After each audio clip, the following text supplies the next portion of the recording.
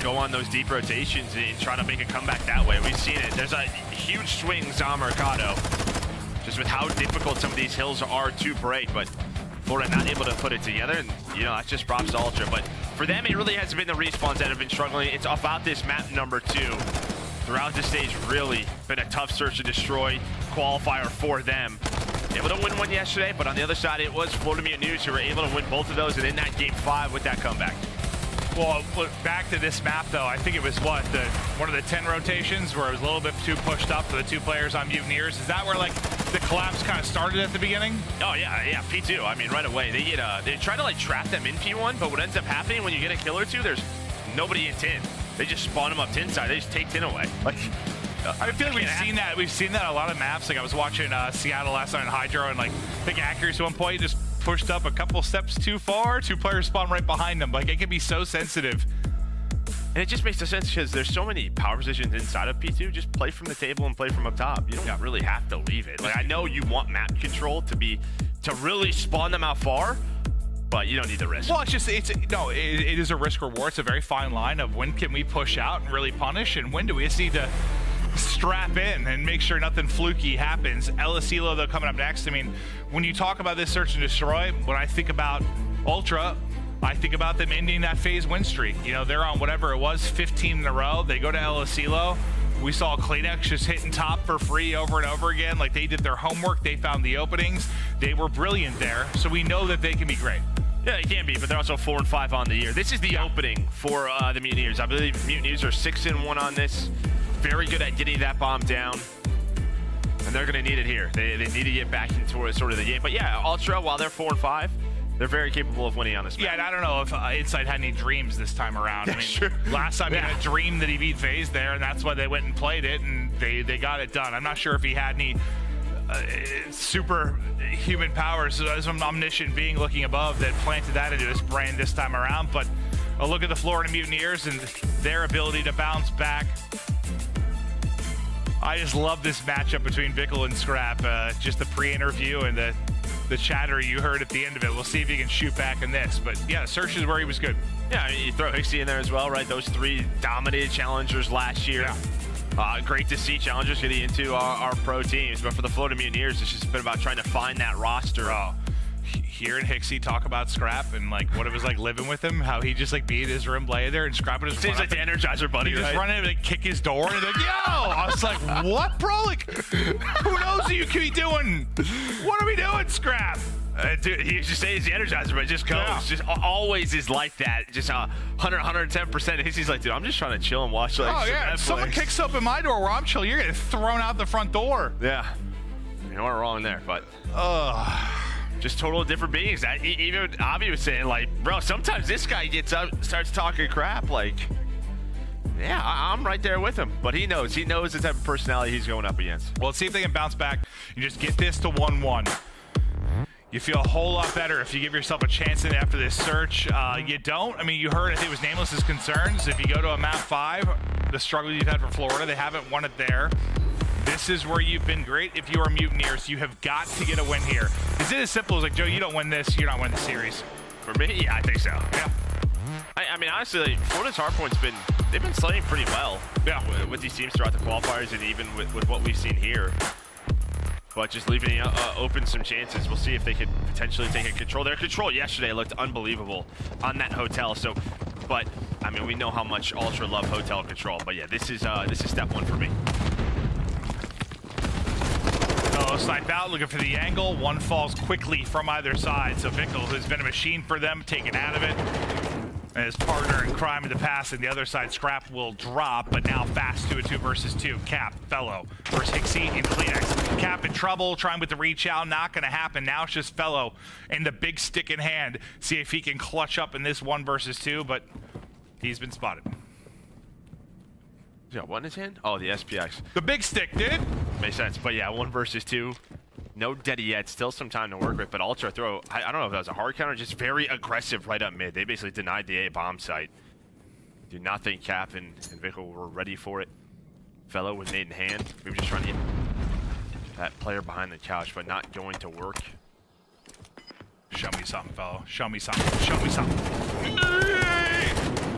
A little bit of pre-fire there. Might have caught him if Well, you pushed the you doorway. how the guns work. Yeah, they sound like. So, I like that. I like that. Thank you, fella. Never really a chance in this one though. Oh, Hixie with the ace.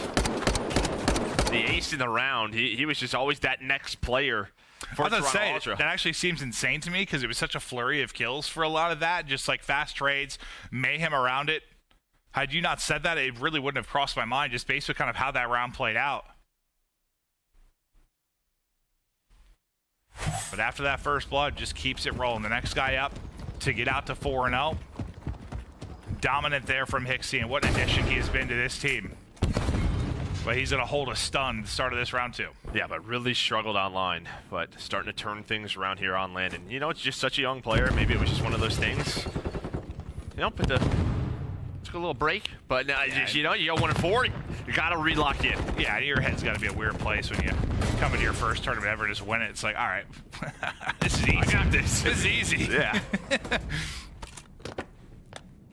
Scrapping the first blood, though, into Capsule. Bomb getting down. Vickle, though. A little revenge there. He said to shoot back. He's going to shoot back in that. Takes Scrap out of the mix. Still a lot more work to do, though. You have to retake this bomb site. Insight's going to find another one. Maybe a key gunfight in the round. Vickle does get traded out. A nice win, but the number's too strong for Ultra. Yeah, look like he just joked him there, but... That is the Vaz. Headshot, bang. A little bit of a shoulder, yeah, and then just shotgun to the forehead. Hixie, he'll keep it rolling, though. After that 4-0 start, tack another one on there. And nothing really that Ultra's doing. This is kind of what we've seen all year on this map. Just working that A bomb site. On defense, right through the mid. On offense, right to A. Just confidence in themselves, winning those skirmishes.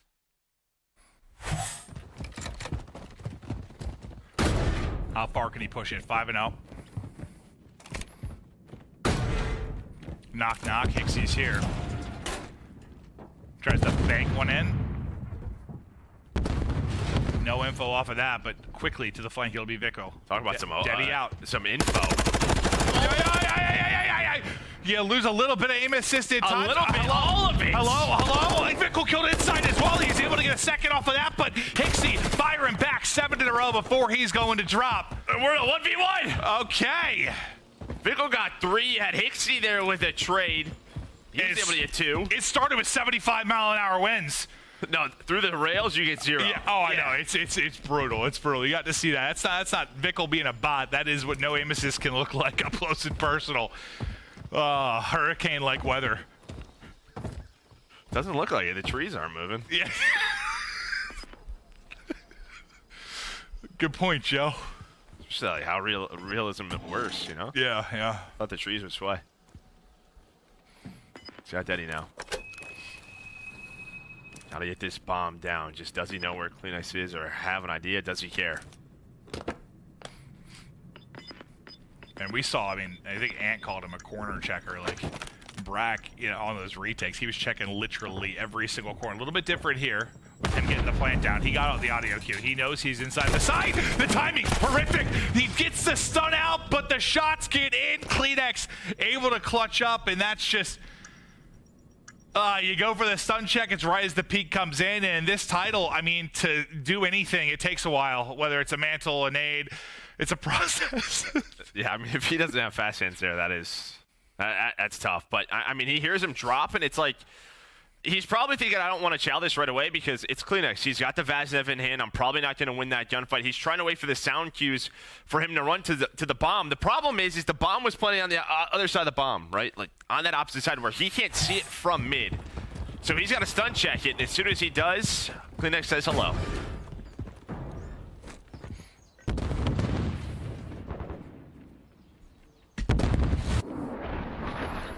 Hixie, after that 7-0 start, earns a cruise, bombs away. Kleenex is going to drop the Brack, though, during that sequence, so you get numbers if you're Mutineers, and you're desperately looking for a round as you're in an 0-3 hole. Yeah, that is not what you want. You're hoping to cross to that bomb and get that bomb planted, but now they know the game plan. Cap, he's just hanging out with Kayali. You have 2 players outside of B for the Mutineers, and then watch number 7, Brack going on a wide flank. They able to cut this round down, but actually he is picked. Inside able to read it now, just like that. We're in a 2v2. There are no trades. And it just feels like you're not on the same page if you are the Mutineers. But both of those players just get picked off. Well, this is like let fellow make a play. Vickle has not moved from his spot behind B. You get the information. Deddy's about to run out. Yeah. So Deddy's out. Now you just lurk. I mean, you've got a lurker basically on either side of the site. There's the info. I like the trigger discipline. Might not have been able to get I don't know. Oh, Okay, it works. Okay. I liked it too, yep. Well, I don't know if he would have got him before he got behind the wall, and then who knows how it plays out. But then when he did shoot, I was like, I don't know if that was the right time either. Now Hixie, he's just dancing, him and Vickle. A little tango around the B site, around to Mutineers. No, but you're right, though. Like, I guess I could have gone bad either way, but it's always like, this game's interesting to me with like the trigger discipline stuff. Because it's like, die so fast. He dies so fast. It's like, well, would he have been able to just burn him there? Maybe. Would he not? It doesn't matter. I mean, big Brown win for Florida. Yeah, sure. I mean, you get this streak out. You're hoping Kleenex doesn't get picked. That first blood out of Fellow, that was the bomb carrier as well, so they had all the info that they needed. Yeah, and Vickle just hung out at B, just stayed there. Oh, I don't think he moved for a lot of that. Yeah, just stellar search and destroy out of him. Just admiring his new air. Looking good. He's able to pop Deddy. Again, just a ton of info. He's in a great spot. What timing does he get? It's going to be great timing. Deddy's going to reset. Now it's just finesse time. Brack able to find another one. He's been a monster in their search and destroys. He's on up to 7. Pixie, who was the hero in the early go and trying to do it again. Under 30 seconds to go. They had a 2v3, now down to a 2 versus 1. Onto the bomb they go. Brack going to be the last guy that can make a play. Brack, does he get there in time? Gets the kill, gets out, tries to chow with the pistol around the edge, and still plenty of time for the defuse. I'm not sure what you can try to do there if you're Brack after you get the first. Like, you're weak. Could he maybe have gotten out? I doubt it. No, I think Scrap chases him there. I mean, you just can't lose that 2v3, 2v4, whatever it was. After that first blood comes in and you have bombed down, that should turn into a round win. Well, it feels like Hixie was kind of the catalyst again. Like, you're in a hole, wins one top, and then just I love how quick they were in those decisions. Just right onto the bomb, just force Brack to check it. Trust his teammates, and they do it with enough time left. For around 20 seconds, they start that defuse where it's just an easy play, an easy trade for Scrap. Up to 10 now if you are Hixie. Young man has been terrific. You haven't needed a ton out of the other guys, honestly. And on the other end, can Capsule pick it up? Maybe Philo? It's really just been Vickle, but you need to string together or at least a round or two here if you're Mutineers. Bomb down quickly here. Pixie with the plan. And knows nobody is in that site with the route that he takes. Fellow has Deddy Pop, just kind of watching these doors. Brack is still over towards B. He's starting to move up. But they get aggressive. Does Toronto Ultra. Able to find 2 picks, and now you're in a 2-on-4 situation. Vickle able to get another, and I thought Brack had a freebie, but shotgunned as Kleenex snaps 5th round on the board for Ultra, and we were thinking this is a must-win map for Mutineers, so unless you rip off 5 straight, Ultra continue to move on in this tournament. That is just yeah, I mean, this is what, to get in top 6? If Brack is able to win that gunfight, but yeah, Kleenex just snaps, and we talk about the Vaz headshots, you saw it there. Oh, yeah, I mean, Brack, it looks like the animation when he gets to the window hop, like when the audio cue comes in, like he's looking the other way. And then half a second later, his body's on the ground. And now Kleenex is twisted. My guy, he'll snap quick, but from Brack's POV, that looked like a effing joke. 2 to hit it. 1 bullet into the second, but not quite done. Insight's nade, though. Will it rain true? It does. Nice nade there from Insight. Fellow, SPX in hand.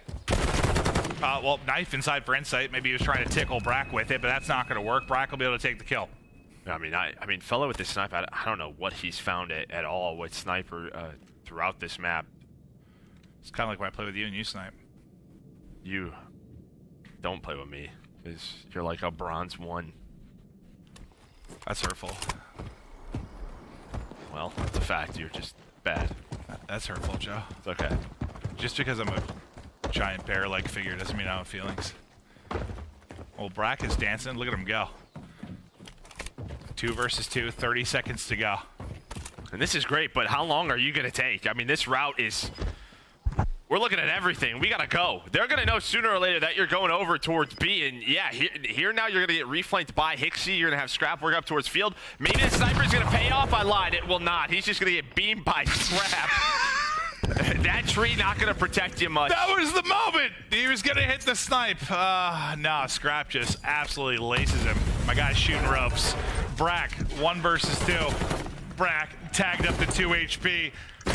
Not a prayer. Round 6 on the board for Ultra. It has been dominant so far. You crush him in the hard point. You annihilate him in the search and destroy. Kind of what we expected. You know,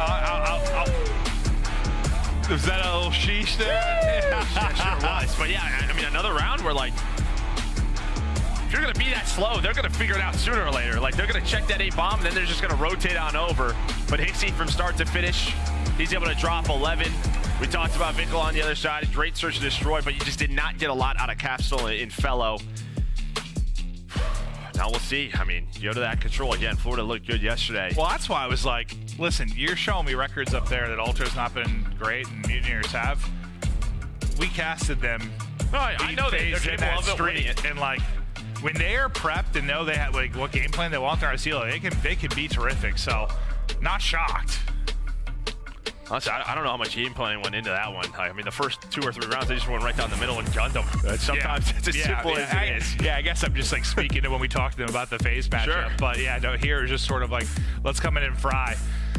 Hotel Control going to be coming up next.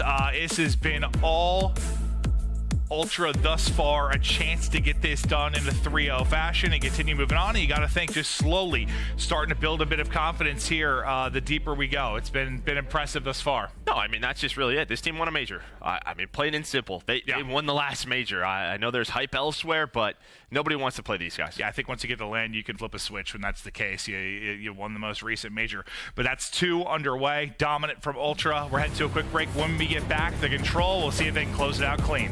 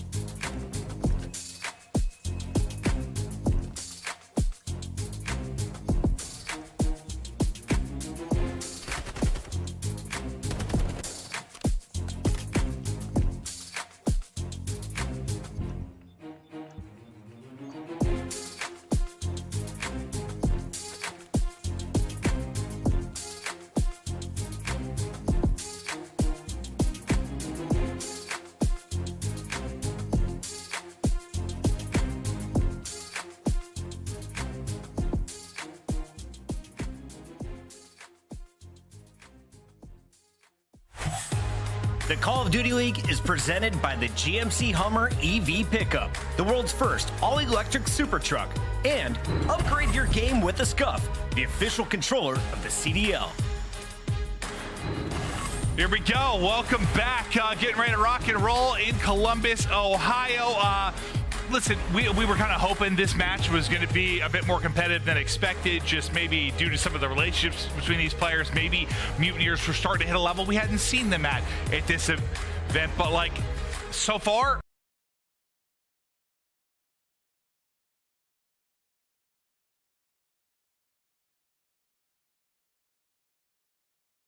margin. It should end here unless Mutineers muster up something wild. And I mean, Ultra, especially on the defensive side, they've kind of created the blueprint for this map, right? It feels like everybody was kind of, it was a little bit more 50-50. I think Tim, our stats guy, kind of said this last stage. It's more 67% to like 33%, where defensive teams are winning more and more rounds. Now, I don't know if, you never know with online, playing your life, sound EQ'd out of your mind, you just hear all the footsteps, but I imagine a lot of teams watched Ultra VOD, figured out what they were doing. You know what you created the blueprint for? I don't know. Being a hot dad. All right, thanks, man. I appreciate that. You're welcome. Shout out to the dads. Into the map 3. And Hixie had a terrific search and destroy. See if he can carry that momentum right into this, but Scrap shooting nukes into early going. Just lovely shots there out of attack. Yeah, Florida with some nice pace, and now maybe a chance to try to retake this. That is going to be the call. Cap, he's going to get taken down. Ixie up to 2-0, but slowly but surely going up. But it doesn't matter. 4 is going to go down for the Mutineers, and this could be a quick transition over to B for Ultra. Oh, yeah, I mean, they are across the map. Get into bedroom side control quickly. They'll have eyes for the gunfights up top, but everybody gets fried basically outside of Kleenex. There's some big wins there from Vickle and Capsule to delay this a bit, but you got 2 minutes to go. You got the life advantage. Take your time. Look for your good setups. Should be able to put away this round 1 on offense, and Kleenex railings don't matter for this guy. He's hitting. Capsule continues. He's on 3 in a row. Just playing his life, finessing around the map, but Insight able to snap. So now you have 3 players over here. This is going to be a fast stack. 1 player cutting off mid. That's a nice find for Scrap. Or on to Scrap. But already 2 ticks done. A trophy down. You gotta go. You gotta go. Now the nade's starting to connect, but halfway there. They should be able to get this retake, or will they? Insight just playing his life beautifully. Scrap off a spawn. It's a 1v1. Nice nade. Oh, I thought it was good, but not going to be, and then fellow able to chow. Great job just avoiding that nade. But yes, they did so much damage. They're already right back onto the point. This should be an Ultra round. You've just been scrambling from the onset. Hixie with the shots, Ultra with the round win. Dominant thus far. Is Scrap so fired up his camera turned off? That guy's twisted. Was he just yelling? Are we just yelling now? We're not even talking shit. We're just yelling. Yeah, Joe and I have like 2 TVs. We have one that's just gameplay. We have one that shows the broadcast feed. I just turned to look at the broadcast feed, and it showed the 8 cameras, and Scraps was just a black screen. He was just screaming. Just yelling. He's fired up. But there we go. I mean, just no map whatsoever. I was trying to keep you on your toes. Yeah, I was ready. I was ready. Capsule is the only player who, got pushed up. But it was a nice trade. Insight just went huge. Thought maybe he could get the retake. Just took too long over at B. Brack already there. Easy cleanup for him. Now onto the point to go. It has been all Mutineers thus far. Quick though, they're leaving 1 on it. They're playing for map control. You already have Vickle all the way pushed up backstairs. But it is going to be Scrap challenging through Freezer. Brack's gonna spot it though. And now it is just a dance battle. And while Capsule's there Show me what you're working with. You should not. You cannot. You should be careful. I don't want you to like tear something. Yeah, I was trying to do like this thing kind of in real life, but I was worried that might tear my ACL. Yeah, you're gonna have to stretch. Ooh, but all right, Cap. Starting to heat it up. We saw it in round number 1.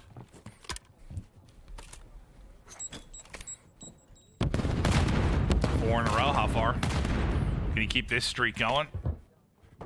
Daddy about to run out. He heard one up here. Where is he? Oh, he's behind the doorway. We'll see you later. 3 are going to drop.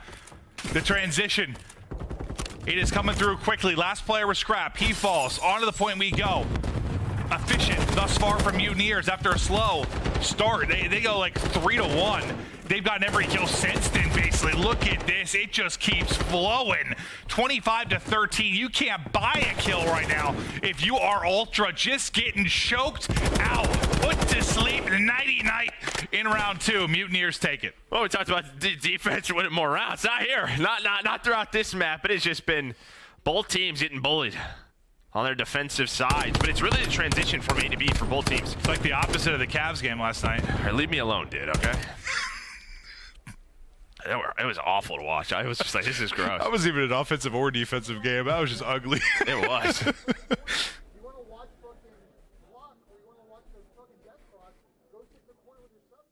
Is that Ben just yelling? Yeah, I thought for a second I was hearing one of the Mutineer players. Then I realized I think I was hearing Ben. Just like I was Ben coaching. I'm not really sure. He might be. I don't know. He was giving somebody a rant, but Ben's fired up. What is that? 15 kills in a row to end that round for the Florida Mutineers.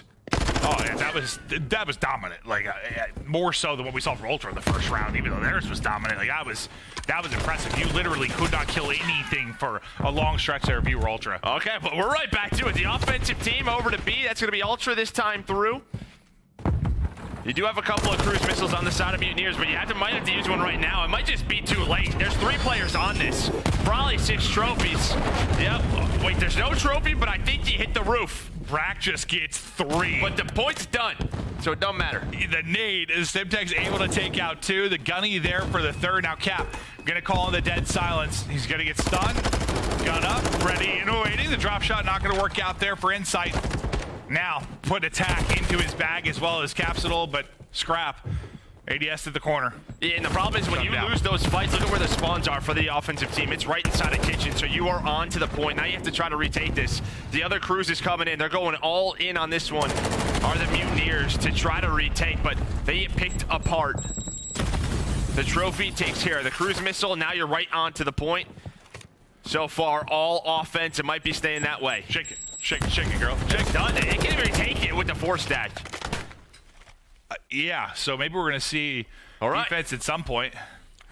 Oh, no. It reminds me of... It's like the NBA All-Star game. No, yeah, that, or like, what were those, like, those Suns teams back in the day, with, like, Nash and Dirk, and they put up, like, 120, 130 a game. Regular season, there would be no defense whatsoever. Like, that's what I was thinking of. Like, but yeah, All-Star game's probably an easier reference point.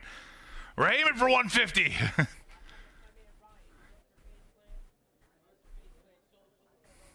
All right, somebody.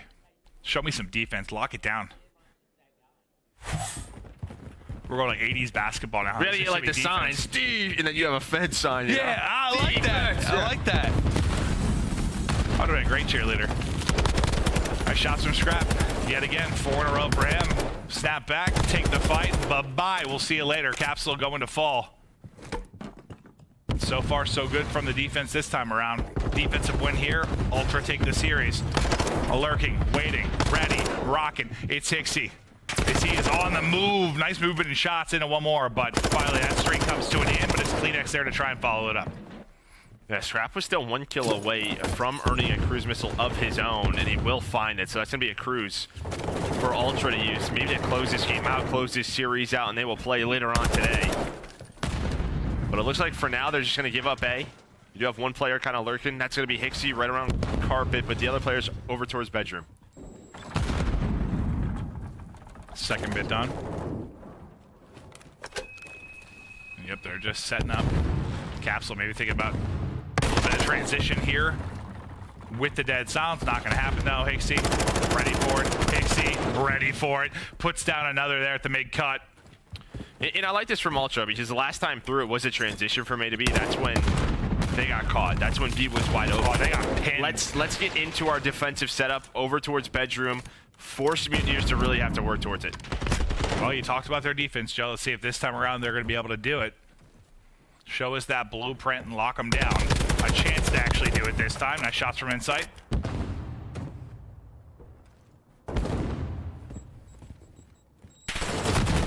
Whoa.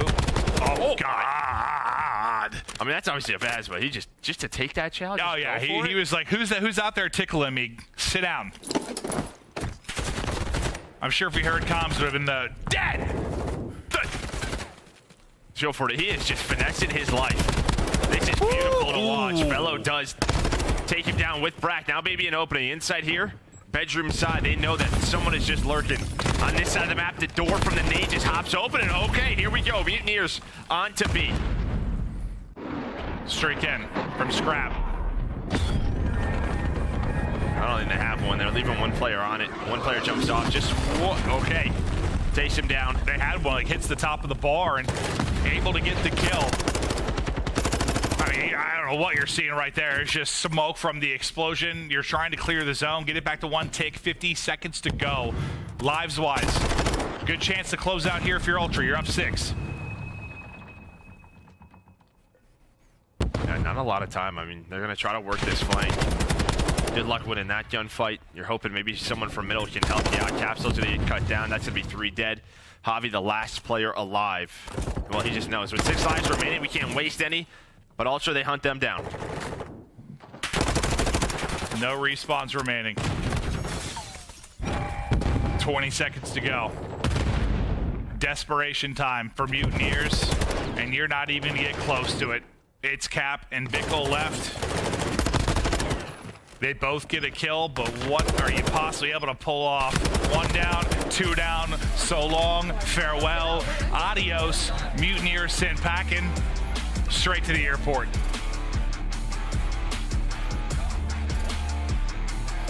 And well, I mean, we talked about getting into their defensive setup, and you just saw it there. They don't allow anything. There was one moment, but you had the cruise missile to bail you out that Scrap was able to earn. And yeah, I think you learned maybe from the first defense, right? Like, it was a little too messy, like, and we ended up getting smoked. Like, let's just give it up, play it safe, get set up. And yeah, you saw what they're capable of there. I think if you were a concerned Ultra fan, these last couple of series, they've shown you, you know what, we'll take care of this. We'll fix our mistakes. Hixie playing a lot better, Inside playing a lot better on land. Yeah, I think it's one of those things with teams like Ultra and FaZe. I know some people were really worried. I mean, I wasn't super worried about the two teams just because they've just been so consistent. Like, you expect a little rough patch, they're going to be able to figure it out, and so far, so good. Into the top 6 go Ultra. Anything jumping out of the scoreboard for you? I mean, honestly, yeah, really the only thing was just the offensive rounds for both teams. Yeah. The first 3 were quick.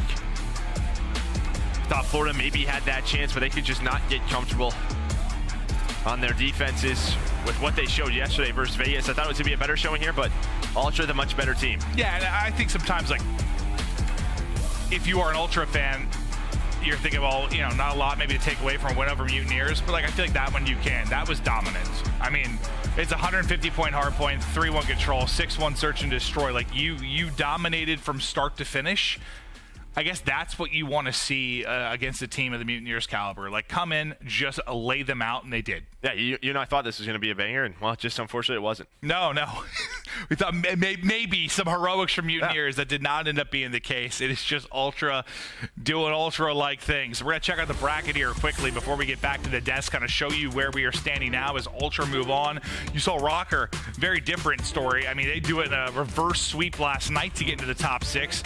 Ultra get it done in basically a 20-minute series, and now we start to think about the top side of the bracket. You have Texas, New York, Los Angeles, Atlanta, both series with some potential to be great. And I mean, Deeps and FaZe have to be worried because that bracket flips, so the loser of that goes right down to Ultra. So I mean, you do not want to lose that matchup. You want to be top 3 and done the way Ultra has been playing today. No, 100%. That's one of those things where, you know, typically when you have a team like Ultra that is in losers, which maybe shouldn't be, yeah, it gets a little bit frightening, kind of changes how you look at it from the top side when you're the rest of this day should be amazing. Yeah, we're going to be hanging out. We're going to head to Belong Rita, do some interviews, hang out maybe on either of the watch parties and sort of watch how this plays out, but it should be great. I mean, this looks awesome. Like, it's shaping up for some absolute magic. Do your predictions? Who do you have for the next one? FaZe Thieves? Who'd you pick?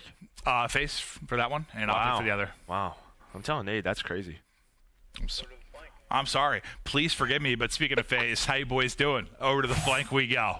Is this a CDL one? Yep. Yeah, CDL. on the CDL broadcast. Ladies and gentlemen, what is going on? I'm joined by Hixie from the Toronto Ultra. Hixie, how you doing, man? You doing all right? I'm feeling good, bro. A little quick series to start the day. Yeah, Feeling man. good, yeah. That was a quick 3-0. I quick. mean, you guys took care of business on stage. How'd it feel to get a big win?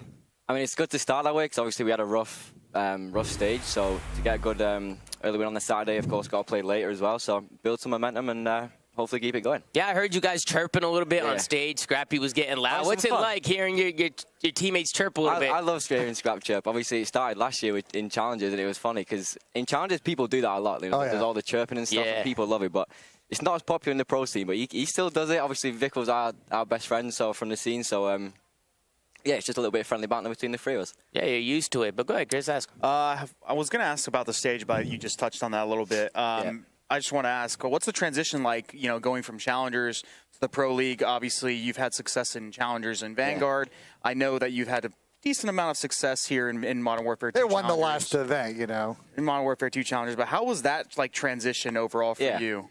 I feel like my play style has always been quite a pro play style. Like in challenges, you know how it is. I mean, you've been playing. It's like there's a lot of trials, a lot of things that you don't expect a player to do that ends up working. So in the pro scene, I feel like everyone's kind of not readable, but everyone kind of plays the game the same way. It's more about who scams less. So I feel like my game kind of translates better to the pro scene. So I feel like it's been a pretty good transition, obviously with a win as well, the first event. So yeah, cool.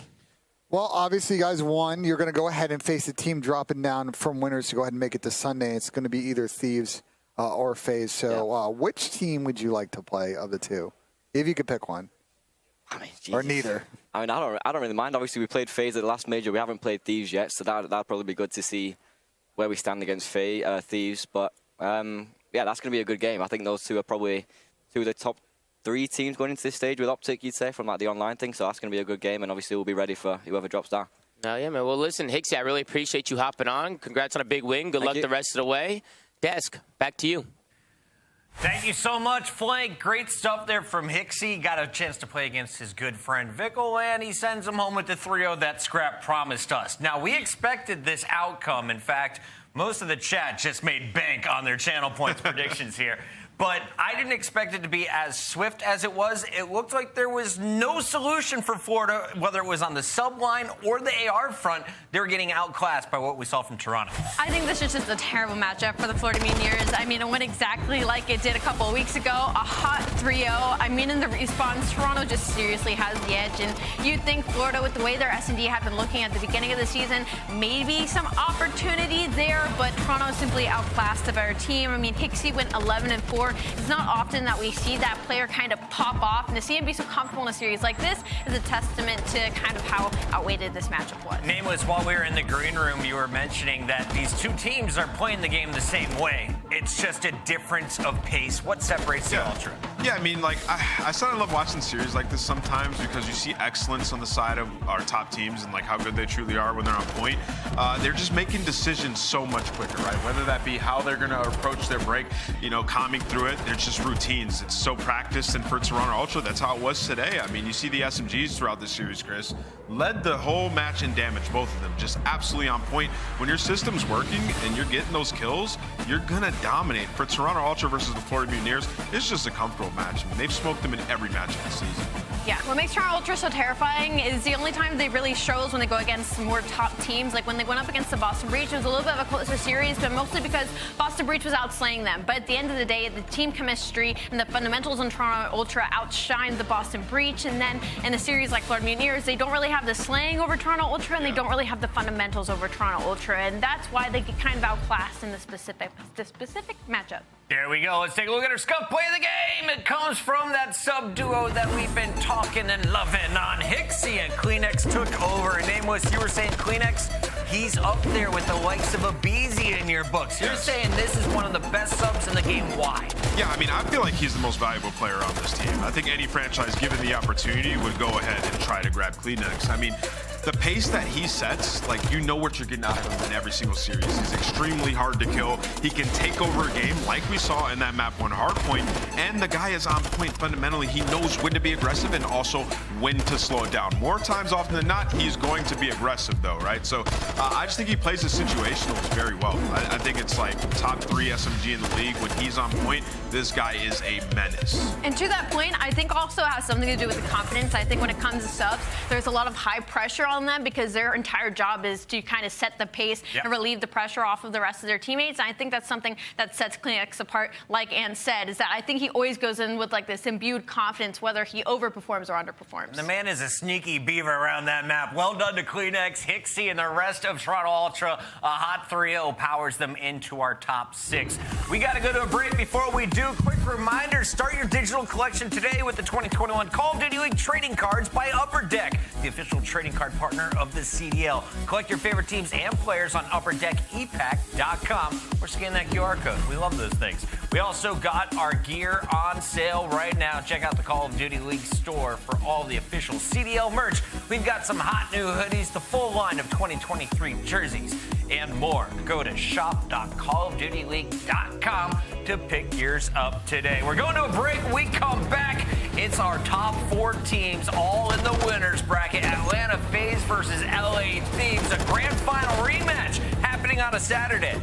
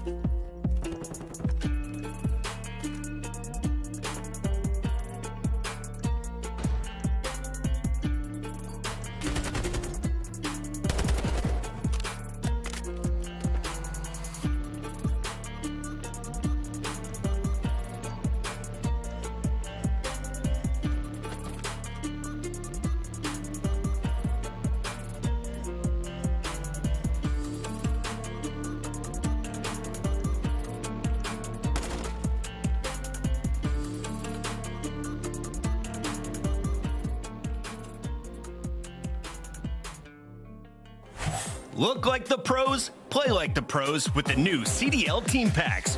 We've got it all. Home and away, male and female versions, weapon camos, emblems, and calling cards for your favorite squads. And stay in the loop by signing up for the Call of Duty League newsletter.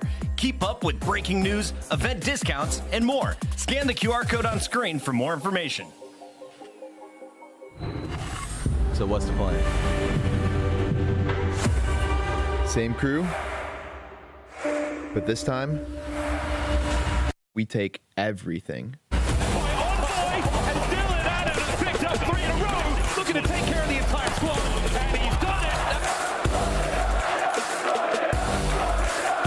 Boy, this is a big moment. LaRue is cooking. He comes out of the break.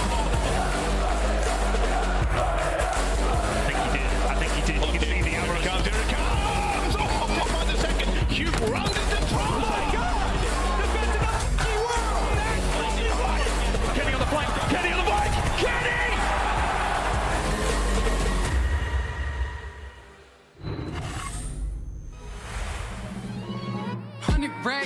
$100 racks up in my safe. I've been dreaming of pulling up in that Wraith. Check the stats. I ain't got too much to say. I got Gucci on my belt, but my pants sag. Wouldn't be surprised if my biggest hater made a fan page. You taking orders from your boss, you man-made. Grown at getting touched up by the handshake. Don't think you hear me right, let me clear my throat. 100 racks up in my safe. I've been dreaming of pulling up in that Wraith. Check the stats, I ain't got too much to say.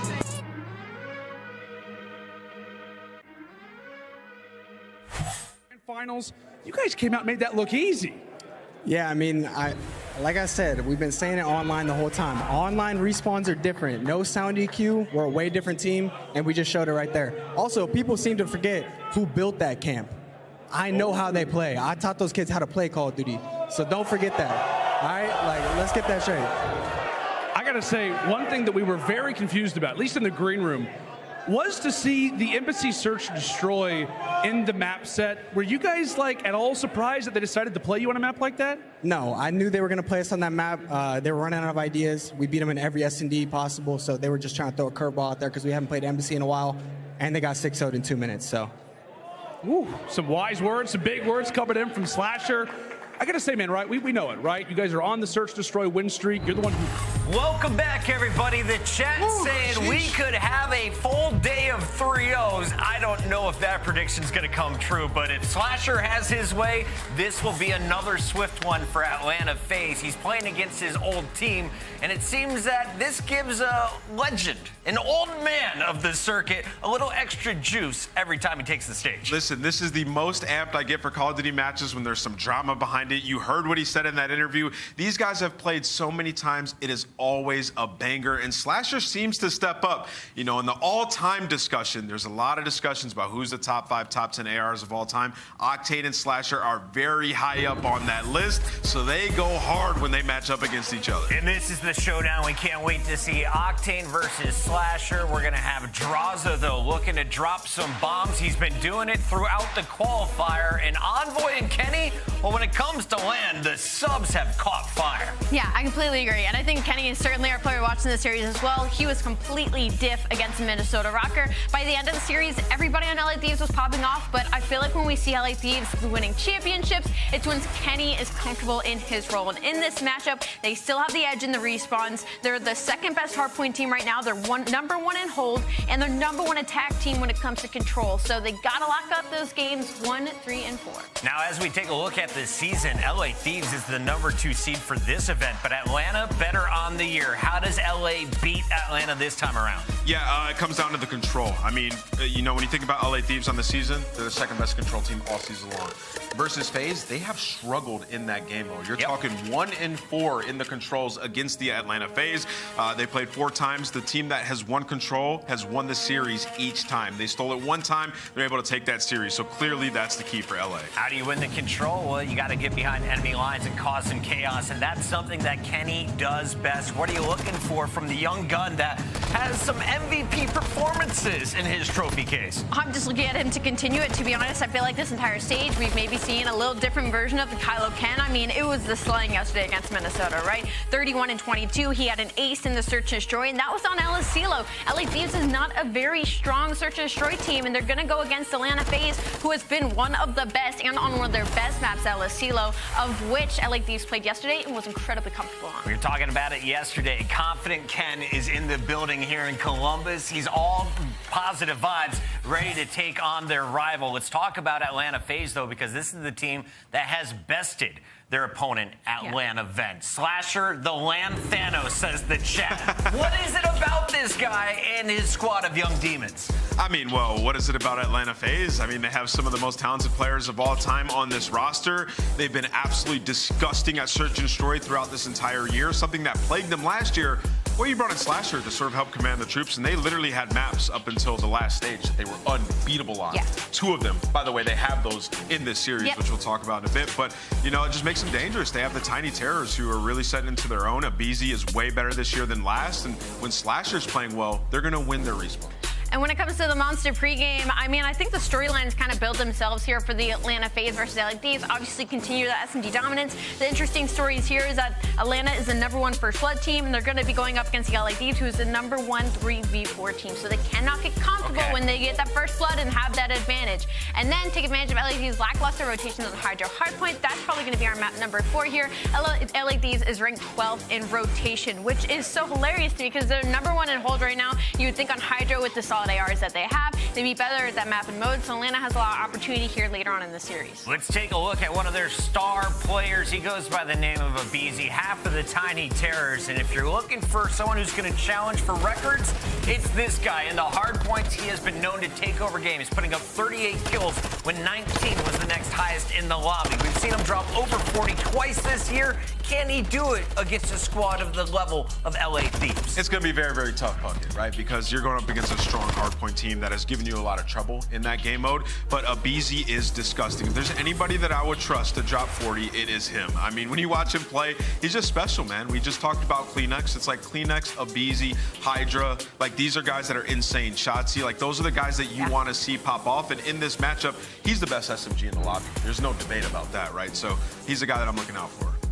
I think maybe there's some opportunity for Envoy there. I think specifically in this stage, at least he's trying to put himself in that top conversation as being a better SMG, and I definitely think this might be a little bit of a prove-it matchup for him. Players have about 1 minute left on their warm-up, then this matchup will be ready to go. So let's take a look at our maps and modes. Hotel, LSCLO, we go back to Hotel for Game 3 control. No Expo today, then Hydro and Embassy Alley. I love seeing that Hotel game number 3. Like Ann touched on earlier, it's a really important map and mode for both these teams, and the fact that it's going to be the #1 attack team in LA Thieves on control versus the #1 defense team in the Atlanta FaZe, and the fact they're playing Hotel, which teeter-totters on either side of those kind of ranks, is going to be huge for this matchup. I would just like to say, I mean, that Game 5, I mean, the SDs in this series, obviously, those are the 2 bread and butters for Atlanta FaZe. They have looked more human there, but LA Thieves are 3-0 on Embassy Search this split, so that's going to be a bit interesting.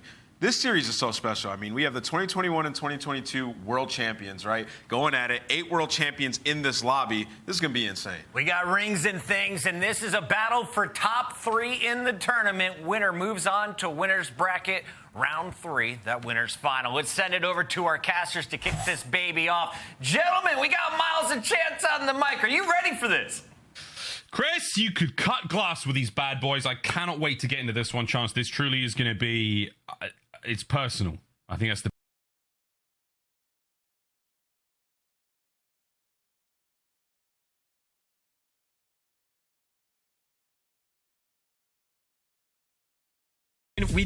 He said he taught them how to play Call of Duty. Like, that is some high-grade trash talk that I assure you. LA Thieves paid attention. They want their revenge, and obviously against Atlanta FaZe, just generically. Like, throughout the entire Vanguard season, Atlanta had their number right up until the very end. So I know Atlanta have had LA Thieves' number a little bit this year as well, but it's not about how you start. It's about how you finish, and we are nearing the end of the year. So it is the Square Up Series, 8 world champions in the lobby.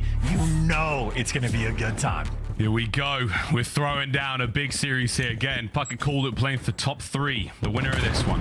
Into the hard point we go. Breenberg will be our battlefield, and our Warriors are already getting stuck at it. Kenny with that first blood. LA Thieves with the time. And LA Thieves, again, hard point. That is where they have set themselves apart from Atlanta FaZe, who have struggled in the game mode all year long. So they are desperate and they need to be able to strike first. And so far, so good. Able to collect a decent chunk of time, keeping things nice and stable on the map. And even Simpin and Beezy struggling to win some of their gunfights. Beezy trying to get a little bit hot early on. He's up to 3, but you see what's happening on the map. It is a 50-50 battle right now for rotation. You got Draza in the mix and Selim in the back. Yeah, Selim in the back. Important position to be in for now. Watch that Draza play.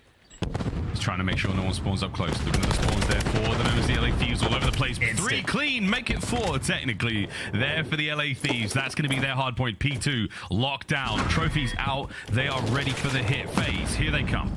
Yeah, you had Ali call it out. #1 hold team in the game with a perfect rotation like that. They just get to do the easy part at this point. Octane pushed out the jewels. You are funneling them in all just 2 directions. It is ARs down the line. Kenny Pro, Draza just over top of them. They write it down. That is as easy as it gets, but at least the trade portion coming through. FaZe, they want one more attack. Yeah, one more hit at it.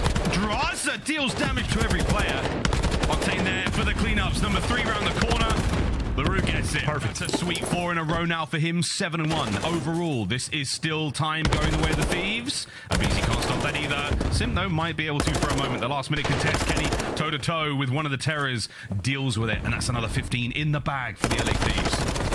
Draza might get dealt with, though. Yeah, the trades are coming through. LA Thieves almost had like the perfect spawns at the old time to set themselves up on a rotation. But Atlanta FaZe, for the first time, able to slow things down, get a triple setup in and around Kitchen. You even have Slasher being sort of the errant man. So Kenny, he wants to work his way through the back. His former teammate just over top of him, checks the angle at LA Thieves. That's the start of the breakdown on the point. I think it's just the Terrors that are going to be stuck inside, and they got their work cut out for him. Draza going hunting. He's going way hunting for that one. Selling him there with a Baz inside of Freezer. Takes care of business now. Got Octane. Up close personal trophies aren't going to help out. It's the quick contest.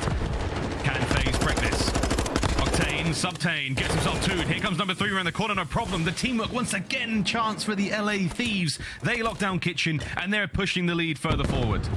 I mean, it's just too easy as well. Octane has been just unstressed. He has 11 kills, most of them just cleanups. They're barely shooting back against them, and that is just the efficiency of the teamwork. And, I mean, Atlanta FaZe, I suppose they get the setup over towards New once again, but, you know, Thieves have been perfect of breaking these setups down. Simply's roaming and being a cutoff man, so there you go. Kills like that are going to set LA Thieves a little bit further back. You're buying your teammates a little bit more time, and you can get a much more comfortable setup, but I say comfortable. It's selling with the Vaznev in the back, and fortunately for him, he's had some weird timing. Ooh, unfortunate gunfight against Envoy as well. Slasher holding down bar, finds 2. Next set of players coming out of bedroom side. Here comes a last-minute pinch. Draza gets into the feed, gets the hill. A easy check every corner. The comms must have been off. He misses that one. Here come the rest of the Thieves, though. Up close and personal now. Sellian once again in the point. Nice teamwork. Simp there to back him up. This is essential time for Atlanta FaZe. They claw this one back 1 second at a time. And this is a big opportunity as well, because that was a clean 4 in the feed. Now you're spawning LA Thieves in the back, and for the first time, maybe Atlanta able to play with a little bit of comfort on their side. They're even early on the rotation, and Beezy popped dead silence to get over towards New. Now it's a 1 versus 2 for the moment, but Slasher's quick to reposition, and Beezy, maybe not even buying him time. He is straight for the chow. With wins like that, Slasher keeping things afloat. LA Thieves are going to be here first. They're in Atlanta. Wow. Oh, yeah, how's that for you? It's a lot of red, baby, and it's Slasher making them dead. There we go. Cell on the other side. Nice 2 from him. 1 from Simp there with his fist. So we're looking at a lead change in a matter of moments. Atlanta FaZe right back in it. Envoy. Wow. What a gunny that was. Over to Simp. Then he slowed down LaRue. Can't get it done. Nice work there. Octane now gets closer and closer to the hard point. Lead change. Atlanta FaZe, but short-lived. Can Sellium stop this? Oh, takes care of Kenny. Next over at the hard point. The LA Thieves will be able to net a couple of seconds out of this. FaZe not willing to go this time. Forward they fly. Into it. Octane wins a big one. Envoy with the nade again. He's playing out of his mind. Slasher makes him pay for the aggression. And it's a 10-point game for now. Chance, but man alive. No one is letting anything get away.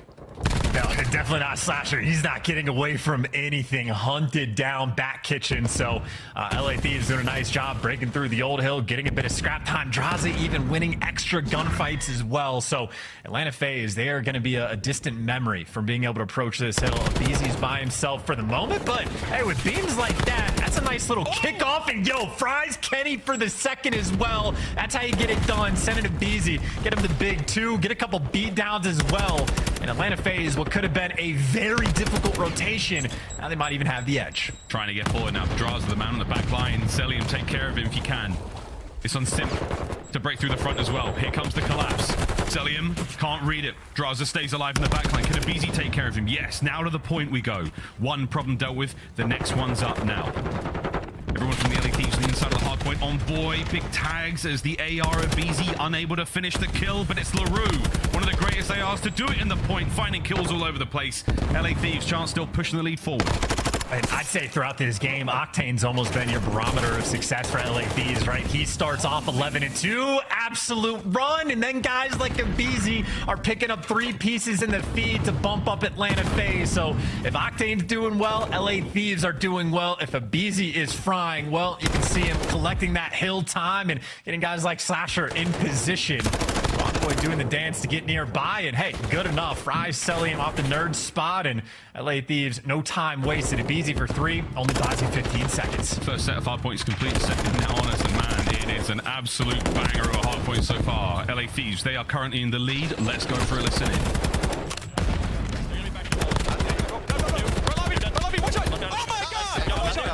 Last guy sell, bros. Could be through right. Could be white. Could be white. We got him. That's it. That is him. That is him. His secret door. All the way. Play through the right, then we're gonna go with the left. Alright. I'm saying they're all left. I gotta watch the lobby. Make it push me. Look right. My lobby's open. My lobby's open. Nice. Yep. Missing Austin. Missing Austin. In lobby. Hit twice. Front lobby, not moving. I'm blocking. Front lobby, not moving. MC. Front lobby. He's standing front lobby. Check it. One shot. Lives that game. Dude, they're trying lobby. Gotcha. I'm just holding. They're gonna jump. I have white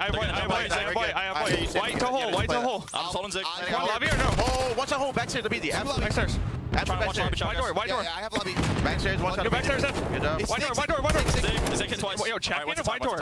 Alright, Simpson Zig. He went to time. He went to luggage. Close up, lie down. I spawn close. Hey, I'm going new. I'm saying Zig, Bruce. I'm in Zig. They have a trophy down. I'm trying with gun. He was luggage. Backstairs, white wall. 3-0, triple ult. One new or no? No, we should be fine. One was Zig pillar, they were triple ult. I'm gonna spawn mid. I spawn front. Couch is fast, Abizi going solo. He's secret. Hold. So you can hear it in the LA Thieves comms. This is a important matchup for them. They want this win bad. How are we going now towards the kitchen hard point? Breaks are on. Well, and the break might be an important, crucial moment, right? Atlanta FaZe now have the lead for the first time pretty much the entire game. And if they could break this hill, well, they might just seal the deal. But that is a nice hold from the Thieves from inside the point. Get the 4-man clearance. And you got Draza picking up 2 pieces in the middle of the map. So on the kitchen, LA Thieves, the lead that they lost did not last for long. Right back inside, snaking his little heart out. Here we go, on boy. Here come your next 2 challenges. Celium's trophy taken care of. Celium will be dealt with in a moment. He knows the read there. Side door, waiting for the nades. Perfect play from Sim. Cuts down 1. Over to Draza now. Next man in. There's the contest. Here come the snakes. Abizi loses it. Back over to Sim for the back door. Cuts down 2. Can he get any more out of it? Slasher with the nade. That's the break. Atlanta FaZe. Oh, Sim is built different. Sim sets that entire thing up, and Celium wastes just enough time on the contest spot to stave off a little bit of that pressure, but LA Thieves will still have the lead going into new, but that rotation getting locked down by the ARs. Slasher and Celium, the crossfire on point, picking them apart. Atlanta had the back spawns, and they should be able to get to this hill first. Trophies out and bound in the back, and Celium again trying to keep these AR players at bay. Octane down, Envoy barely left alive. He's the only player in the back. Hard point lead change. Atlanta FaZe now running the show. Kills going their way as well. Kenny and Draz, the father-son duo, cut down there by Abizi himself. Back on spawn go the LA Thieves. A bit of a journey now to make their way to that point. As for now, it's FaZe. Feet up. Get ready for the next fight. You're looking at a win soon.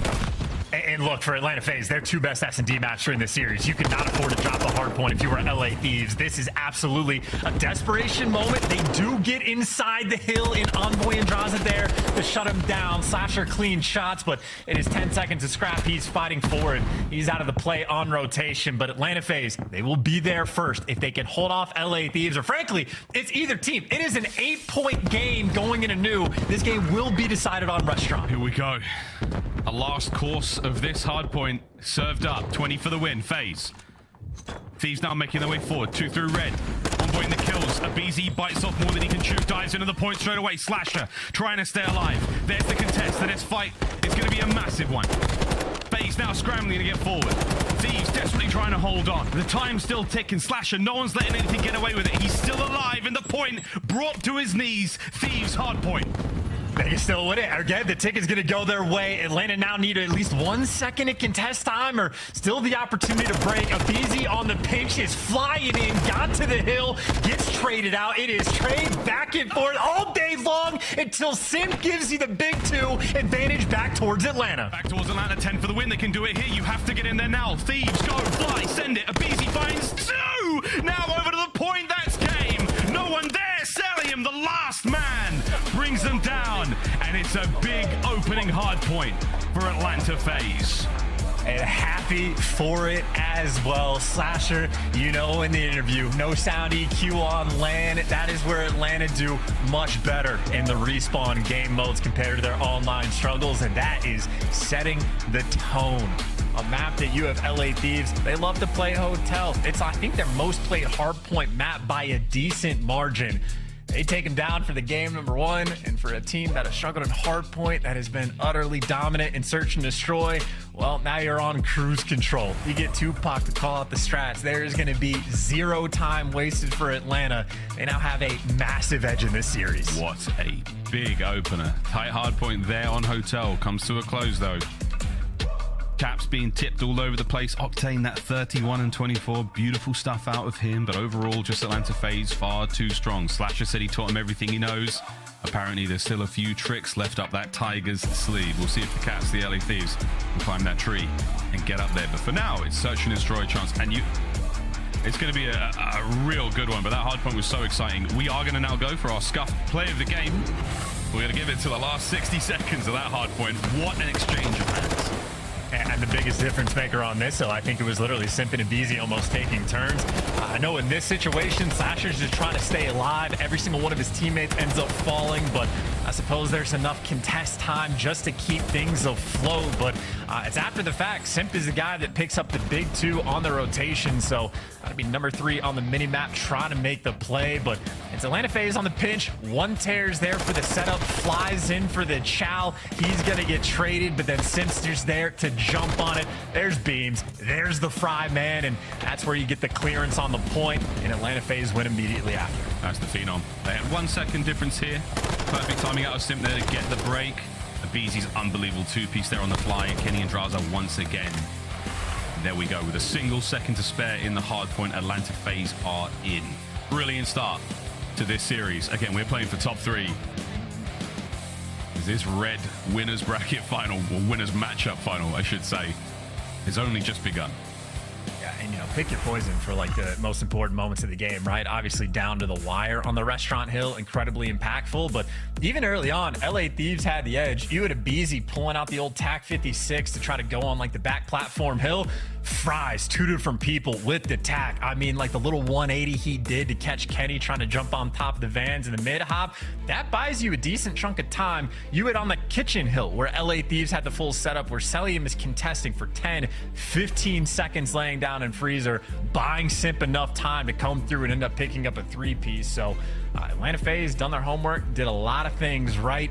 I'd say another performance from Simp where he just sets himself apart. Indeed. Well, that's Tupac Thuglog there, the S&D coach of Atlanta FaZe. What a name. The name. There's only one. Final words of wisdom for a squad that has certainly taken the league by storm in search and destroy. On the other side of the arena, J-Cap talking to the LA Thieves, imparting years and years and years of world champion wisdom. Trying to get the boys refocused and back into this one. Search and destroy has not been the strongest mode for the LA Thieves. Chance, especially against FaZe. this series just became all the more dangerous for Los Angeles. And, you know, we could take a look at their Stage 4 S&D stats. I know, like, on both El Asilo and Embassy, you've had LA Thieves working on both of them quite a bit. I think 3 of their games throughout Stage 4 for LA Thieves were on Embassy. They won them all. They have a 5-1 record. Absolutely fantastic. First Blood's on point, neck and neck. Even for the 3v4s, LA Thieves, as of late, have been much more clutch. And I know on a map like El Asilo, over the course of the year, that's been one of their bigger problems. A, converting the rounds when they get the first bloods, and B, actually winning the 3v4. So the stats for LA, they look phenomenal. The mats that they have been like working on match up against Atlanta FaZe, but I mean, we saw what happened last time they played Embassy, where LA were trying to get a little bit cheeky, square up on Embassy, see how it goes against FaZe. They got 6-0'd. And now we have Atlanta FaZe's 2 best maps again in this series. So obviously Thieves, they game plan for it. They're working on those maps. They have been very intentional about letting them through. At the end of the day, you're squaring up against the best team on their best maps. This is not an easy task. Here we go. El Asilo, Search and Destroy, map number 2 here in our series. FaZe with the statistical advantage by quite the record so far in this season. We'll see what happens in this one. All bets are off. As our 2 red teams here in the league go toe-to-toe for another undoubtedly historic matchup here at Major 4. Will it be smooth sailing for aBeZy, or will the Thieves be able to turn it all around here? Level up the series. Let's find out. Into El Asilo we go. And just to throw the quick nod, Atlanta FaZe, they are 3-0 against Thieves on this very map. You have Octane and Draza with a .62 and a .57 in Search against FaZe. So that is the 2 players to pay a great deal of attention to. Is Sign with the Signal 50 doing one thing, aBeZy doing his normal thing already. First blood collected. As far forward possible as he could be. Picks up that kill. Unbelievable start from FaZe. Envoy still has that bomb. He's managed to make his way inside the A bomb site. Watch out for that corner from Sim. Perfect timing. Ooh, he doesn't stick him. Kenny, though, manages to level up the field. Octane adds another one, and now it is all on to Simp and Slasher. You got the intel as well, so that is a quick little turnaround. Talk about how their 3v4 clutch is a 50% rate. So now the advantage already, but Simp and Slasher to deal with. Simp with the TAC 56 in hand, and that bomb yet to get planted. A couple players making moves on the outer edges of the map, and you talk about the pick game that's taking place. Octane catches Slasher. He's got 2 in the round, and Simp now in a 1 versus 3. Just gonna get fried. Kenny there to shut him down. And Kenny and Octane 2 apiece in that round in spite of the aBeZy first blood. LA clutch up. And this spot from Kenny, man, what a great position to be in. Reads the transition from Simp, knowing that B-bomb site was going to be the target, and Kenny the man to hold it down. The rear guard for the squad. They're going to make their way over towards that bomb site. He's going to make sure they get there safely.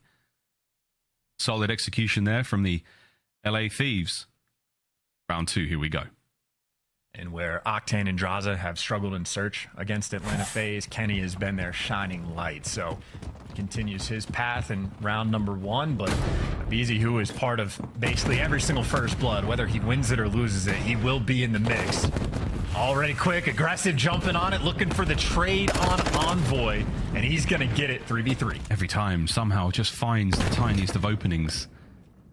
Prescient plays from aBeZy, not read this time as Draza proves to be more than a hazard with the 2-piece. That is outrageous. 2v1, all down to Slasher. That's a cute play from Draza as well to get him those 2. Lays down on the outer door in the alley and finds the timing to get the freebies. So clearly LA, again, they have absolutely been doing their homework to allow Atlanta's 2 best maps in the mix, but Slasher making moves. He's got a trophy, so he's a little loud. And honestly, with the TAC, this is a tough setup to break. We'll see if the sound occlusion works through that door, because he may have managed to do this. The Draza and Octane, it's a firing squad in the inside of that A-bomb site. Oh, the tags, there's one! Dealt with! Draza! No, the nade! The 1v1's not over yet! Slasher on 12 HP, Draza goes for the chow, wins it! A decisive 1v1, but Slasher nearly makes it possible. What a round. That is incredibly well played by both of those players. It's always good to see players in 1v1s use the nades that they have at the end. So Slasher gives it a good attempt, but Draza, he is quick with it. He might have been tagged up and weak, but Draza, no hesitation to be the aggressor, flies out of the door, ends up winning it. So doesn't get away from him there. No clutches early on. LA Thieves now up 2-0. What a round out of Draza. Here we go. Looking towards B. Ooh. Oh, that's the wrong kind of first blood phase. Sim is not on the board. Don't let that kill feed fool you. Now he is. Takes care of Kenny. Makes up for previous transgressions. Can he get another no? Envoy now on the bottom side of pool. A lot of presence towards that A-bomb site. Celium knows he has to maneuver forward. Has to now take up some form of position here, but he might hit the wrap. And this is a lovely play out of Celium. Interesting plant spot, though. Oh, he finds the timing to get inside. Dead silence gets reset for the 2v2. Celium's starting to make moves. He's going to get spotted, but he has some intel as well. Both those players shot, so FaZe knows exactly where LA is at. And they know they have to plant the bomb, but Octane hasn't wasted much time. He has collected it. Hasn't gone for the plant just yet. And Slasher going now to deliver the final blow. He's hit the flank. Less than 30 seconds to go here. The bomb yet to be planted. Noisy as you like. He's in between the action. Here comes Draza. The name! Ooh! Lives up to the name. A Slasher finds one with a blade. It's all down to Octane. 15 seconds. He's pinned. And he's done. What a round out of FaZe. Oh, there you go. Michael Myers making a guest appearance right there. Didn't even have the Deddy popped. He is making so much noise. Oh my God. Whether or not the theme song was roaming in the background or not, Atlanta FaZe finally able to get one. Because that was the third round in a row where at some point the advantage is just there. Oh, no. Oh, that is super Simps awkward. nade. They wanted a nade together. It looks like Simps bounced off the back head of a BZ. Yeah, he took 10 damage there. So frag grenades hurt. You got a cannon on you. Oh, yeah. Here we go. And that's the round they won. That's crazy. What a search this is, man. Envoy looking for the first blood. It's a sweet nade. Will it land? It does. Not enough to get the kill, though. Should have thrown a frag. Those bad boys be hitting.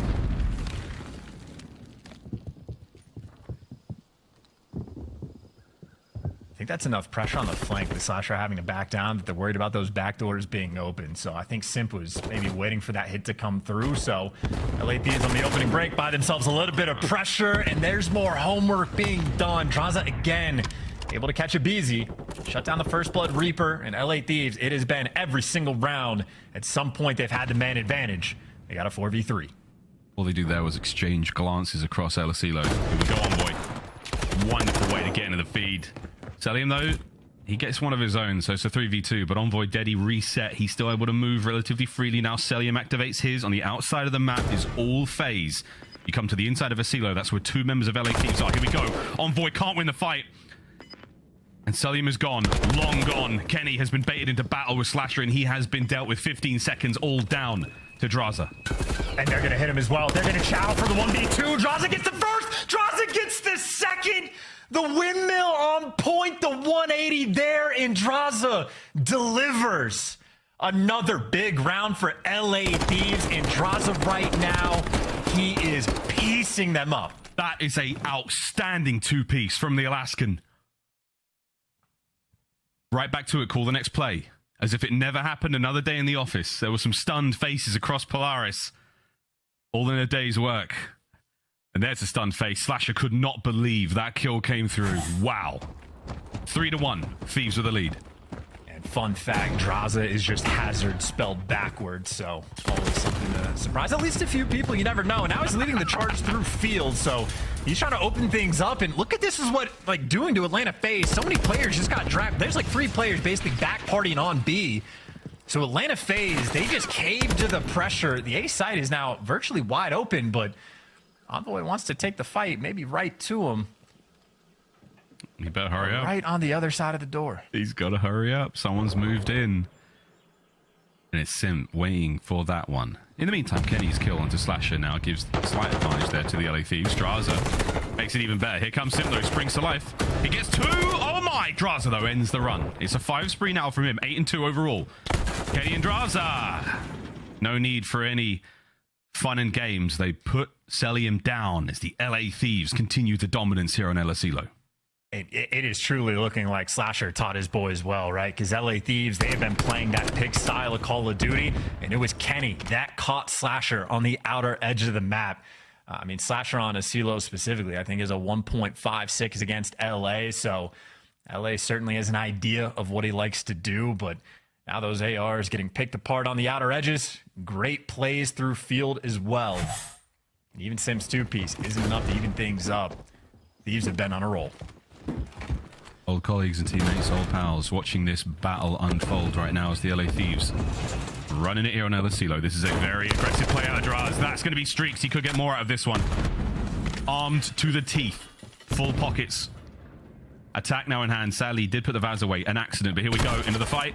BZ, you saw plenty. You saw far too much. Draza gets another hit on the round. Envoy finds Sim. Chance this is falling to pieces. All down a Slasher. They're absolutely picking them apart. I mean, look, if you've ever seen Draza on his walkouts, you know he loves the flex, so he'll pull out the Vaznev if he needs to, make the aggressive first play. They know Celium loves to play in that top money window, and just there to catch him.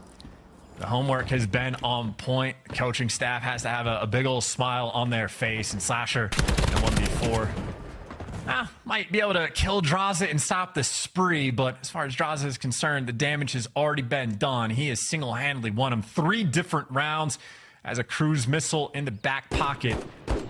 Chip Skylark, that bright old smile.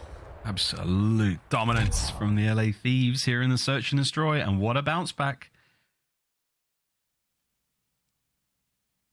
An air of nervous tension for Octane. He knows he's been there before. It ain't over until it's over, especially with a team like FaZe. If you have the chance to put them down, you get them done. 1 more round's all the Thieves need. Better make sure you get it as well, because they have been completely on point. You would love to carry this momentum into the control. Playing nice and patient, though, is going to be a cruise missile round. But look at what Abizi's doing, by the way. Him and Simp are already in the mix, so Draza's going to have to frantically call out, like, hey, they are standing right next to you. The information has to be completely on point. This is a dangerous moment in time. All the 2 homebreakers of Simp and Abizi who have managed to infiltrate the side of the map that belongs to the Thieves. On the other side of it, there's 1. Yep. Envoy from down low now. Panic starting to set in. Slasher, the trap set. Draza in the bar, nearly gets a pair of them. To take out the terrors like that would have been something. All now down to Kenny. He's moving. But that red circle of FaZe around him, no hope of getting out of that one. Fantastic round from FaZe. They burn the cruise and they get another one on the board. And that's a really good read as well. They're probably thinking the exact same thing of like, all right, we know he has a cruise. They're up by this much. They're just going to go for the investment. Everybody plays tight inside in the tears. 0 time wasted to say, hey, if we think you might be going for a passive setup, they're just going to live inside of your base. They were able to get doubled up in the stairwell. And if you're in the cruise missile and you're calling something like that out, like, it's just sort of a frantic moment for your teammates of being like, oh dear, like, are they actually right next to us? It's not an ordinary SMD round at that point, so kind of FaZe with 1 perfect play call, but now a perfect first blood out of Kenny. That frag. Oh my God, all the frags on point. What a round. That's game. LA Thieves call it. God. 0 time wasted, man. Holy. What a round. All right. I mean, look, I don't know if we could get a replay. It was pretty quick. That was done and dusted, certainly. The LA Thieves. What a bounce back. Things look very different this time round in the Search and Destroy. Our players will take a quick break. Now they're all tied up 1-1. I mean, hey, yo, A+ on the homework for Cap right there, right? You got double fragnays rolling through in that final round, completely calculated, on point. You know exactly where to look. I mean, Abizi had the first blood in round number 1. Instantly, LA Thieves were able to clutch up the 3v4, and after that, they were just having a field day. Outperformed them in the first bloods. They got the clutches as well. Not only the 1v2 that Draza had, but the attempt of the 1v2 from Slasher turned into a 1v1 against Draza. Draza there to make the aggressive play and shut him down, and that's one of those rounds that you just buy your team a little bit of momentum. LA Thieves, they take full advantage, and to the surprise of everyone, how this series has been going. Atlanta FaZe win the hard point, Thieves win the S&D, but the hotel control, that has been the difference maker in every single series these two teams have played. Whoever wins the control has won the series. So far, it's been 3-1 Atlanta. We got confirmation from production charts that from the moment the first kill hit to the last kill, 6 2 seconds. Not even? Six to count it precisely. That is disgusting stuff from LA Thieves. Well, while we take a moment to recover from that insane moment, it's time for some spotlights, ladies and gentlemen. Here we go. Our friends at Amazon Prime Citadel coming out soon. Here we go. Who's That Pro? Debut LAN at UMG Dallas 2015. Esports Console Rookie of the Year in 2018. If you don't have it by now, you might get it in a moment. Over $848,000 in their career earnings. Who's That Pro? I believe he teamed with Envoy back in the day, but we'll find out after the break.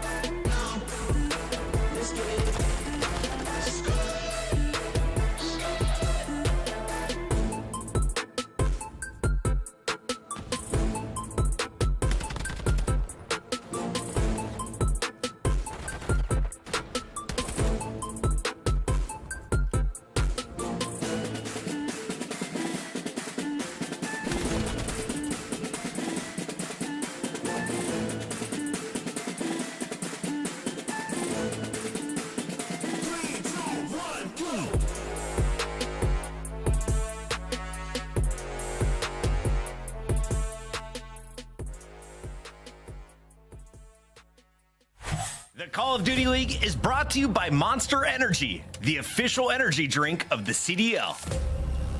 The Call of Duty League is brought to you by the new series Citadel, premiering on April 28, only on Prime Video. We now find out who our Spylights player is. Debuted at LAN on UMG Dallas 2015, Atana Cash, Console Rookie of the Year 2018. That was the giveaway, ladies and gents. Who could it be? That's right, it's Kenneth Williams, ladies and gentlemen. He's in this series. Who'd have thought it? But there we go. That's Spylights presented by our friends at Citadel. That's coming out April 28th over on Prime. Make sure to check that one out. Badass series. Cannot wait to see how that one goes down. Hey, the rest of the series, though. Speaking of other series, we're in a crazy turn of events here. Can our 2018 Console Rookie of the Year keep the insane momentum going into the Control Now chance? And, you know, funny how things work out. His debut placed top 12 at UMG Dallas back in 2015. Envoy also in that tournament as well. That was before the 18 and up rule kicked in. Envoy ended up placing top 20 with G4G. So funny how storylines work out.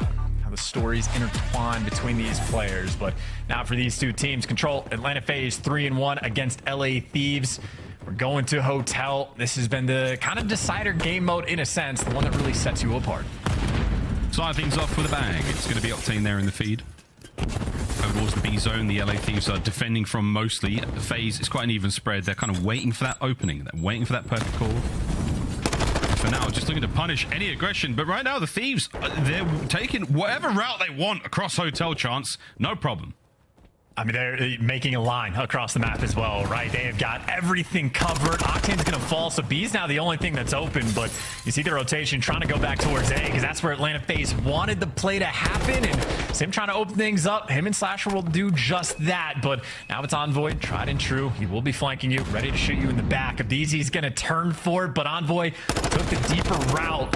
And there's the first kill. Number 2 getting lined up. Reads the third. Envoy dishes out the damage. Looks like that might not be good enough to set up for the trades. Atlanta FaZe nice and secure on A. Well, there we go. Second segment completed. Atlanta FaZe now flying forward. An additional minute added to the game clock. And a lot of kills as well. Life lead Atlanta FaZe as well. Oh, poor Octane. He just got spun on by Abizi, and now he's going to get shot in the back again. So as soon as he spawns up, Abizi right there behind you. And Abizi's job at this point, play for kills. Be the cutoff man. Stay alive as long as possible. LA Thieves, you got to kill this man, but Octane can take him down, but he's done enough. You're spawning deep out. You're going to have only a player on point, and unfortunately, no trophies. So LA Thieves, they're getting the kills. They got time to go on these flanks and cut Celium down.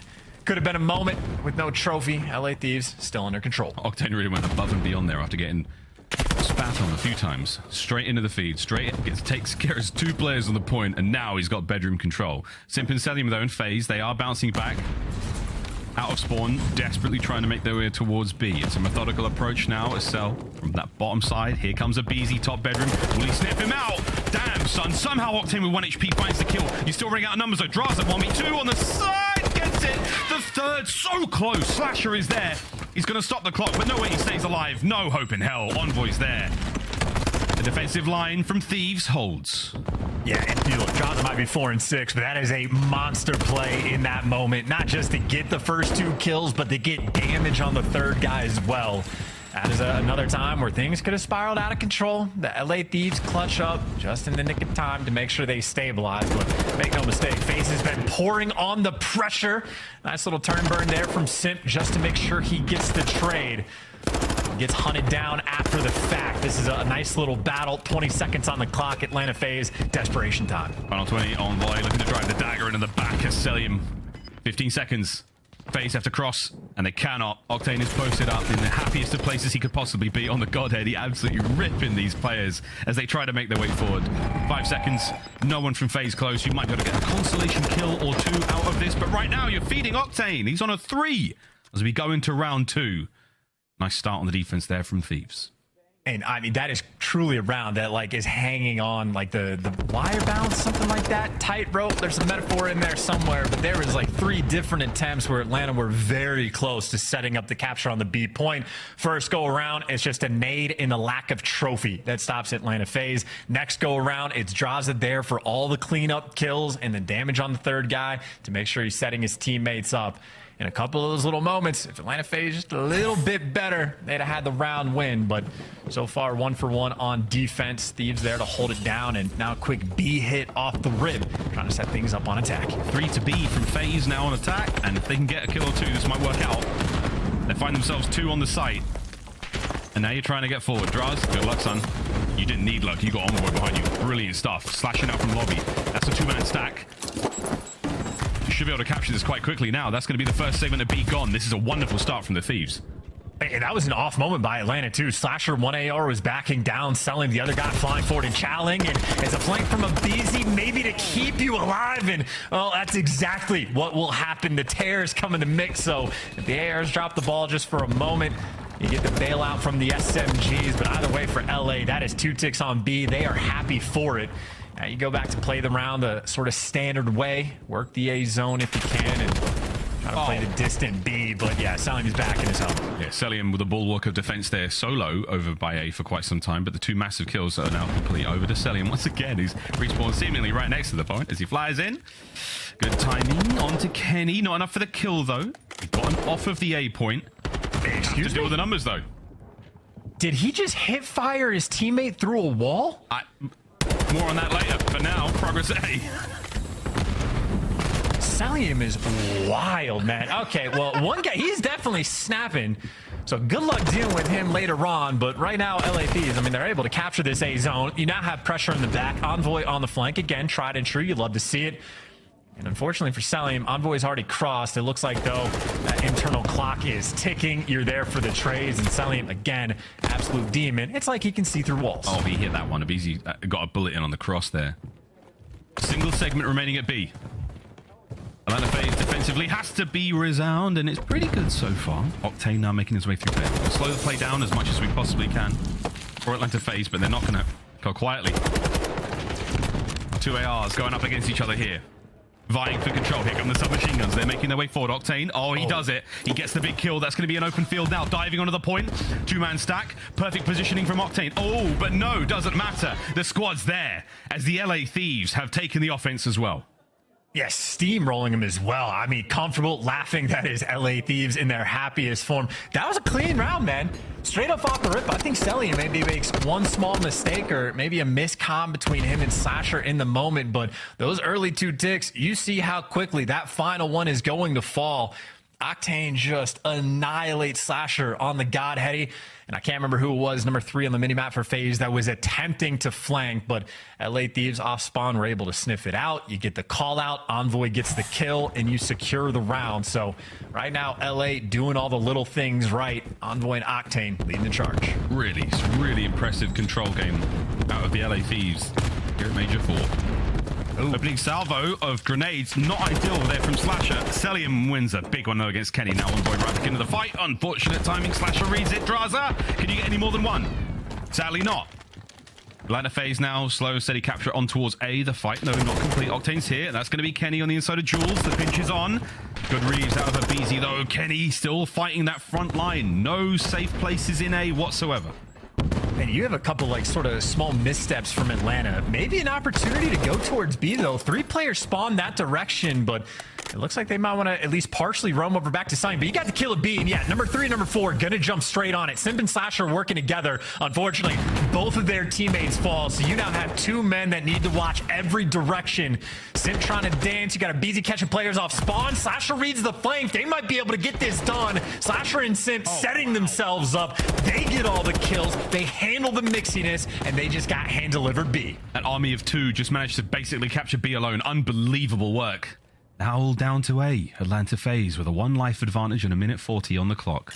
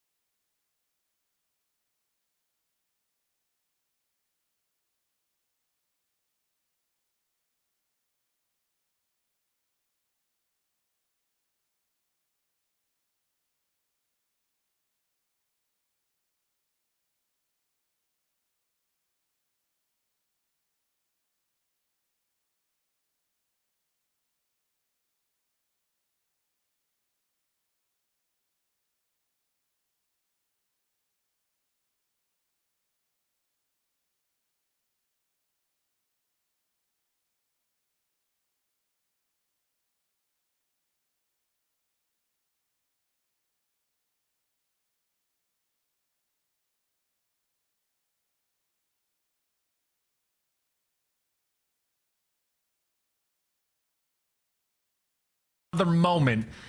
Right now for LA, they are desperate. Well, not actually desperate. Atlanta FaZe are desperate. 50 seconds left to capture this zone. And you got Kenny in the kitchen. They're picking you apart along the way. Chef Kenny made a meal of that last kill. Allows Slasher to make his way forward. But Octane here, the sous chef, has dipped out. Can he keep this sauce flowing, though? Just about 30 seconds to go. This is not over yet. LA Thieves, hold on. You win the map. FaZe have to make the entry. They're trying to set themselves up. Maybe one player on the flank, the other three coming through the front, but it's a couple trades right now in Atlanta FaZe. They are desperate. You are running out of time. Selling, though, gonna kick it off. Octane could win it all right here, right now. He picks up 2 on the push. There's 1 up. Trades are done, though. In from behind, Kenny on the flank. Dealing with the snakes. It's a battle forward. He flies. Not enough to get the job done. And that keeps FaZe alive here at Control.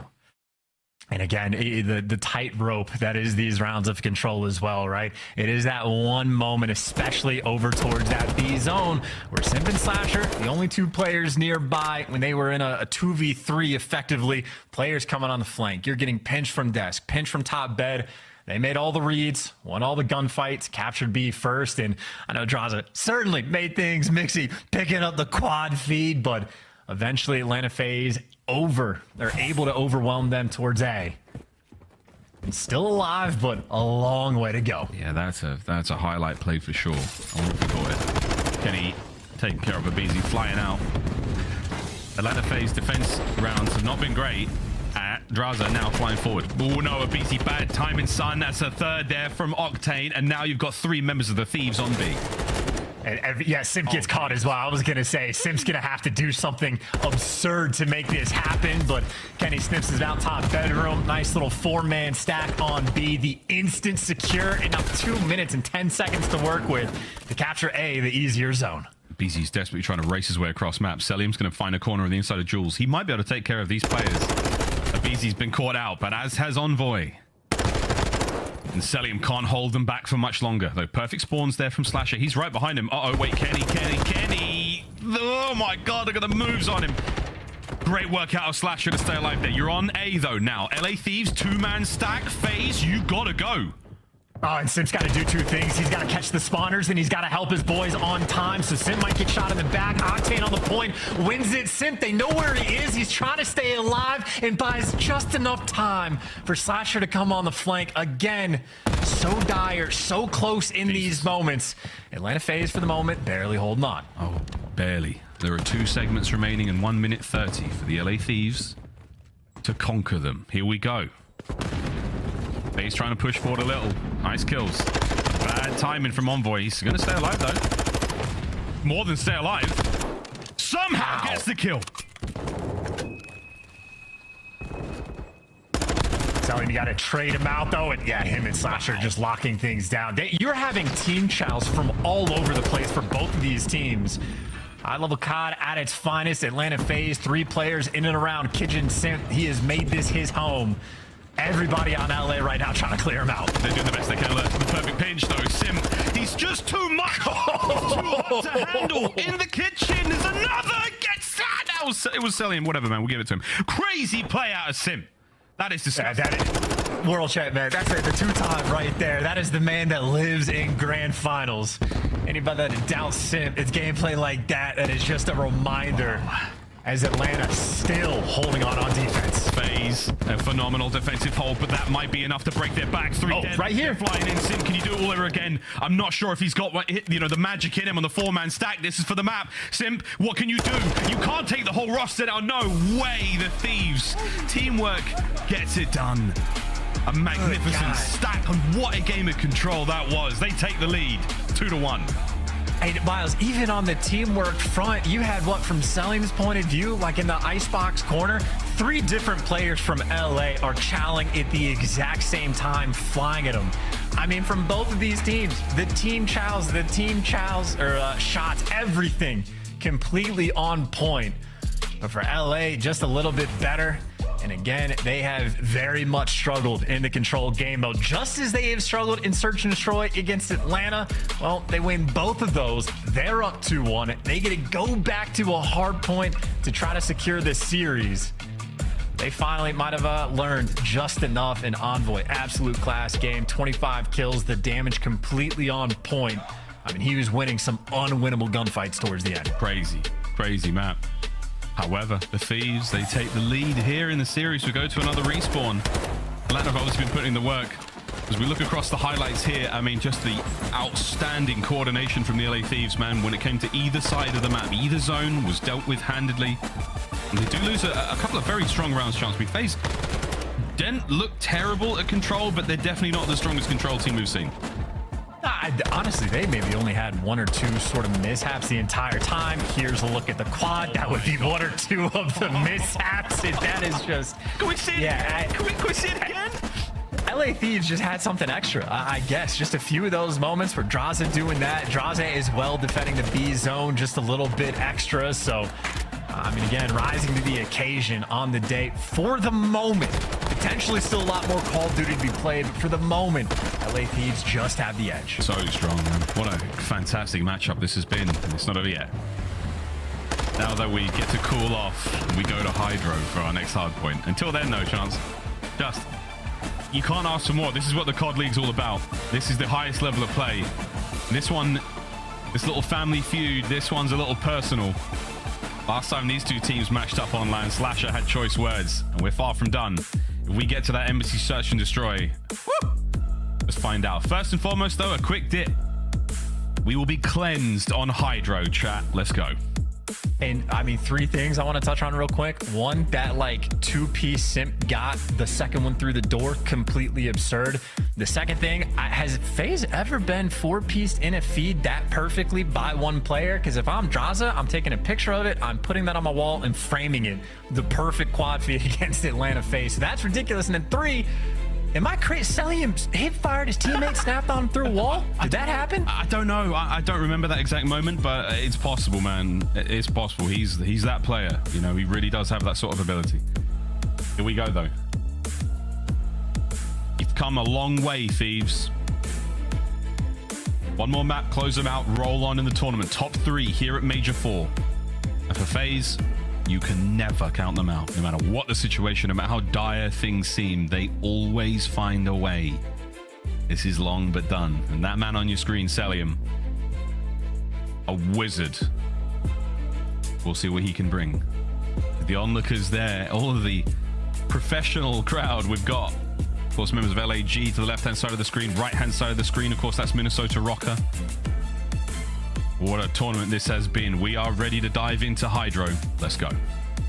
And this is a tough one for FaZe. I know they got the first map 1 win, but if there was either hard point, if they had to win one in the series, it would have been the hotel. LA Thieves a decent bit stronger on this map in spite of the fact that they are last in rotations. But when they rotate, they get there and they completely lock it down. But obviously, the exact same thing can be said for Atlanta FaZe. So rotation's always going to be key, but LA, they love this map. They're happy to see it, especially so against Atlanta FaZe. So this is the desperation time. This could be karma for a spicy interview.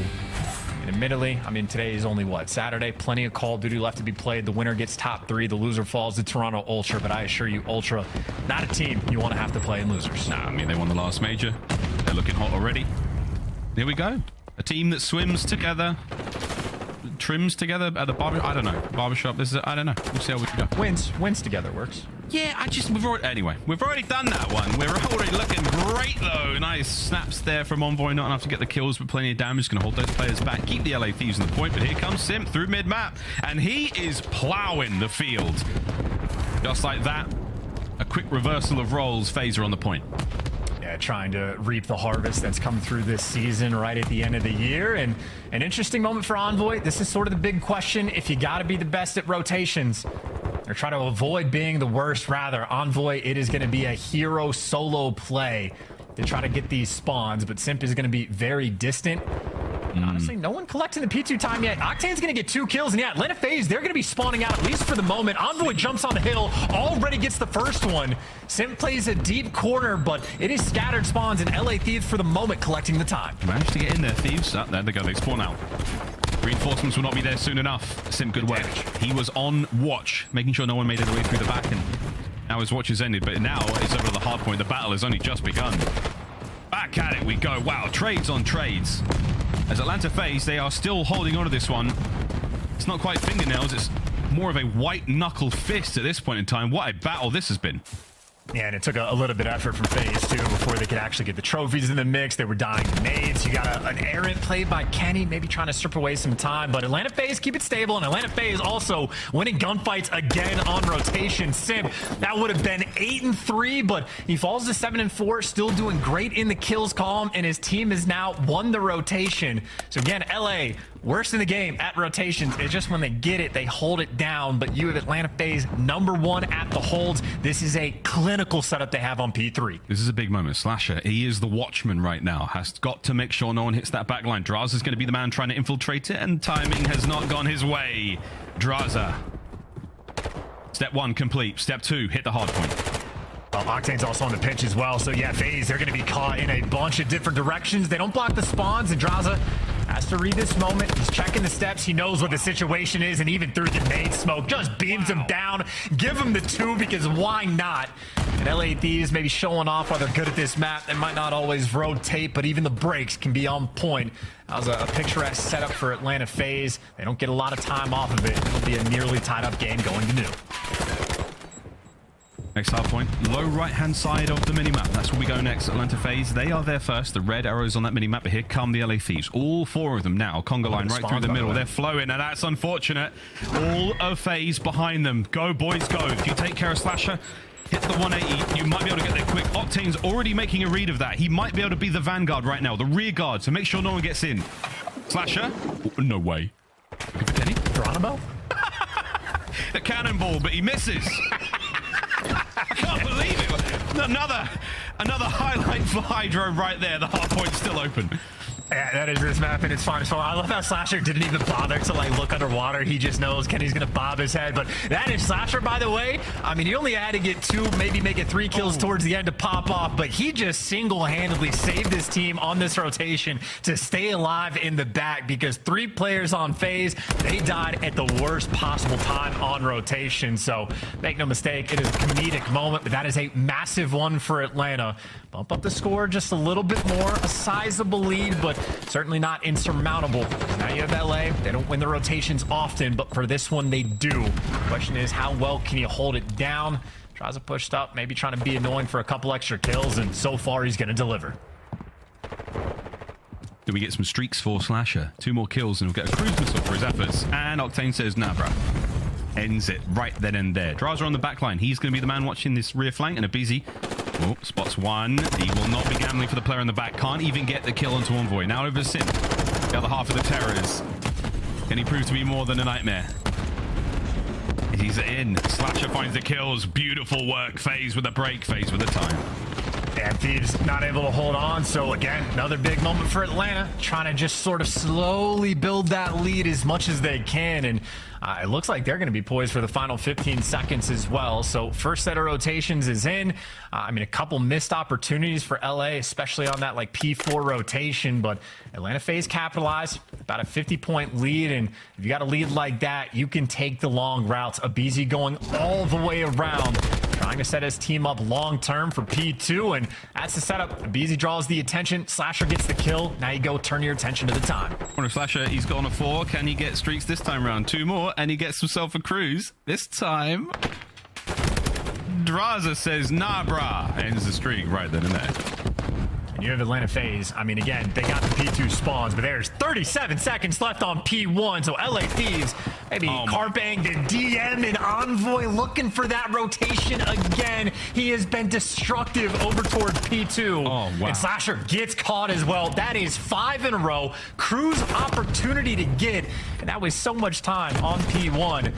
Atlanta FaZe, I mean, they're still having to fight for the scrap. They're still getting picked apart. Envoy still doing things. He goes on a tear, and his team still has the spawns. A battle we have indeed. Oh, the Prince of Darkness, truly royalty here. On Hydro, what a play. Here comes the Cruise. Wasting no time whatsoever. That's going to slam out either P1 or the players who are trying to make their way through on the other side. Nobody home. Everyone from FaZe takes a dip to try to dodge the Cruise, and now back on dry land, a Slasher taken care of. And honestly, that's a perfect cruise as well, because you don't really expect him to get kills, but that is so early on the rotation. You can spot out all the water routes. Guess who's ready for the routes after the fact? It's Envoy selling towards the back and a block a couple spawns, but it's not like you're going to get them, so it's a foot race for a couple players towards the hill. But Envoy, he has been on a tear at this section of the map. He has been a wall of defense. You cannot get past Envoy. All class, all gas, no brakes. Set his team up in LA. Obviously, they have the lead. He's kicking ass. Helps his boys get the lead. Dylan Hannon, Envoy. A sensational performance here in the hardpoint, trying to close the series out. Andraza, patient, wise, and lethal here on the back line. Hardpoint's going to be open in a moment. The pinch will be there, but Atlanta FaZe, they will be first in. We're looking at another lead change.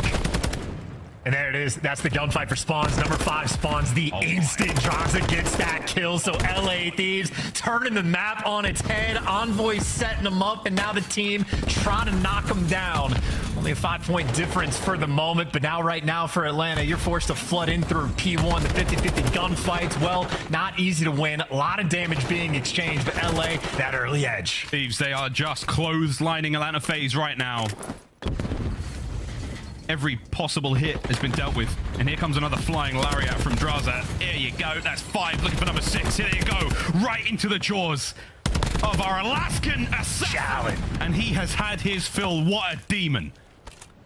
And they flip the map on its head as well, right? They give up the back spawns at the perfect time. They win the gunfights at the perfect time. They have the rotation exactly when they want it. Envoy, the king of the mountain right now, and it might be a Vaznev, but his shot has been crispy. Now even Draza, again, the early cruises on rotation just for the intel. Doesn't need to kill anybody. His team's going to be getting that time. And what a boom that was. Octane Draza on the other side of the map trying to make their approach forward. FaZe, they've cut out all of the frontline attackers now straight to the hard point. They will soar through the ruins. Topside covered. Trades are done though.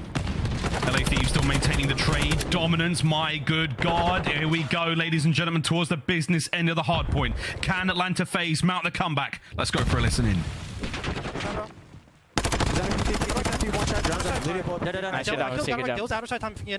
Alright, I'm gonna try to go low right here. They could already be out low right here. I saw B3, bro. It's kind of weird, I feel like. What could be on news? Yeah, I think so. I don't see anything bridge. I hear one runes, I think. I think one just went through runes or some bullshit. I'm trying to play your... I'm playing your... I think one's behind us. I think so, too. Okay, it's fine, Stay out, front. Yeah, no. I'm saying your P3. MC. I'll have to try and block. I run. Yeah, Brent, sorry, I break. Small. Front, dead. And small. Try and block. He's just swarming. I'm gonna try this guy. Small. It's dead. One up behind us. Up broken. One more in front of me. Shot me front, weak. Dylan. Nice, shit up. Shit, dog, I think. Or beyond. One here. Back to me. Spawn out front. Back to me, guys. Where'd you? I'm just finessing. Trying to I help don't you. really have your back. Spawning up and in, I think. You guys got my small? Yeah, he's small. Give me top of me. I got stunned. I'm up right now. No, behind us front. I'm dead. Brown shot. I died. There's two front. Alright, back to our drop. Yeah, there's 2 front. I spawned the back. FaZe, the setup falls like a house of cards, and now the LA Thieves are in, and we are looking at a 3-1 in a matter of seconds. Getting picked apart on the final hill as well. It is the tax in the feed. Draza 27, Envoy 26, and LA Thieves for the 3-1. Taking care of business, getting the job done. When they last met, Slasher called himself the teacher. I taught you everything you know. And now the students have become the masters. The LA Thieves have triumphed over Atlanta FaZe. And those fist bumps must feel good. And I'll tell you, Miles, I think this is a series that for these two teams, because I think at this point, we're expecting matchups at every single major. They're going to find each other at one point in time.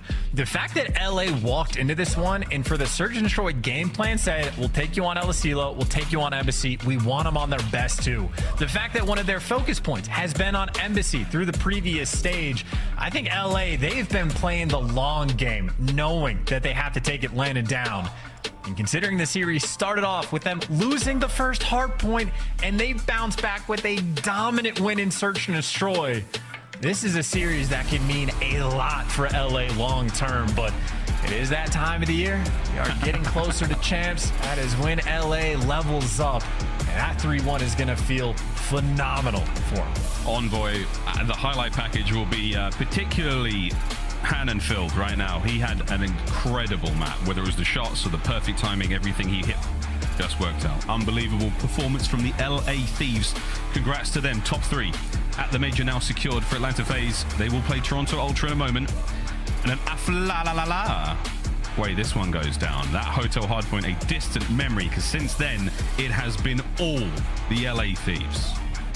I'm almost like baffled that they were like 12th on rotations on Hydro. If Envoy has been doing things like that has been clinically absurd on rotation, the gunfights that he was winning, the streaks that he was going on. I think like his KD is like 27 and 18 overall, something like that. But around the P2 section of the map, he had to have been like 15 kills, 2 deaths. Envoy completely ran the show. Really, really impressive. That's one I'm going to watch back as a budding an aspiring Vaznev player. There's plenty to learn there from these guys. Crazy stuff, man. I mean, wow. Chance, that was quite, again, we touched upon it at the beginning of this one, quite a personal series between both teams. Of course, last time we played, it was the FaZe who came out top. Atlanta FaZe ran the show in the previous major. This time round, though, all LA Thieves. And this does give us a wonderful indicator of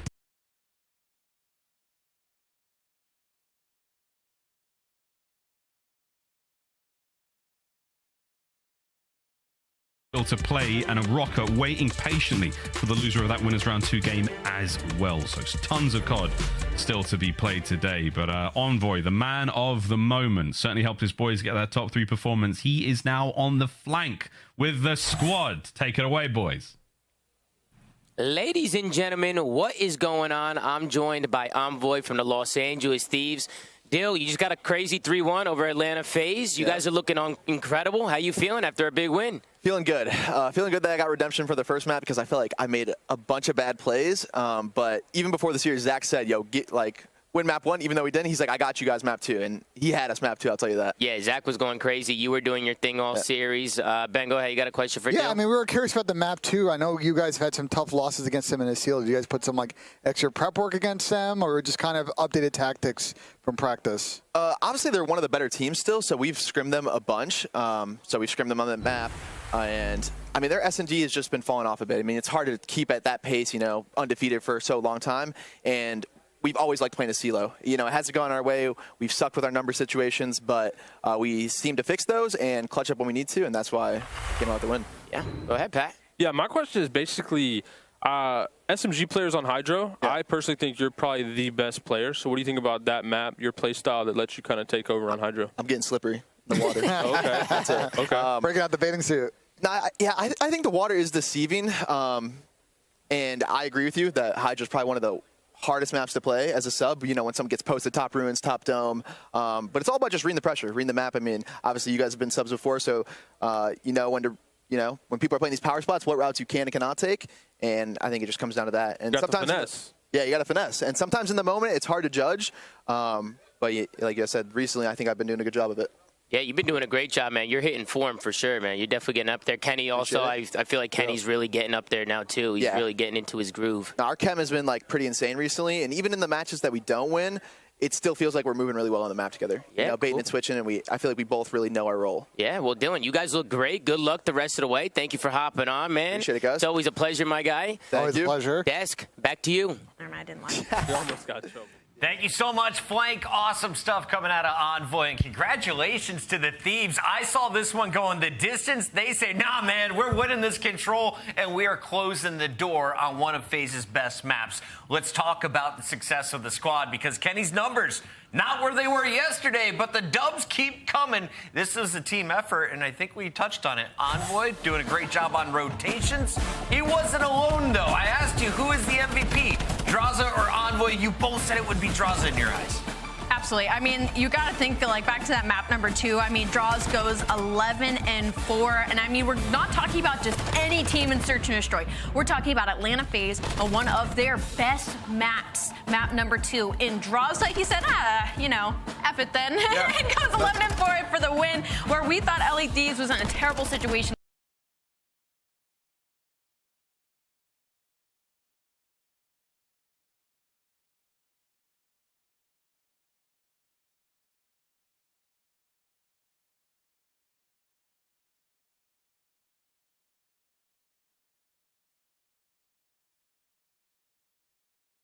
SMG and just rushes to their side up top. So clearly through practice and having those repetitions, sitting at 15 times in the year, they've now played a CeeLo Search. They've improved there. Moving on, I mean, you think about this Hydro Hardpoint. This is a map that a lot of people probably had FaZe winning. Well, that second rotation, the fundamentals on Thieves are just supreme. Every single spawn they had, every single hill early control they had, putting FaZe on the back foot.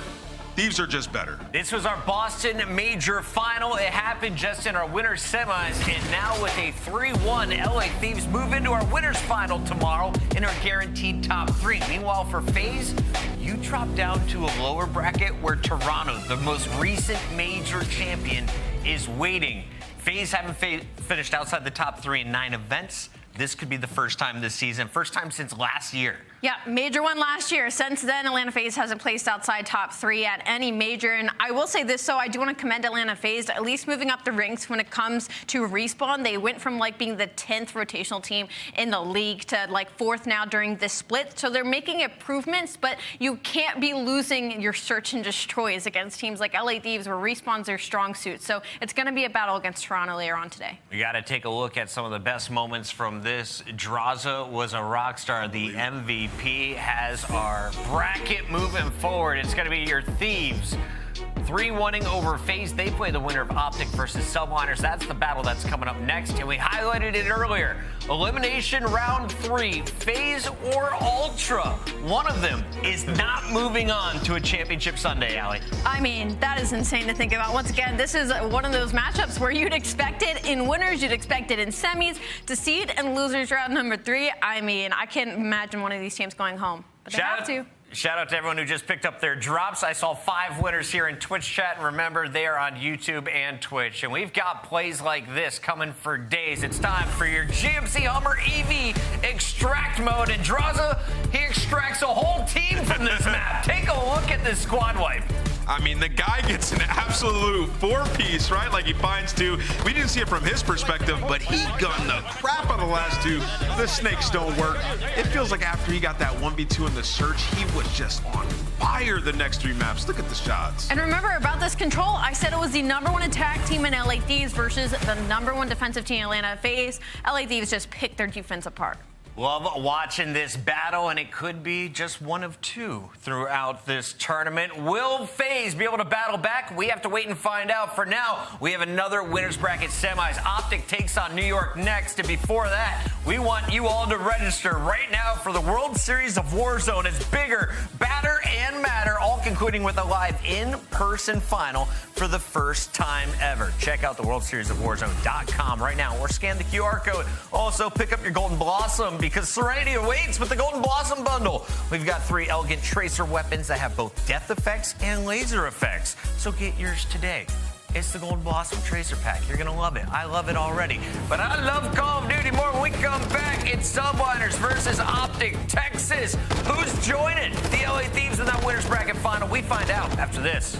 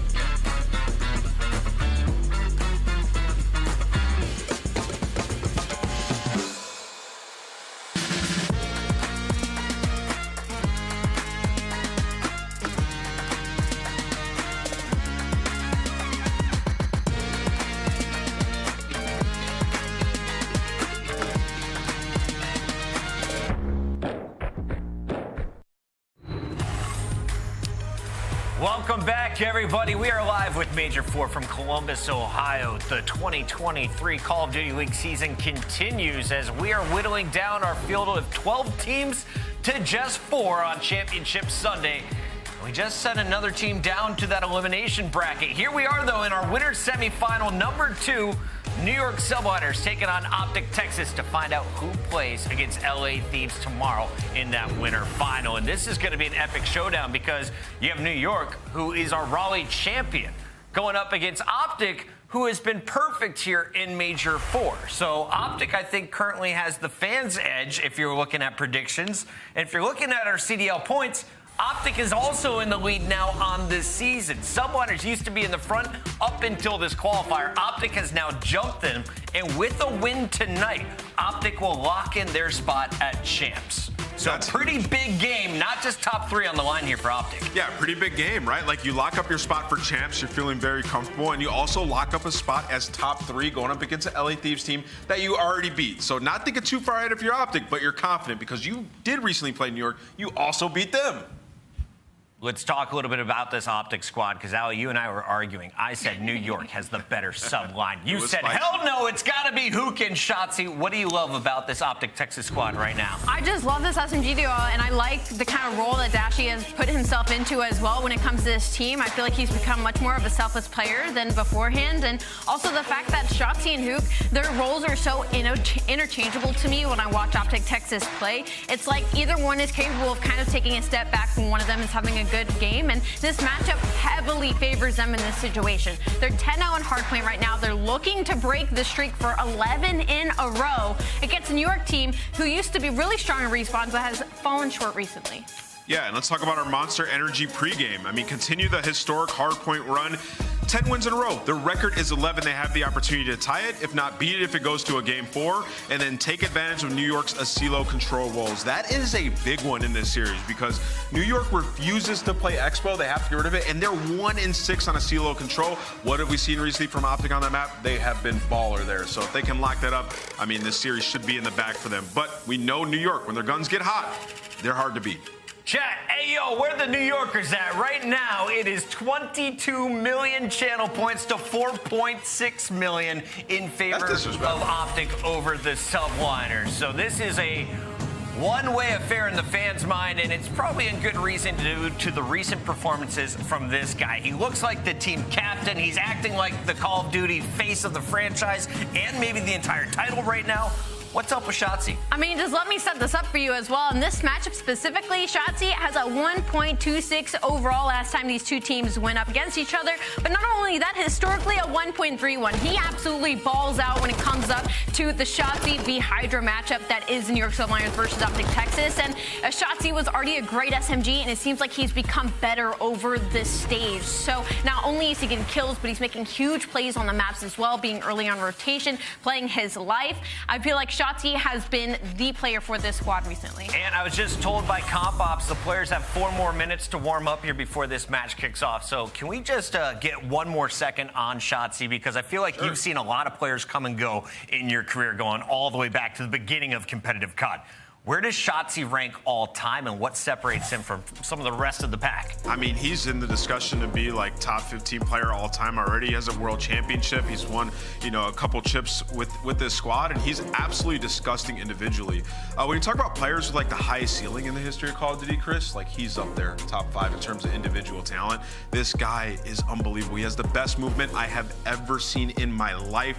Any mechanic that's in game, he can abuse it if he needs to, and he's also a nuisance, right? So in Search and Destroy, he gets that first blood. He can get away with his life in a seemingly impossible situation. So Shotzi, an absolute baller on the map. Never done evolving as Shotzi, but today he has to deal with Hydra in the front line of the New York Subliners. Let's break down the squad that won the very first major of the year. And when they did it, they were kind of in a similar position. Middle of the pack, no one's expecting you to win the event, but they caught everyone off guard once. Can they do it again here at Columbus? Absolutely. That's what makes them so terrifying. satisfying, right, is the fact that everybody's kind of kept this in this outside of top 4 conversation, and that's when they seemingly find most of their success. I think the biggest talking point for me right now is not so much the Shotzi versus Hydra, but I feel like Kismet might be a little bit of the odd man out when it comes to this matchup, simply because of his role on the team is a little bit more of doing the dirty work, while on the flip side, having going up against such a high engagement, high kill duo and Hook and Shotzi, it puts a lot of pressure on his shoulders.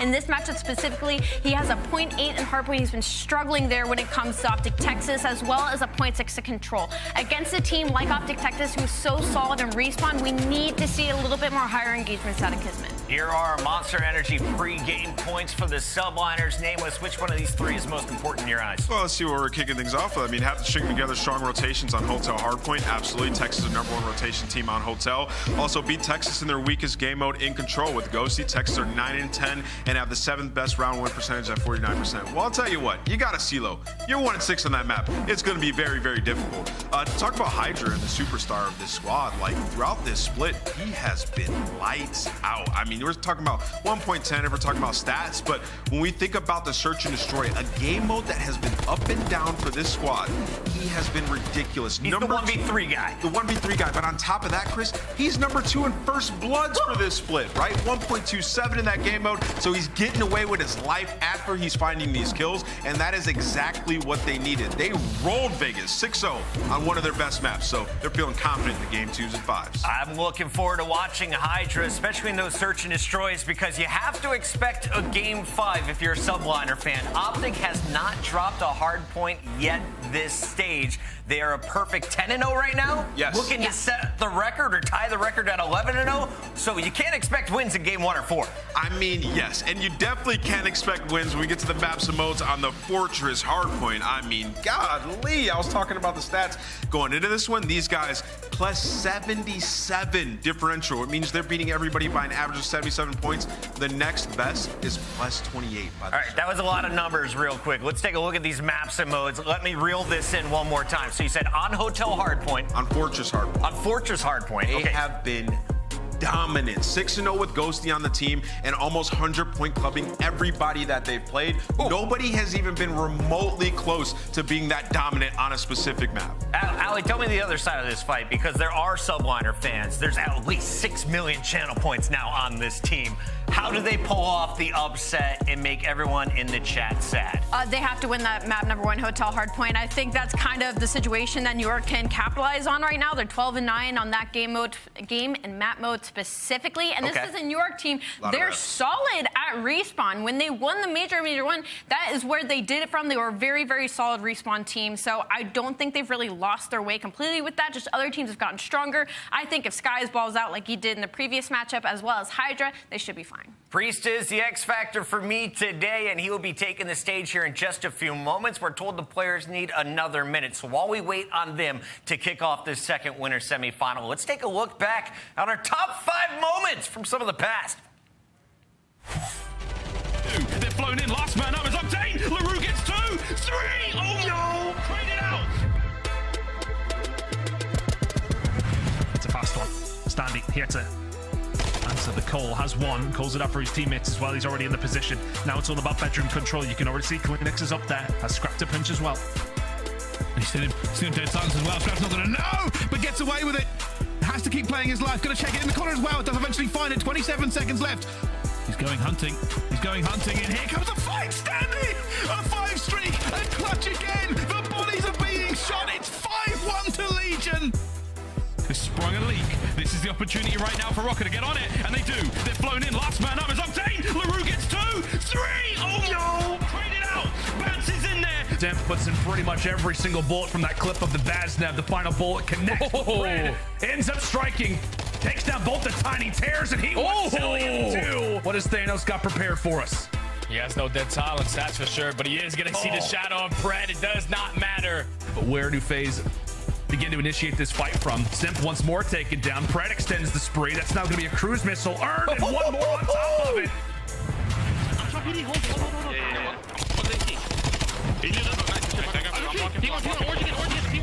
I'm watching. I have a trophy. No, they have a trophy. I gotta get it over. I'm waiting for nades. What's the way, you guys? You're 2 S1 and copy, guys. That's what keep S1, guys. Absolutely. He might be P1 looking. I'm looking at It's a little bit too aggressive, and instead now we're thinking about aces for the rookie. Wait a minute. Gonna get shot in the back though. So he shut down a Ghosty for 2. Enough time to plant. Beans completely out of the picture. We got another 1v1 in kitchen. Another 1v1 in kitchen. Will it be as snaky as the last one? Here comes Beans in the back door. They've not heard a thing. Oh my god, Beans with the knife. No, wait. Beans is on the bomb. I don't believe it. Ghosty's not going to hit his check yet. Oh my god. Optic Texas take the round.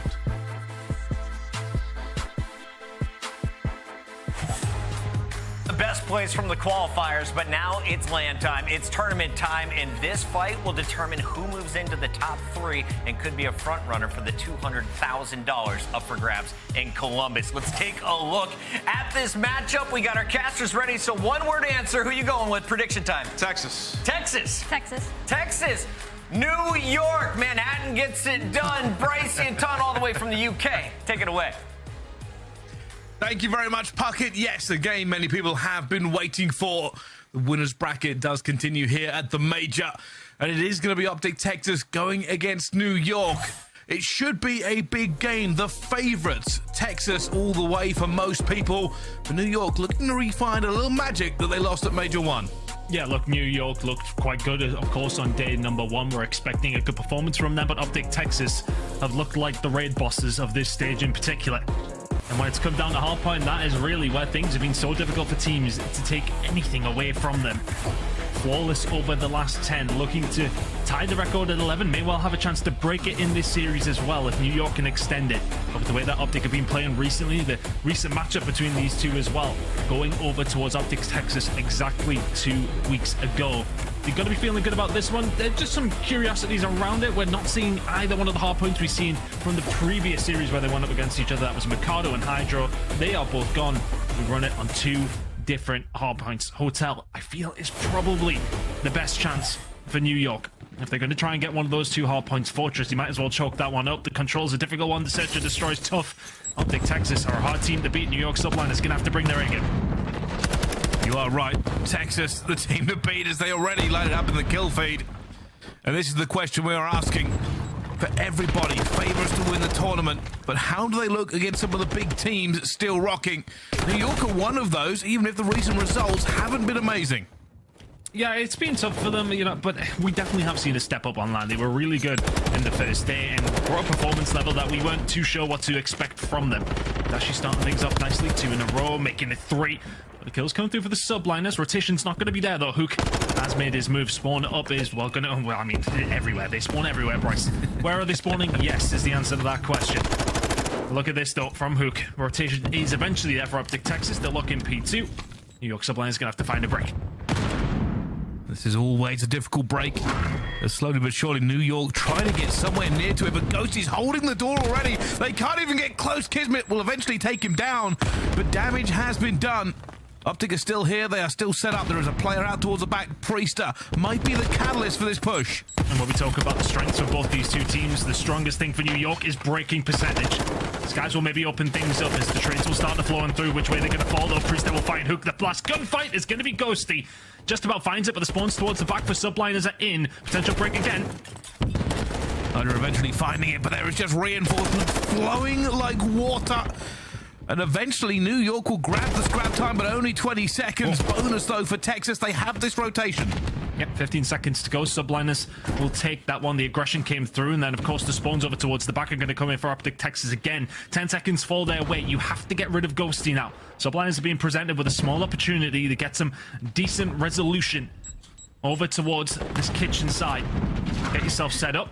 Here come Optic Texas through the pantry side. Kismet's found 2 inside the point, though, and will lock it down. Priester has to stay alive towards the back.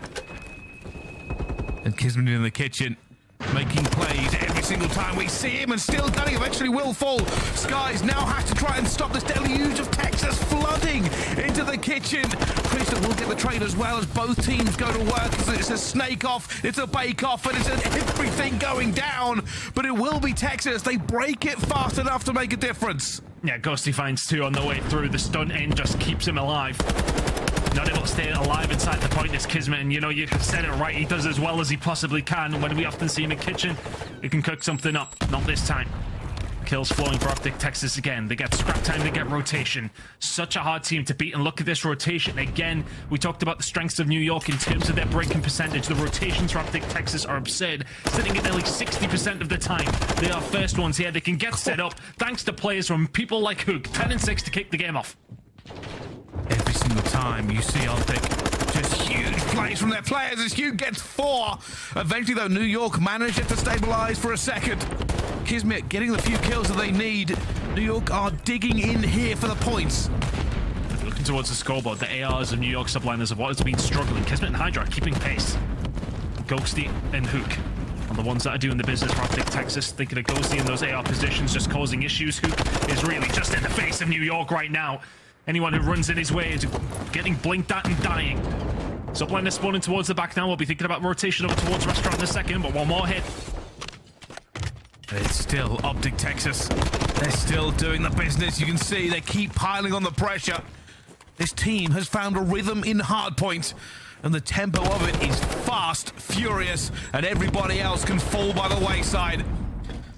So many players going off. It's not normally Ghosty that's dropping the serious numbers for this team. It's usually one of the other 3. But when he's gunning like he is, that's the reason for the points. 125 to 57. It's a scary prospect when you have Ghosty, the one top of the leaderboard in terms of the kills department, when you have Shotzi, Dashi, and Hook, who can just bring it at a moment's notice. Ghosty inside the point now, just trying to defend as best he can. The break has come through from Subline. It's good pressure from the front. Optic Texas will be focused back towards the kitchen side. Could do with keeping a hold of this side of the spawn. Shotzi's found 2 though. That might be the break, but Hydra can answer back with 2 of his own. New York spawning out, still towards the kitchen side for Optic Texas. There's good hold so far. You can see they are feeling confident on this Saturday of the major. Let's find out how confident. We'll go to a listen-in with Optic Texas. And copy. Deep left to point, copy. Last 2. I'm wrong. I freeze your boys. You gotta hold here. We're gonna play the catch. Double set. I'm gonna run. Holding TV. Yo, our side rugs. He ran TV. I have TV, you're good. TV, watch out dead. Middle's up, mother. I'm picking up mid. I see you. Leave mine fruit. Wait, yo, bottom mid. I have the cross. Okay, we're good. No, they're playing to left, bro. They're playing to left. Yeah, we're fine. Dude, I freeze it. Just keep holding middle, Kyler, you're good. Yeah, I got this. Yo, one guy's middle. TV dead. Top it, shut on. Nice. Yo, go right, Dan. I have this. Mid absolute, Hydra. He's side door. He was one shot. He ran pool. He's side door. Let's crouch us. Hold your own back.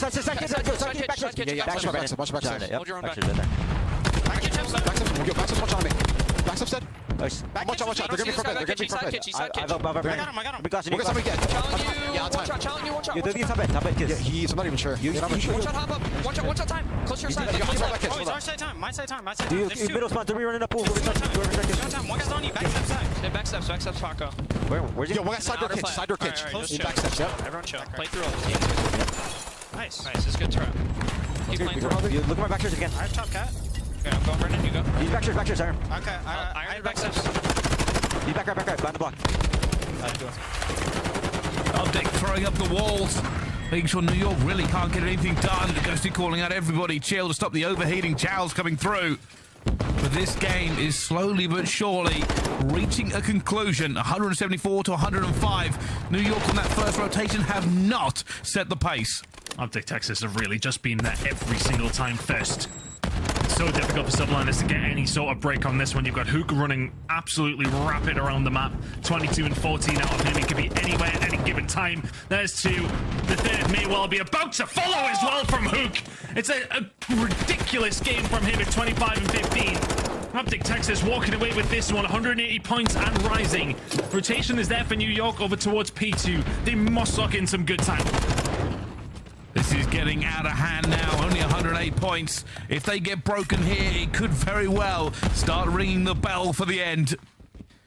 And now, here comes the first push. Skies already taking a few bullets.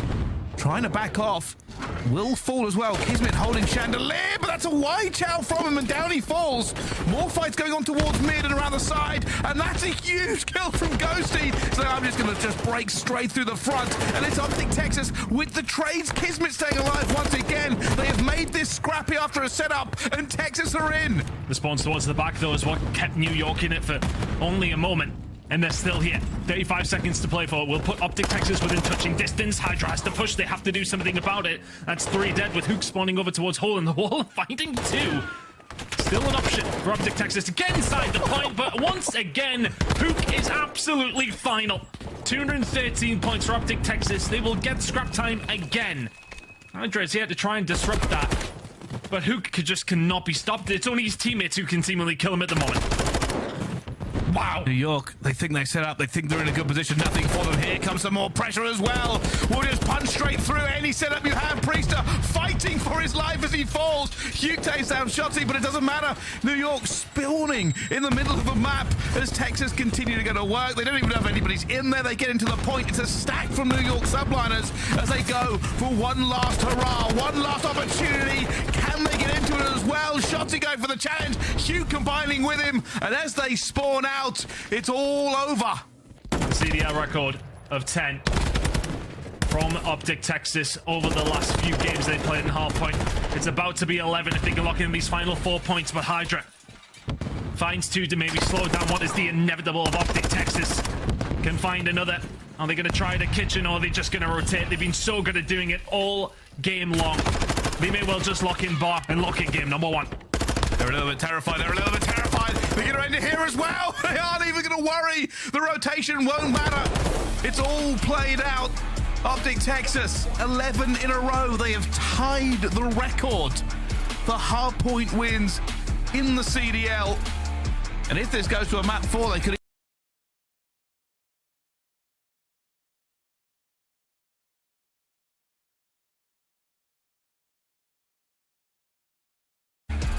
So difficult for New York. They never really won a solid rotation. I mean, look, when we talk about rotations, we talk about players getting over towards that hill and locking in that first decent chunk of time. Huke. Even the occasions of when they were the first ones there, they were not alone for very long. That is an absurd game from Hook. I mean, look at the slaying difference there. I'll do my quick maths eventually, Bryce, but they have been bodied on Hotel. That's not how you want to start a series against Optic Texas. New York subliners came in flat. I don't know if they came in flat or Hugh came in like a mountain walking through the map. He was inevitable over and over again. If I played this guy in ranked play, I'd be reporting him for cheating every 3 seconds. Snap after snap, gun after gun. If your New York subliners are a fan, that was not a pleasant watch or game. Yeah, it's always going to be tough when SMGs like Hook are getting up in your face. And we talked about Ghosty for the majority of the game as well. When he's putting up those numbers, it just releases so much tension, really, for the rest of the squad. They barely need to do anything, and Hook's still putting up ridiculous statistics. This was an insane kill as well. Kismet knows exactly where he is. Yeah, it doesn't matter. God. And then over towards Kitchen we go. Hydra does really well here, actually. I think he finds 3 before Optic Texas do break in to finish off what they started. It's 28-16 from Ghosty to end things off. I think it's going to be plus 40 kill difference. That was so one-sided. Optic Texas came out absolutely screaming. Skies couldn't win a gunfight against Ghosty. He didn't even drop 10, 11 kills, something along those lines. We talk about kills not being everything, but he just got blew out of the water.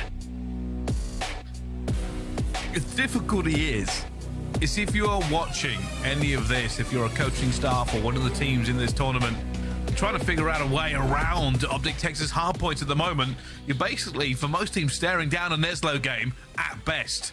We know Fortress hardpoint is something strong here for Texas, which means for New York, the strategy has to be take these next 2 maps. You cannot rely on that next hardpoint. They've been beating everybody asunder. And it is a long way to go, but that's why Optic Texas are the favourites in this tournament. And again, you're talking about winning the next 2 maps. It's going to be difficult. I mean, Albagra Fortress, you've got Texas sitting at 7-4. Shotzi is one of the best in the game at this map. First blood percentage is way off the charts.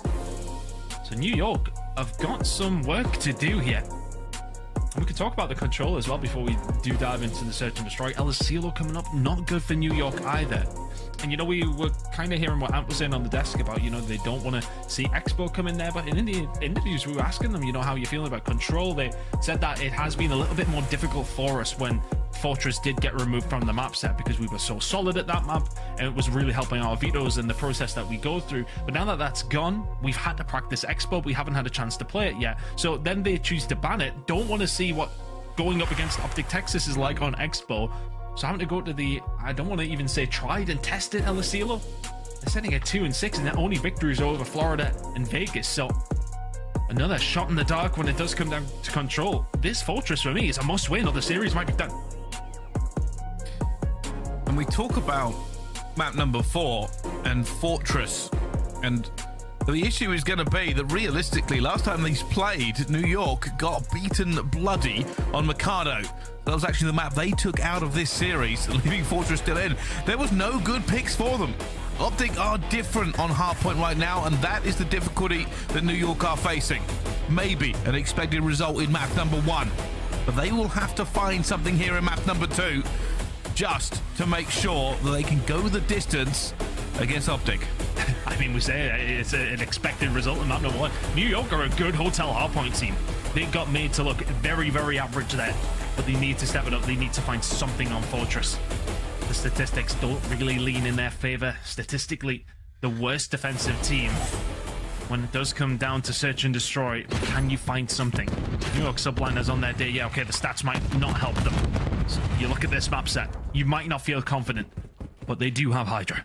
And there is always a potential that this man can pop off. Even Shotzi going up against each other is going to be a crucial matchup here.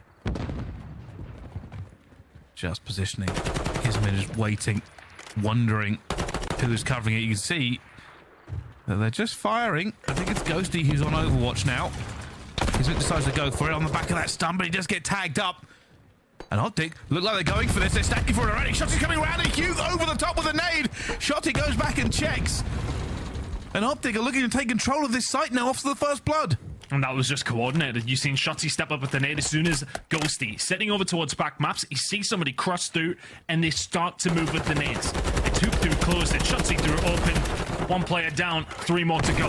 4v3 for Optic Texas. Hook through double doors though, and just raining a Sunday again. Skies and Priest are full.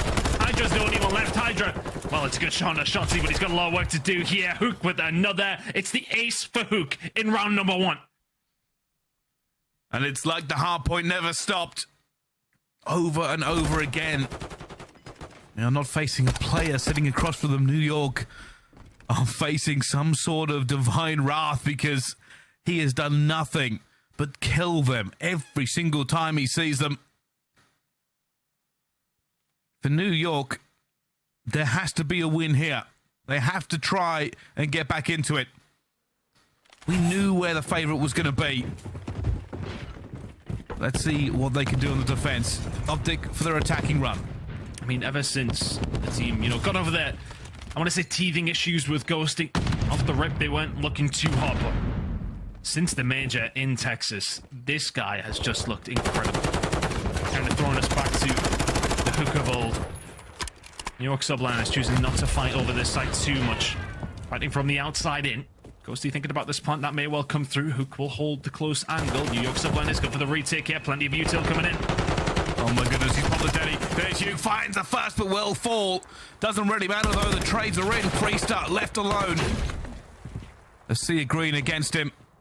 Has Overwatch here. He's actually going to take down Ghosty. Trying for the 1 versus 3, but there's Dashi. Actually tags him up as well. Priester trying to do everything he can against this. Will get the stun shot on the shots. He finds the second, but Dashi tags him up. Still a 1 versus 1, and Dashi will check as well.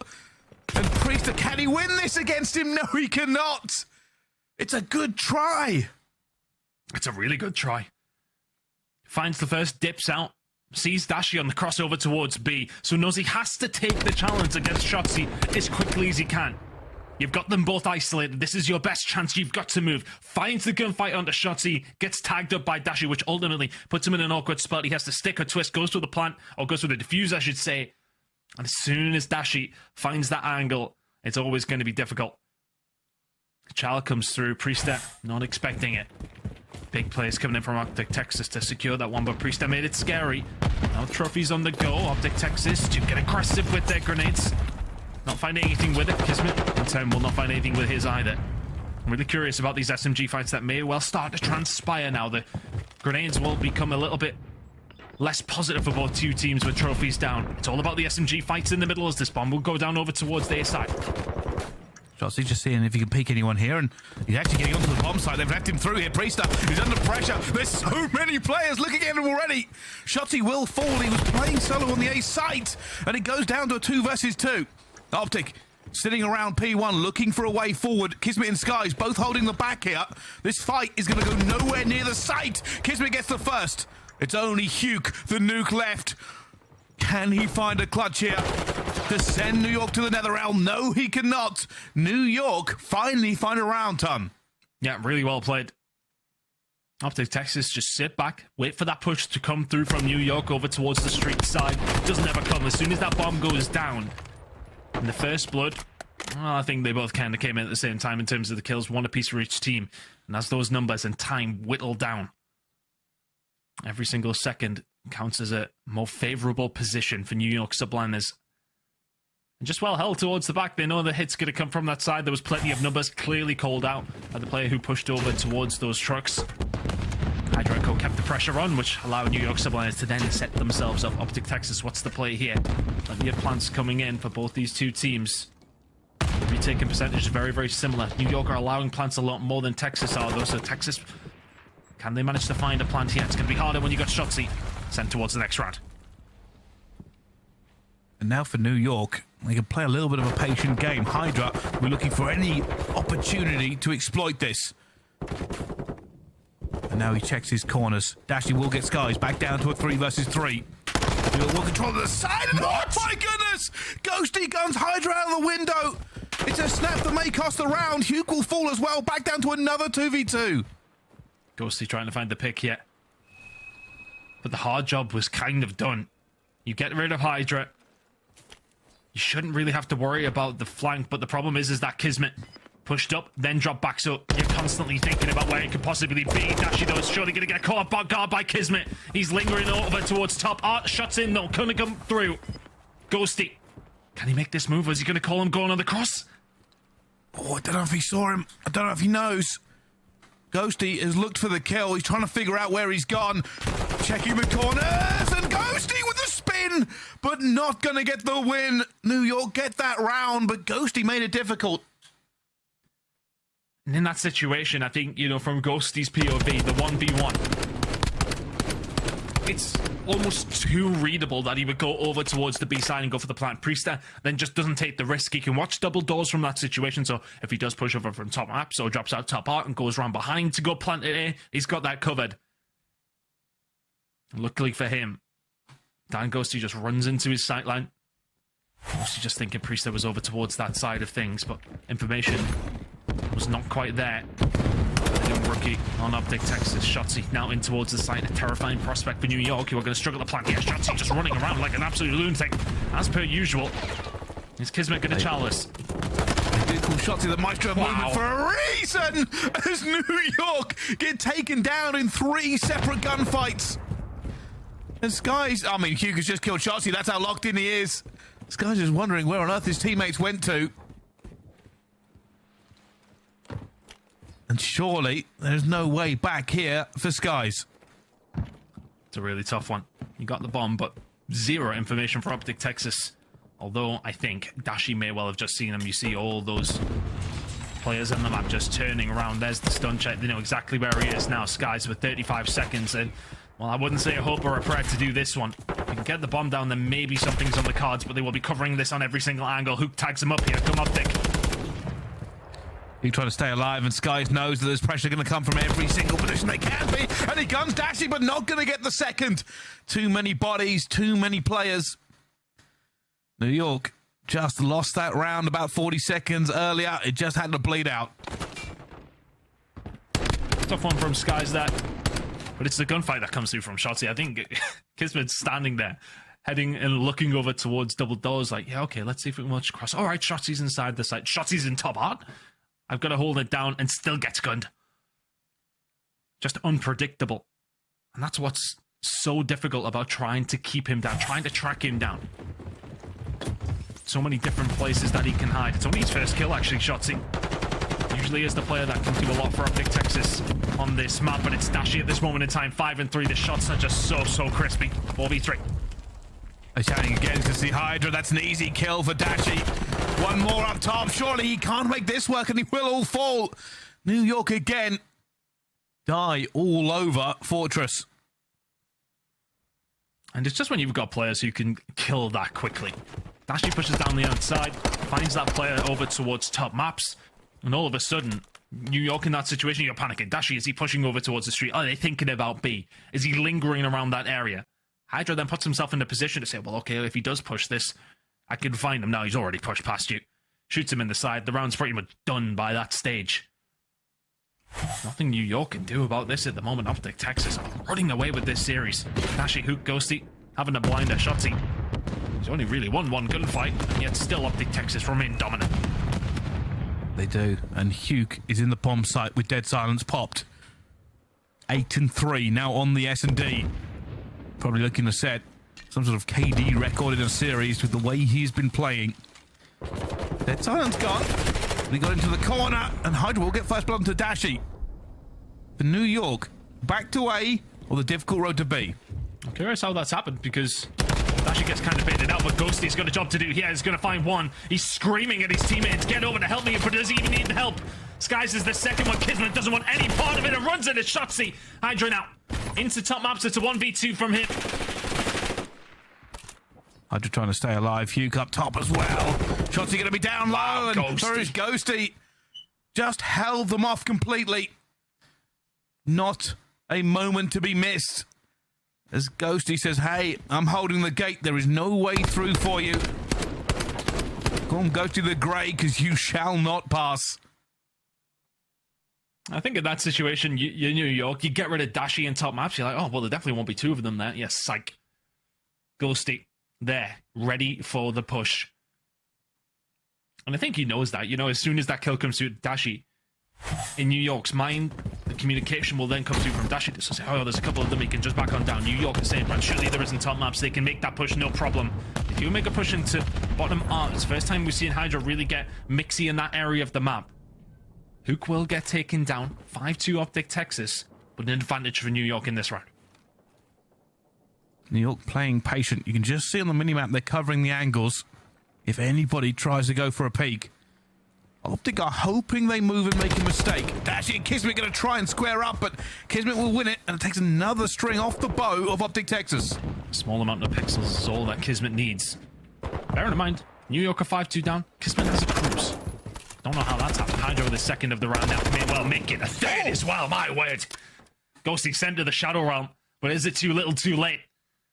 Hydra with the 3. First time we've really seen him arrive on the map. It's a tough one for Ghosty, to be honest with you. I wouldn't even really call it a turn on the shots going in, so we've all been there in that kind of situation. You shoot a Vaznev player that's running around the corner, you're like, oh goddamn, I am getting channeled immediately. Good play from Hydra. Still a long way back.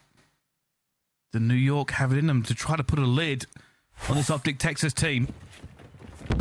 See on the attack here already. Optic Texas look like they're moving. I thought it might be a super aggressive push for them. It is going to be. Already Shotzi's underneath. Shotzi's all the way through. This could be disastrous. He's going to find Kismet as well. There's the first for Shotzi. And they have let him slip. Hugh is going to find another one. It's a full collapse. Skies tries to stop the bleeding. A bandage on a wound that Shotzi has ripped open. And they find themselves in a 2 versus 3. So tough now, because now Hook's behind you. It's just unrelenting from Optic Texas. Can Hook find another kill to cap off what has been a brilliant performance? Priester last alive, 1v3. No hope, no prayer. We'll find one though, Bryce. 1v2 now. Bomb is down on A. For Priester. Only a legend awaits. Will he find what could be one of the most important 1v3s?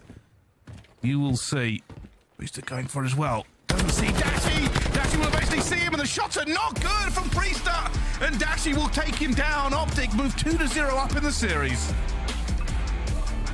Just easy peasy. It's just nothing that New York can do about that Optic Texas. Pressure, pressure, pressure. Shotzi may well be the one who finds the route through the middle of ARP there. But the rest of the team just bring the squeeze as immediately as he finds that kill at the Kismet. New York have got to spin right. They've got to say, okay, well, what do we do? Shotzi's behind us. Goddamn, this is terrifying. Then the rest of Optic Texas just push up towards closed and open, and it's just so easy to pick them up from there. Subliners rocking the hard place springs to mind. It's another statement performance from Hook. Ghosty is arriving on the scene here once again. I mean, 9-4 from him, 10-5 from Hook. It's a terrifying, terrifying looking Optic Texas right now. That is nothing but the truth, Ton. 250 to 138. It's usual business on the hard point. The S&D 6-3. We move towards the LSELO control. New York are going to have an incredible pep talk. Something legendary, something Independence Day is going to have to come out of that camp to regain.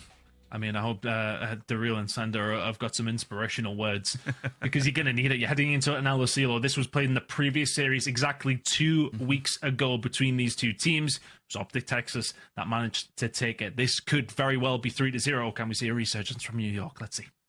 Well, we will have to find out. Map number 3 is coming up after the break. Don't go anywhere. When we are back, we will find the thrilling conclusion to this series one way or the other. We'll see you right after this break.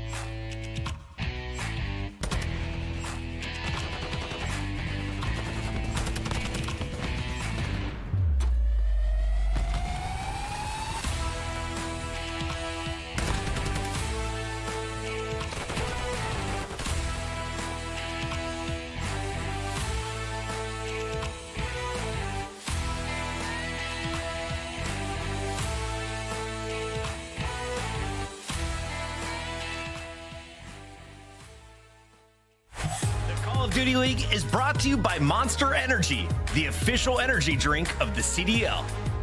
The Call of Duty League is brought to you by the new series Citadel, premiering on April 28th, only on Prime Video. Ladies and gentlemen, welcome back to the Call of Duty League. We are watching the watch party. Beautiful people there on the Scump watch party, every single one of them. Methods, Scump and Hex, all looking glorious, all bringing you the action. We will bring you the control next as well. Wonderful people, glad to see them. If you are tuning in, you should do. But we have a game to get on with. Controls up next between these two teams, Optic Texas versus the New York Subliners. So far, plain sailing for Optic, making a statement in the winners final. Winners round. You know what? It might as well be the winners final at this stage. They're pretty much there, Bryce. They only need one more map, so I'll forgive you on that one.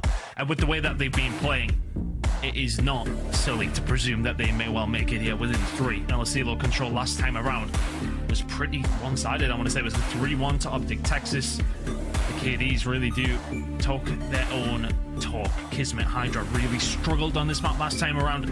Shotzi was the only one who went negative for Optic Texas, and with the way that they've been playing so far in maps 1 and 2, it is going to be difficult, but there are some things to maybe hold on to if you are New York.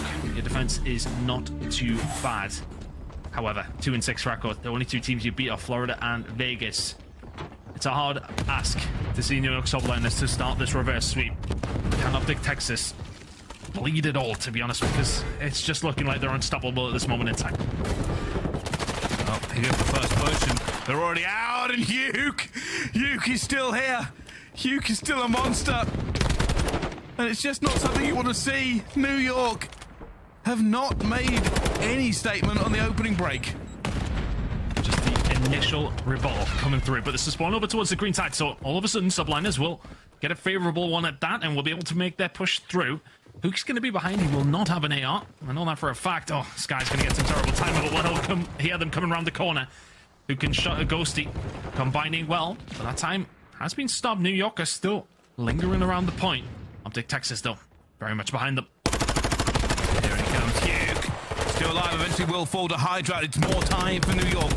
He's on the point, Dashy trying to thread this needle. We'll have to do it with a grenade.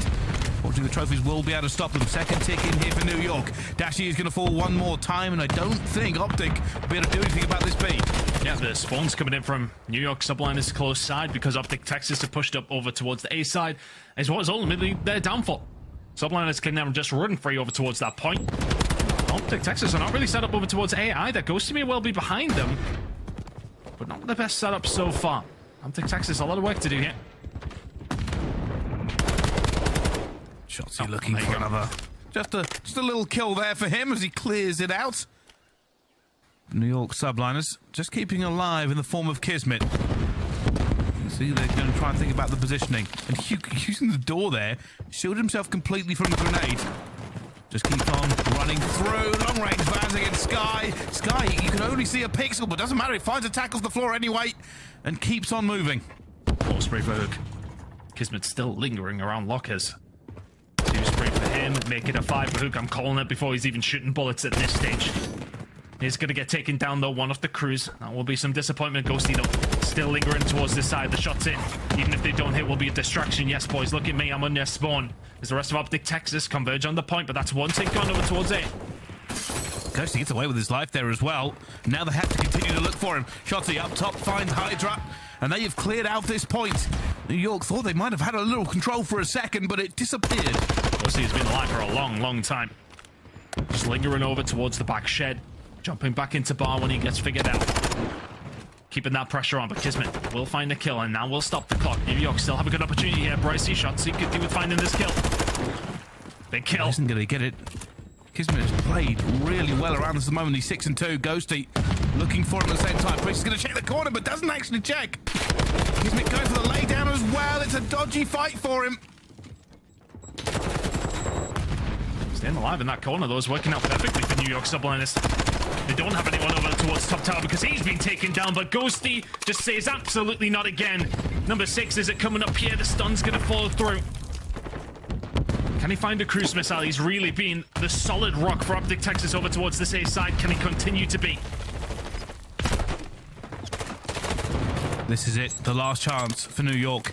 Hugh cupped off with a Vaz. And they find it. I think he's in Skies as well. He knows he's going to be here. Slowly pushing the snap, but Skies wins the gunfight. Goes down to Ghosty. Shotzi, though, will clean them up. It's only 4 lives remaining here for New York. They need the point, and they need the point now. Hydra finds a push through, but Shotzi just so slippery. 2 players left for Subliners. There's just not a hope in hell for them here. Really, really stout defense from Optic Texas, but I want to give every single credit to that Ghosty that just stays in towards the shed, is calling out for his teammates exactly where they are, putting down the bullets at every single point, and staying alive. That's the important thing. Yeah, you can find the kills from those positions, but as soon as you get wiped out, you don't need to be thought about. The fact that Ghosty's finding the kills, dipping out, changing positions. New York are just like, right, well, where the hell's Ghosty? Where is he? We need to get a lock on him. He's in our spawn. He's going to continue to cause havoc. They don't lock him down. I want to say he was alive for over a minute. Subliners can lock him down. Optic Texas effectively locked down A. 1-0 to them. Now their turn to go onto the attacking side of things. It is a little bit of a weaker side for Optic Texas. Attack has not been favourable for them. Looking like they're going to find a push over towards A off the rip. They're trying to apply pressure here as well. They find Hydra in spawn. Ghosty, 8-2 turns and burns him. And New York now taking mid-control. This may be a B push if they can find this first kill on the Priester. Ghosty just continues. Everyone who falls into his sights is seemingly dying. It's only Hydra who can be answering. Kismet is going to find one, but the push over towards A. Optic Texas somewhat distracted with the push over towards B. It's a lineup over towards A. Good shots coming in from Kismet, though. 10-5. Trying his best to drag New York through this game. Setting up towards the bar side. They will have to get rid of them here, Optic Texas. There's going to be sub-players for New York that are desperately trying to keep them away. Yuka's already found one. Hydra flying out as well. He was definitely weak. The call must have come through. But Optic still gathering time and momentum here on this 8 point. Good kills coming in for Priestess. Skies dashing. Staying alive though. Keeping that pressure on. Skies could do with staying alive inside the point himself. It's not necessarily been too convincing for Optic Texas so far. And bear in mind, okay, New York didn't win that previous attacking round, but it was 5 ticks they got in. Skies still staying alive. Optic do need to get something here. 35 seconds remaining. Nearly everybody wiped Dashi. Might as well just embedded himself into this radio tower. He's still alive and kicking up there. 3 in a row. West Baby being up there is starting to run out of ammo as well, but being alive does force New York Subliners into different spots. Priester will eventually take him down. He sees Ghosty as well. Ghosty lies down, doesn't matter. Priester gunning and running. And for Optic, it's over to B. They've got to stop this clock. They've got to find something. Yeah, a small amount of hope with that spawn over towards B, but Priester. Anyone? 5 in a row. Can they get onto it? They're going to have to stop it. But Shotzi in this position now needs some help from his teammates. Priestess here for the cutoff as well. Is it going to be number 6 for Priestess? Oh my goodness me! I mean, eventually you will not find a kill, but the pressure starts to come in. A now coming through. Optic Texas inside the point. This is still doable. They have it, but it is tenuous at best. Shotzi staying alive, has been stunned. Not a lot of reinforcements actually here for New York. I think they're going to give it up. Yep, that's it. 1 more minute on the clock. Optic do not have the life advantage, but they have bought themselves a little bit of time. It's only 1 minute. Hook will get taken down on the flank, but what we've seen yesterday, Seattle against Minnesota, it is never, ever chalked. Optic Texas can still find a route through here, but Shotzi is just chasing shadows in the middle of the map at this moment in time, just trying to find an angle. Kismet will deal with him. Optic Texas have never really had control of the map. New York have played this round well. And bear in mind, on their attacking round, they managed to find 5 ticks. It's looking like Optic Texas may well only walk away with 3. Kismet has been a thorn in their side every time they try and push. 3 lives remaining. Dashi, sitting in green, will be gunned by Skies. There's nothing really left here for Optic. Only Hugh can, while he's had a good performance in the rest of the rounds, he cannot take on that many players. New York win their defense pretty comfortably. And that tick advantage will help them along their way.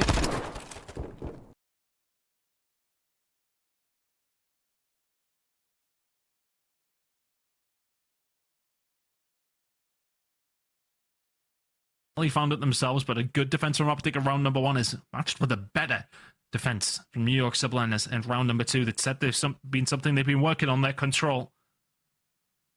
And on the overarching thought of it, they have looked the stronger side so far. Dashi yet to really get going in this series. He hasn't had to. May well have to step it up here in the control, though. New York, at least finding this gives you a little bit of hype, a little bit of adrenaline in the bloodstream. Already looking for it. Hydra's moving straight into that player. Finds Shotzi as well. Gets onto the point. The problem is he's alone, and up top is Ghosty. Just trying to be a nuisance. The rest of the team making their way over towards B. Hook is lingering around that area. Optic Texas. They smell a rat. 4 kills for Hydra in a row now, just trying to make it 5. 6 could well follow, but Hook defending over towards the B side. New York Subliners. Not sure whether to stick or twist here. They're finding kills across the map, but haven't made a solid decision on where to push, but it's looking like it's going to be A. Ghosty stuff top is going to be a problem. They have to stop the clock. That first tick will be in. Looking for the second, and Hugh comes flying above. And they get the first tick. They stop the clock for a second, but now have lost map control. A is a difficult prospect. It's going to be hard for Optic Texas to retake this control, or is it? If Shotzi finds a kill in the back over towards the bar side. It's only Kismet who has somehow slipped this net. Hook hasn't got a clue where he is, and rightfully so. Kismet all the way around the outside. Still, this pressure from Subliners over towards the A side is coming on through. Shotzi can do it with the TAC, can do it with the Vaz. Staying alive in the mid-map. They're expecting the flank to come through. Progress at A for New York, though. They may well be locking this in. Optic Texas having another go at this. Shotzi! No way! He's going to fight too! Gets hit in the head with a grenade and falls down. Hugh to cover. Gets it with Ghosty. New York putting a lot of eggs in that basket. And now they head over to B. Sitting in front of them, Shotzi and Dashi. It's a 2-2 split for Optic. New York haven't committed solidly to either point. There's one player over towards B, so Optic have to commit over towards it. Hydra's on his way to maybe cause some issue as well. Shotzi will get caught out. So New York attacking on 2 different facets here. If you're Optic Texas, you have to make a decision. I think you're going to have to give up A unless some magical play can come on through. The time is extended. B control is not really there, or wasn't. Shotzi will find a kill. Will overextend through the middle of the map if he can. New York Subline is not in a bad position here. Oh, Hugh already firing shots. He's so going to read that. He hasn't. Hugh keeps on moving. A 3 streak for him as well. They have cleared their lines out, and Hugh is now going to be a problem. He'll look to push up this map. He'll look to get a little bit more control. Ghosty's doing the exact same thing. They plan to punish New York. This is now so hard for New York. Big kill from Skies, though. Ghosty will get dealt with, and Shotzi will also fall as well. Hook has to go big. They won't be expecting 3 of them in their spawn. It's 6 in a row from Hook. Gets away as well. Crucial.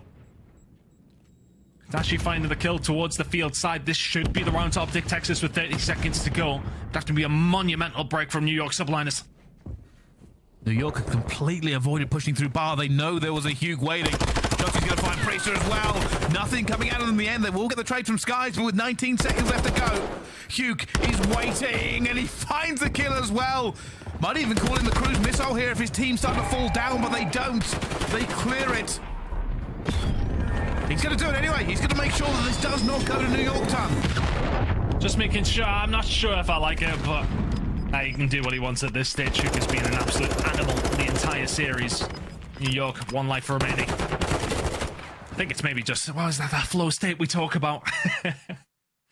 Just get the kills as best you can, as quick as you can, and as many as you can for Hook at this stage. But bear that in mind, look at it, think about that. If they do need it at one stage, that did seem a little bit overzealous, but you can't fault the effort that he made to find that cruise initially. Well, defense 1. Onto the attack for Optic. They didn't look particularly strong at it last time. Only really got there in little bits. Eventually got only 1 section done. Will they find something better? Maybe off the back of this man. Hugh, a 7 streak. That still continues into an 8 on this round. A 27 and 19. Dead silence popped. The superpowers are running. But is he a superhero? We'll find out because he's alone. That's to stay alive yet. Doesn't have to be anything special, although when you pop your dead silence, you feel like you've got to run at them, don't you? Staying alive, but the stun will come through, the check will come through. Kismet will surely clean this up, or will he not? 9 now in a row for Hook. Will get caught out by Skies, though. Just trying to linger around that kind of side of the map. But get rid of Skies, then all of a sudden things will open up. You can look, New York suppliers, nobody really past the 50-yard line. Priester is there to defend the field side. Shotzzy staying alive, trying to get something going. Over towards the A side is going to be the objective here for Optic Texas. 2 men inside, nobody really to answer back about this apart from Priester. Back to back. Shotzzy and Ghosty. Hugh also joining the party here on A. Priester's waiting. He knows he can't commit to this by himself. He will find the first, though. But that tick is rapidly going through as Ghosty clears. And one last chance. It's gone, but Sky's looking for an exit kill, and all he finds is Shotzzy. Kismet's the only one who can answer back here. So all of a sudden, New York subliners, you semi-commit over towards A side, and it opens up a route over towards P for Hook just to walk straight through. Is going to get taken down, so that little bit of a scary moment that was there for New York subliners has ended pretty quickly. Now Ghosty and Co, can you chip away at this defensive subliners? 1 minute and 20 seconds to go. Need to clear out the spawn, but subliners are so good at doing that. Sending people through the middle of the map, just being a constant nuisance, but Ghosty doing that on the other side of things. Priester calling in the cruise. He's calling this in, but he'll also be calling out to Hydra. Hydra is on the flank. If he can get this as well, he's going to find the first, looking for Dash. He doesn't even take that gunfight to begin with. Gets one and gets away. New York are not making mistakes. But does it matter in the face of the pressure from Optic Gaming? There's nobody on the flank. There's nobody there. Skies is going to have to go big here. Is he going to be expecting that player on his left-hand side? Yes, he is. He will find the shots into Hook. Kismet now calling the crews themselves. The whole artillery being sent towards Optic Texas. It's been stopped. The trophy is just enough. Optic is still here. They've got the flankers away as well. Optic looking to end this series. Hugh is going to get Priester. Now getting onto the point. Kismet finds one, but is it enough shots? He takes down Skies. Kismet's still alive. Is the dog big enough in him? No, it falls to Shotzzy. The third tick is rocking. There's not a hope for New York as Optic booked their ticket to the winners' final in dominating fashion against New York subliners. The favourites keep on marching forward. And time again, Dan Ghosty proves his worth. He did it in round number 1, just surviving being a nuisance. He finds a 7 spree as they head over towards the B point. It locks it down. New York subliners had no answers for Optic Texas in that game. The control was the closest one, and it's the same old story. A 3-1 victory. Optic Texas turn it on when they need to. Maps 1 and 2 were dominant. That was comfortable. They look so good. I mean, look, we were expecting them to look as good as this, maybe, but to dispatch a team like New York subliners in that fashion, whoever's going up against them in the winners bracket final, of course, that being Thieves, you have a tall task on your hands. Optic Texas, very much still the same team to beat. Yeah, they really are. Hugh having an incredible series, you do have to say. 24 non-traded kills. Does have the most damage in the lobby, but only by 4 points over Shotzzy. His impressive performance, hard point, S&D, and control. I said this before the tournament. I have never seen an Optic team look this good. They are the favourites in this tournament for a reason. Everybody else, while they have had highlights and they do look good at points, they have faltered somewhere along the way. For Optic Texas, they're sitting on 11 hard-point wins in a row. They tie the CDL record. Their next map could see whether or not they break it, Ton. And, I mean, it all points towards them getting it done, doesn't it? I mean, and also to the point, have we seen an Optic team look this good? I think there's somebody with a watch party who might argue that we have seen a couple of really good ones, but this one is very much up there. Ghosty was an absolute phenom for the team. He's with Maven over in the arena.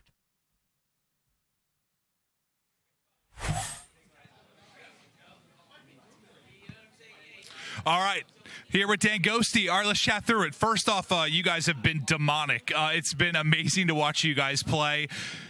Heading into this event, just absolutely in command. But you come into this series, you think it might be a tough match.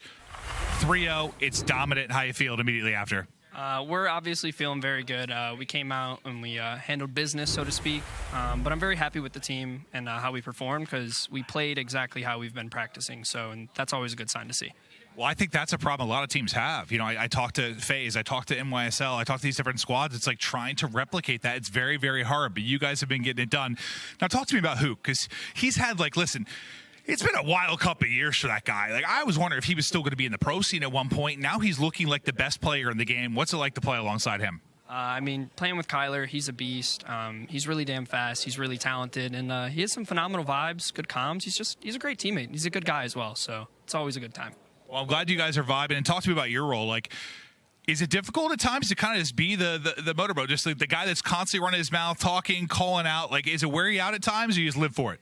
It definitely doesn't really wear me out, but I will say, like, there were times earlier when I joined the team that maybe I felt a little anxious to speak as much, but now certainly, like, I have no issue talking a lot, so. Gotten comfortable with the guys probably makes it a lot easier. Now going forward, winners bracket final, top 3, playing against Thieves. They're one of those teams that start to click a little bit later in the year. It seems like they are starting to click. Any thoughts going into that matchup? Honestly, we're just gonna go in. We're gonna have some good prep. We're gonna put in the time per usual, and we know they're a good team, so we're gonna come at 150% tomorrow for winners finals. Well, hey, it's been amazing, man. I know like there were some doubters, some question marks at first, but you've been an absolute monster. The squad has been ripping and roaring. Good luck the rest of the way, buddy. Thank you. Thank you, Maven and Dan Ghosty. Congrats to Ghosty. A 3-0 sends him to the winners bracket finals, a spot that Optic was not at the last major. And this is crazy because I was looking at it. Since the previous major where Optic made that losers bracket run to the grand finals, they are now 21-4 here, map count at Major 4. They're definitely the favorites to win Columbus. I mean, they are gross. I mean, we call that a winner semis. It did not seem like one whatsoever. I mean, Optitex is just dominant all game modes. I thought New York might have some opportunity in that Search and Destroy. Granted, that was the only map they were able to take last time. But this entire series was just Dan and Hook absolutely balling out. I feel like we definitely got a testament to how good Ghosty can be and just a continuation of what Hook has done this entire stage. Yeah, I mean, when these guys are playing like that, they're beating everybody. They're suffocating teams, like legit. Yeah.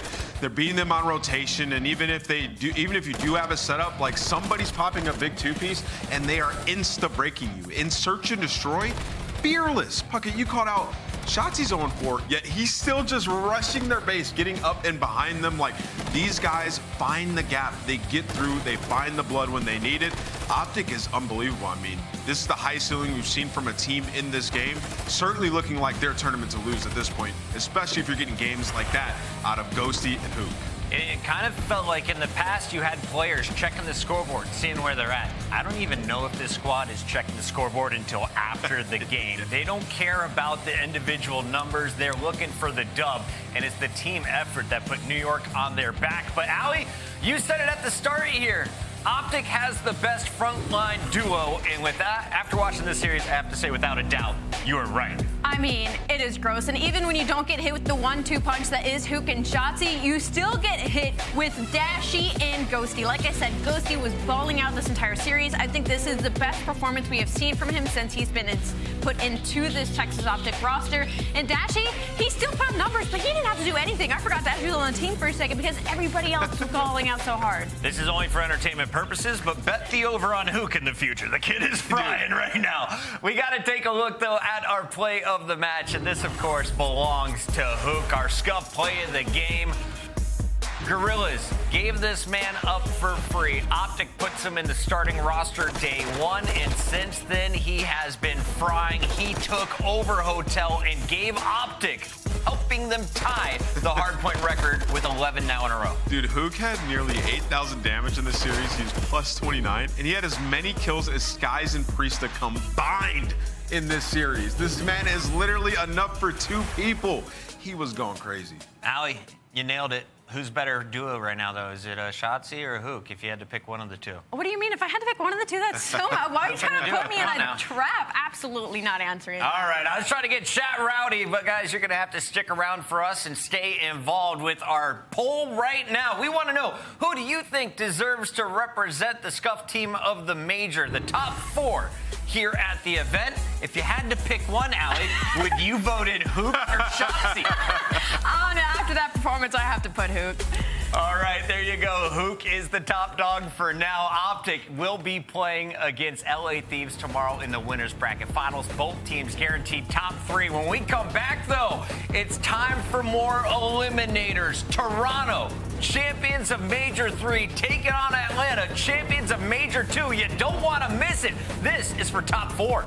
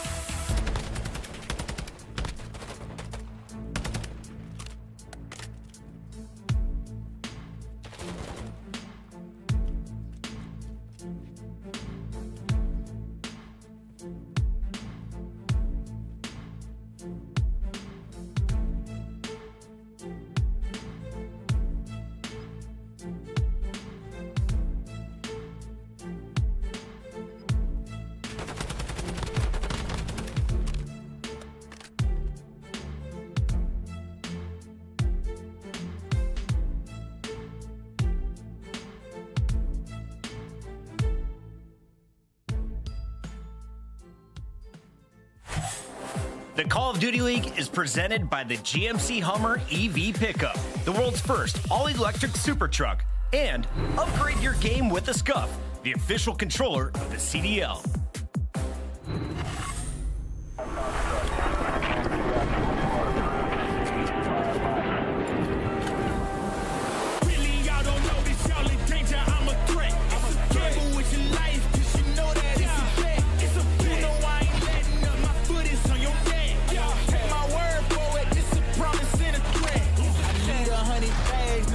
more, nothing less. And the ops feel away, cause I'm next, I'm a threat. Oh yeah, really, y'all don't know this, y'all in danger, I'm a threat. It's a gamble with your life, cause you know that it's a bet. Gotta one up the next, point to the sky with the one up, I'm blessed. I'm young, rich, and black, so you know I'm a threat.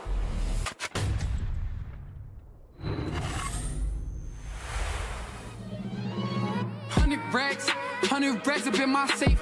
I've been dreaming of pulling up in that Wraith.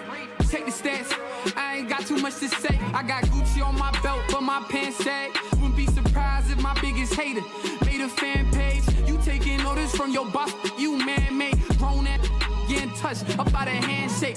Don't think you hear me right, let me clear my throat. 100 racks up in my safe.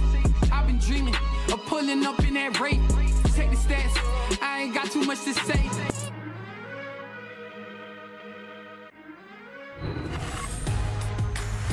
Shout out to my chat, still locked in. Day 3 of Major 4 coming at you live from Columbus, Ohio. This is the Call of Duty League. We are gearing up for the second half of the 2023 season. And with this, our second to last event before champs, it's a huge opportunity to earn points. But if you're looking at these teams, they're pretty much locked in for champs. At least FaZe, they're already there. Toronto, if they get a win right now, their spot will officially be locked in alongside FaZe and Optic Texas. And a lot on the line, right? Toronto versus FaZe, a tale as old as time. Right now, FaZe has the edge when it comes to this head-to-head specifically with a 3-2 record on Toronto Ultra. But it seems that every single time these teams match up, the other team gets revenge on whoever fell in the last series. And this has been so fun, Nameless, because if you look back at Major 3, this was our winner's bracket. Final matchup, Toronto took it 3-1. But then they have to play 2 weeks later in the online qualifiers, and it's FaZe coming out with that same score. They were able to bop Toronto in their most recent meeting. What is it about these two teams? Why do they match up so closely? Well, they're two very well-rounded teams, I guess. Well, FaZe was at the time. Now their hardpoint's taking a little bit more of a dip, but this is always a banger. I mean, you got Abizi versus Kleenex on the map. You got Scrap going up against Celium. Like, these are some high-octane players who can take over games that are very, very good at search and destroy and control. So it can get interesting every single time. Toronto Ultra failing in the qualifiers, but succeeding so far in the losers bracket, but they haven't had a tough challenger. On the other side, Atlanta FaZe has not placed outside of the top 3 since I got re-involved in Call of Duty. Let's talk Ultra, though, first, because this is the team that won the most recent major. They banked $200,000 back at that Texas event. How do they get back in the mix? If you win here, you're in the top 4. Well, Toronto Ultra right now technically is on like a 6-series LAN win spree. So they're monsters when it comes to local area network, but I think this is going to be their truest test during Major 4 right now. And they're going up against Atlanta FaZe, where typically they actually struggle in the respawn. They go toe-to-toe and search and destroy, but when it comes to that control in that hard point, that's where Toronto happened to struggle, even though Atlanta has been short-stepping there. It's time for our Monster pregame. What do you got for me? I mean, for Toronto Ultra, the Monster Energy pregame, Hixie is a huge X factor. I mean, we've been talking about it forever. Like, throughout this stage, he struggled, right? Statistically, in that last series, the man was playing with initiative. He was taking over in the S&D, so got to get a good one out of him and then play for the Tiny Terrors on Embassy Search and Destroy. 76% of Atlanta's opening duels on Embassy involved either Simp or Abizi.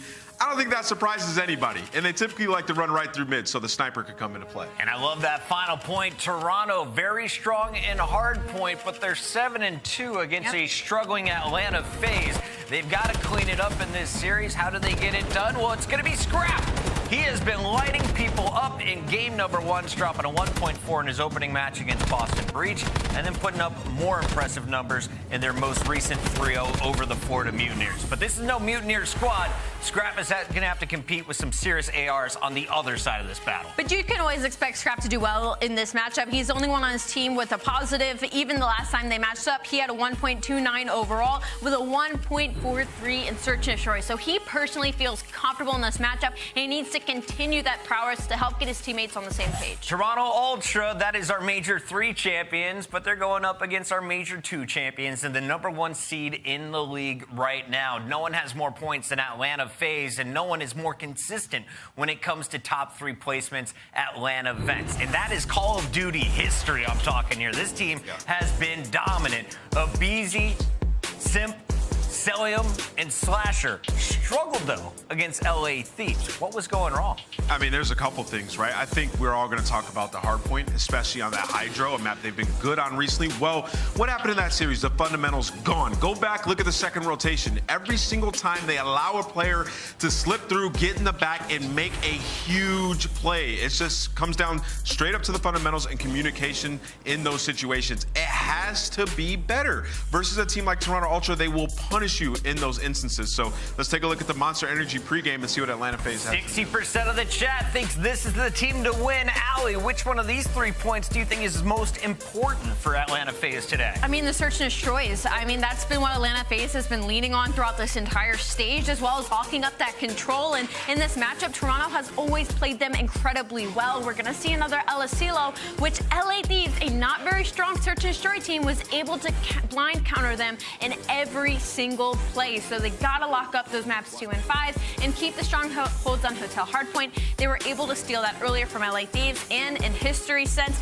they are 3-1 on that map mode against Toronto Ultra. They got that in that map number 1, so they have their favorable respawns in the series as well, so they got to capitalize on it. Capitalize early is going to be the key, and we are looking at some fantastic showdowns. Let's talk about the individual matchups. If you're going one-on-one, Abizi has the highest ceiling, in my eyes, on this Atlanta FaZe team.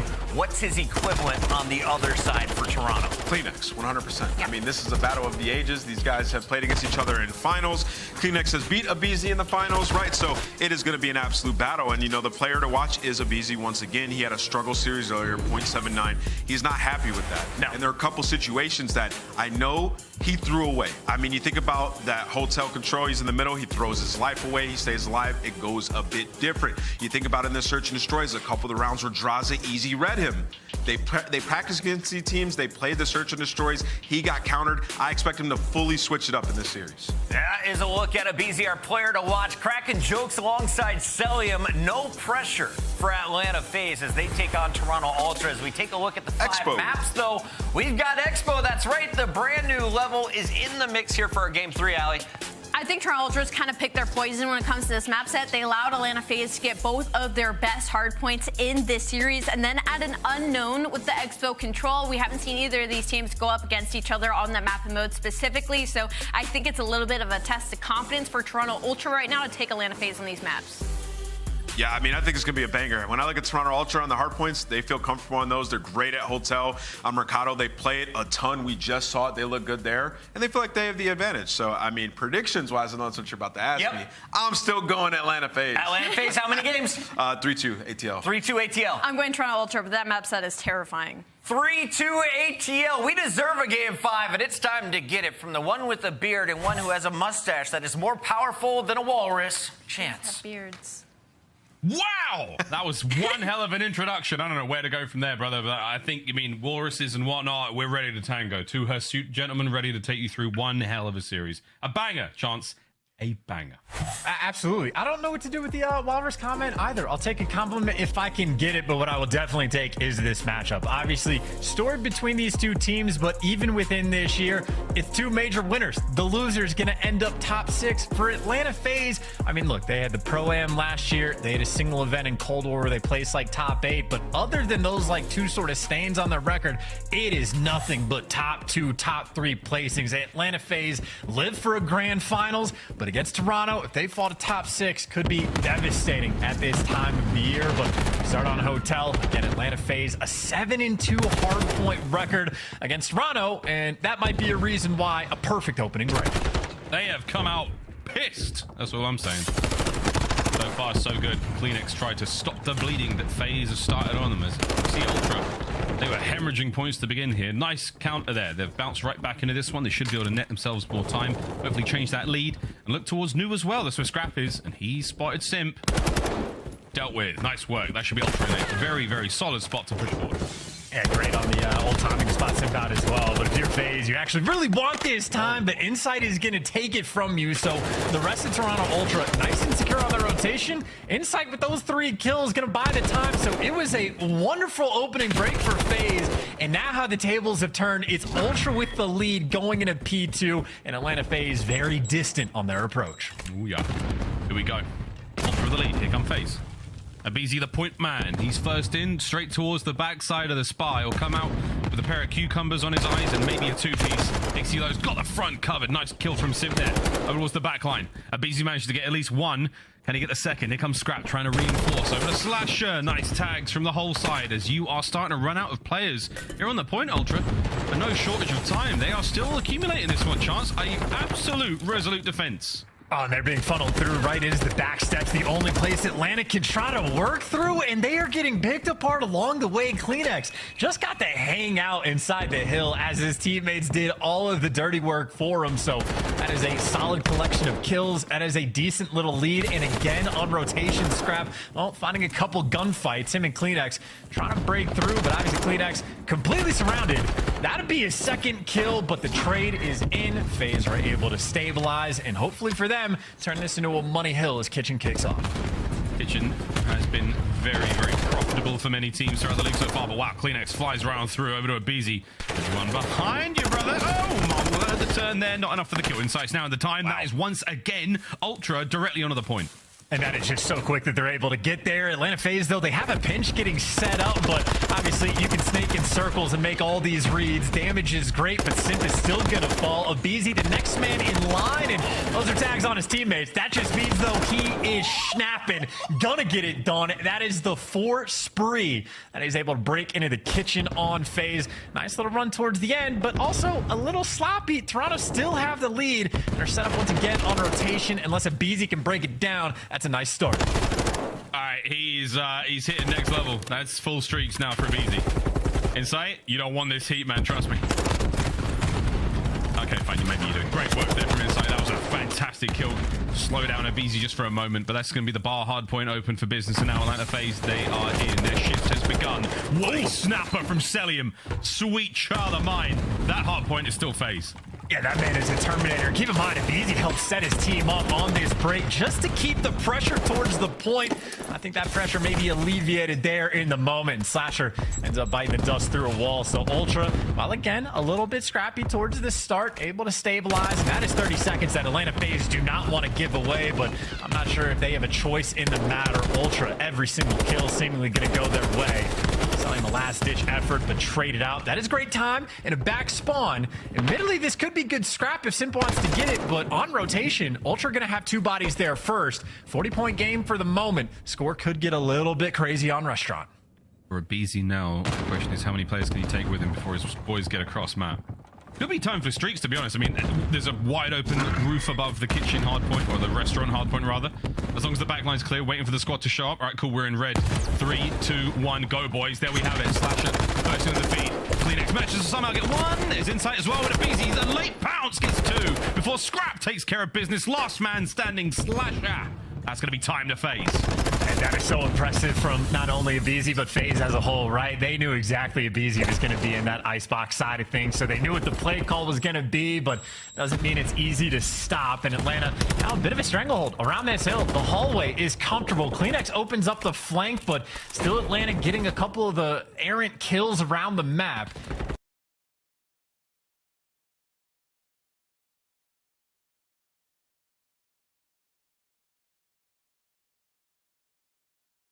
Scrap, though, he comes out on top. Last man kicking here. You want to control that back kitchen side, however. Abizi is already over towards New. Insight has the perfect weapon, the perfect spot to take care of business. So does Kleenex, though. So the battle for kitchen comes to a close.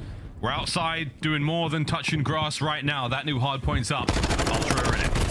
Oh, and Scrap, ooh, if he had an extra bullet in the clip, I was going to say all the players right now on Toronto flexing just a little bit. Kleenex had the tack, yet your main AR with the Vaznev, but right now for Toronto, just happy to be collecting that time. I mean, Kleenex wins 1 kill on Abizi just to sort of open up the hill for his team. And since then, they've gotten every second. But cruise missile coming into effect. Will it have an impact? It absolutely will. Insight's going to fall. The hill has been open. Atlanta with all the kills. Now they got to go try to get that time. They got to get that time, but Kleenex is right behind him. There's 1 for Kleenex. He might be able to get another as well. Simps over by the point. Like, wait a minute. What do you mean he's back there? Slasher's taking care of it. 20-inch point game right now. Trades once again on point. Ultra come out on top. A few more seconds for them to add to the pile. Back over the middle of the map we go now, though. Chance, second set of hard points upon us. This hotel has been a banger. Yeah, And shout out Kleenex, by the way, on machine, not just, or a machine rather, not just the rotational gunfights, but probably had 6 or 7 kills on that hill. With the tack alone, Sim does get traded, so no harm, no foul, but one of the better hills that they have had. Celium from above, but that is scrap for 2, so the cheeky spot doesn't get you that far. Ultra, again, find themselves in time. Nice work from Hixie there. That time going the way of Ultra. See if they can hold it now. Again, the question remains, can you soak P1 for as long as possible and get that P2? Well, Toronto Ultra, it's a 30-point game now. Let's see how far they can push it with a quick listen in. D2, dead. Nice. Double list. Dead once. Square. Sky slash is square. Sky slash. Okay, one new. Square coming. I spawn bed. I'm gonna flood right. Yeah, careful here. Let's go right. Double. Yeah, one more. He's lamps, just watching bed. And one's like crossing bed now in lobby. Contact me here, D2. Yeah, one lamps. Dead. I'm pitching lobby. I'll be there, speak. I'm gonna go quite bro. Spar me, I think, as well. Lobby dash dead. Master challenge spar, boys. I'm challenging. Nothing spar. He's on left. Big door in time watching spar cross. No, weak. Low weak. In hole. Whole week. Or no. Luggage. I spawn back. Nice. Luggage. Hold. One shot back spawn. And then right side. Absolute backstairs on luggage. Absolute backstairs. Look, he went spar. Look, he's flanking spar. On the heady inside. Those as well. Dead here. Back spar, easy. 2 there. Back spar, challenge you backstairs now. Double chubby. Okay, team killed. Yeah. Backstairs, one of Rapid them. lock for a sec. Yeah. One's backstairs. Still luggage, I think. You got trouble. Team luggage. Engine door weak. Right upstairs. Nothing lobby. Deep left dead. We need it backstairs. Luggage. Two backstairs, go on. One backstairs. Both there then. Maybe. There's only one. There's only one. He's back. Oh, he's back step still. Fuck me, bro. Go no. Yeah. Looking for one though. It's storage. One on D1. Yeah, he's in new storage. Only one there. I'm stunning him. One's lobby now. Front. He's going counter now. Fast. I don't see him storage. Don't see him carrying lobby in then. That's Alright, Drake's ready. Go snake. What's breaking that So calm, so zen. So unfortunate with the nade there. Kleenex though, held it out of the kill feed. Back over the kitchen we now go. It was a good one for Toronto Ultra the first time round, but now it's a 5-point game. Here come the Terrors and Sim and a Beezy clean house. That's kitchen phase.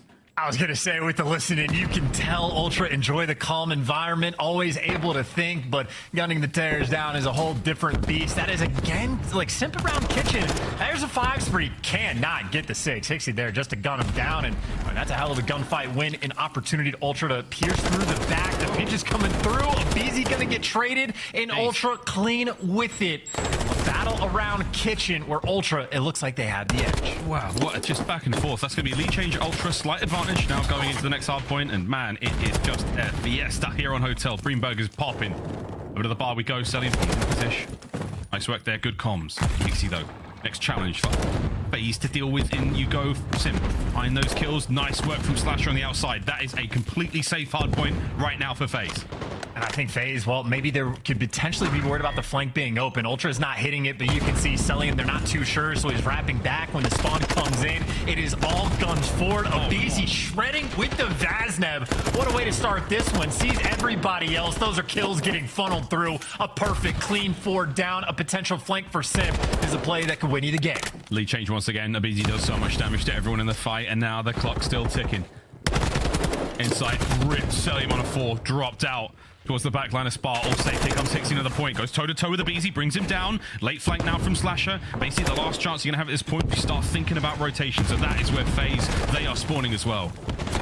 Thinking about Sim maybe having that flank to win the game, but the spawn gets left open in the back, so Ultra end up with a flank of their own. So no massive leads. It'll be Ultra with the slightest going into Restaurant, and Celium loses the first gunfight to the hill, so the rest of FaZe have to scatter just a little bit, pick up the pieces. Abizi can't deliver the 2, so right now it's Sim by himself on point. Slasher, though, trying to do his best to cut these players off. He's flying, and it's Slasher with a sub, finding those kills. He spots inside, maybe. Hixie now, and Scrap flying through mid. What a play from Slasher, making it look good there with a sub. And 225 now, and climbing for FaZe. They have restaurant control. They've got all angles covered. Here comes the hit from Ultra. The break's got to be good. Inside, Hixie now flying on through. Scrapping inside, they get their kills. 2v2 in the restaurant. We're throwing it down, but Scrapping inside. They've killed everyone. Hard point Ultra.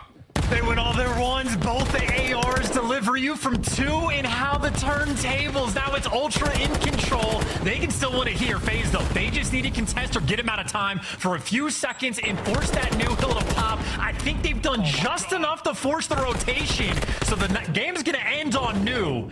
And it's going to be a foot race over there. Right now, Atlanta with the edge. That 3 down, that has set them up for success. Pixie could go absolutely Herculean right here and now. He can stop this play, but he can't. Brought down.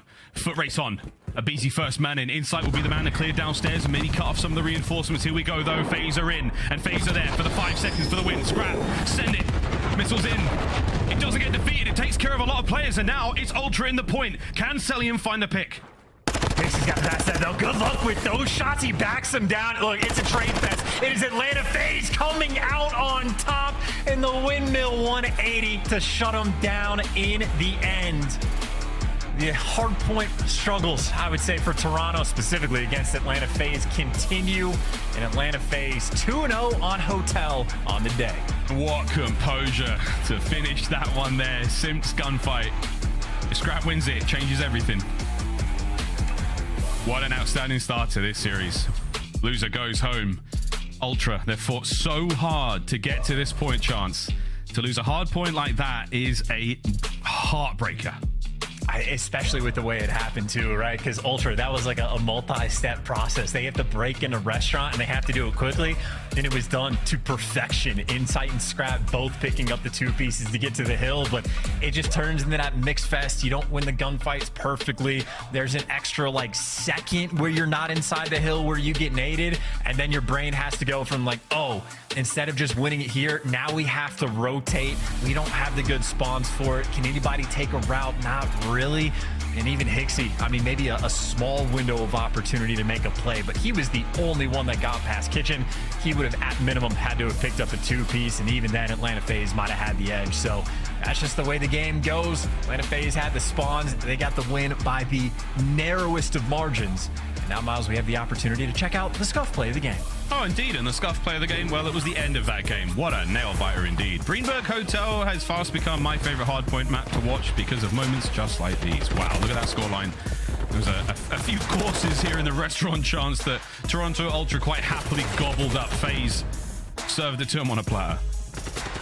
And I'd say for Scrap too, right? I think he was just on a 5 spree there, but never quite able to push over towards the kitchen and flip the spawns. And if you got the closer spawns, FaZe just get to play with a bit more freedom. And I mean, that could have been it for Hixie, but Slasher taking care of business. No one's going to be able to make that errant play. There are no holes in the setup. And even for the cruise missile, like Scrap basically forced to call it in this moment. Unfortunate for the team kill. And you can just see aBeZy might have fallen, but Cellium still in the back, still on a heady like this. And we saw the shot from Hixie's point of view. It was clean, but time does enough damage that the SMGs back in the mix. The Tiny Terrors give you 3, Slasher for the extra. And again, they just had the better spawns. Incredible moment, though. Again, you see that POV from Simp. Cellium's damage dealt. All these little moments, they add up to a series of dots, and we connect all of them in the end, and that series of dots lead to a 250 to 244. Embassy, Search and Destroy now coming up. Map number 2. That Expo control is going to be a lot of fun. We haven't seen many of those here in Major 4. Mikado, Elisilo close out the series. Now, Chance, as far as the Embassy, Search and Destroy goes, obviously FaZe, pretty good. Well, this is like the surprise thing for me of like, yeah, it's not just pretty good, completely and utterly dominant they have been on Embassy, but FaZe's 2 best S&D maps are Asilo and Embassy. In both their series today, those are the exact 2 maps that are able to make it through. So like, that is like, to me, one of the wildest stats that we have seen. But obviously for LA Thieves, squared up on Elisilo, picked him apart, beat him 6-2, knew what the game plan was going to be. So it makes sense why teams are starting to let some of these through. Embassy, however, could be a different beast. It's a 9-1 record for the side of Atlanta FaZe. And obviously they've also beaten Toronto on it as well. So it's a tough one to square up on. But if teams like Thieves have the game plan and take them down, obviously Ultra, they're going to be cooking up something as well. Yeah, it was brilliantly said by Envoy on the flank in our sort of mid-show segment where Atlanta FaZe have been so good at Search and Destroy for so long, it's difficult to keep up that kind of pace. the problem with so many games where they dominantly win is, you get so much tape, and that's another double-edged sword to their tremendous success. Everyone knows what they're doing. Everyone knows how they find these wins. And then it comes down to, all right, can we execute? At this point in time in the league, the gun skill, the raw ability from all the players here in the Call of Duty League is so high. So it is possible. It just comes down to who executes better on the day. Will FaZe be able to retain the search and destroy dominance that got them to this point? Or will we see a big win from Ultra? They were the players who did, of course, end that spree. They crushed history as FaZe were cleaving their way through the entirety of the league. Here we go. Embassy coming up next. And Miles, you are exactly correct. Like, certainly as of late, at least on LSELO, a lot of closer games. FaZe has been taking quite a few more losses. So teams have clearly, taken the strides, learned about Atlanta FaZe's game plan and their tendencies on that map. Embassy, yet to be proven. I mean, their one loss was around 11 to Florida. Honestly, a bonkers win, but 68% for first blood, 70 plus for, those stats are completely ridiculous. And again, I know that one loss is maybe a stain on the record. It's not perfect, but I feel like it's yet to be proven that anyone can consistently beat FaZe on Embassy. But Ultra, get the old college try. I'm getting on this Plumpo as second this match finishes in ranked. I didn't know you can get on that. Abeezy, you dirty little bugger. So tricksy. Slow and quiet start to Embassy. The guesswork of shattered glass and closing doors. As Hixie, how patient could you be? The answer is pretty patient. That glass hit him. And they did not. Yeah, this is the typical Embassy round one as well, right? No dead silences, no trophies, can't really make aggressive plays. You're going to get naded on the cross, but Easy's made it on the cross and backs Kleenex down, so FaZe starting to make moves. Hixie getting tagged through, but him versus Simp. He won one in Kitchen, but now it's Slasher with the first blood. A lot of pressure. It is Nades getting traded. It is Hixie flying out to the point. Good luck with this one. He's going to get it. Man advantage Toronto. Not a man advantage for a brief second. Immediately traded, and now scrapping Hixie slash Shacelium. 20 seconds to go. FaZe have got to recover the bomb. Oh, Slasher from up high. He's going to be able to grab that. Can he get on out? Does he have the coverage? Here comes Hixie. Dead. Silence activated. Will Celium be able to save him? Hixie not able to get the job done. Celium, the Guardian Angel. What an opening round from FaZe. I wonder if he wanted the slide or the dolphin dive, but that's a hell of an attempt. You obviously see the idea. He just needs to make it across in time. And oh, wow. Yeah, Celium just quick enough. We saw the way he was snapping in map one, so I think Slasher very confident in his teammate to lock it down. So interesting round one, but I mean, FaZe take care of business. I think the first blood for him came through with the grenade from Slasher, and if you get a round one offense win on Embassy, I think you're feeling pretty good, because obviously it takes a long time to orchestrate the hits, and it was nearly the clock that costed them, but either way, FaZe up, one out. Hashtag FaZe up. More dead silence available in this round, so we should see more moves made quickly. That 1 minute 15 timer shouldn't get down too far before we see some players make something happen. We're going upstairs, and Abeezy knows it. We're watching his aim. He's like, yeah, they're above me. This is not a signal he's throwing to his teammates.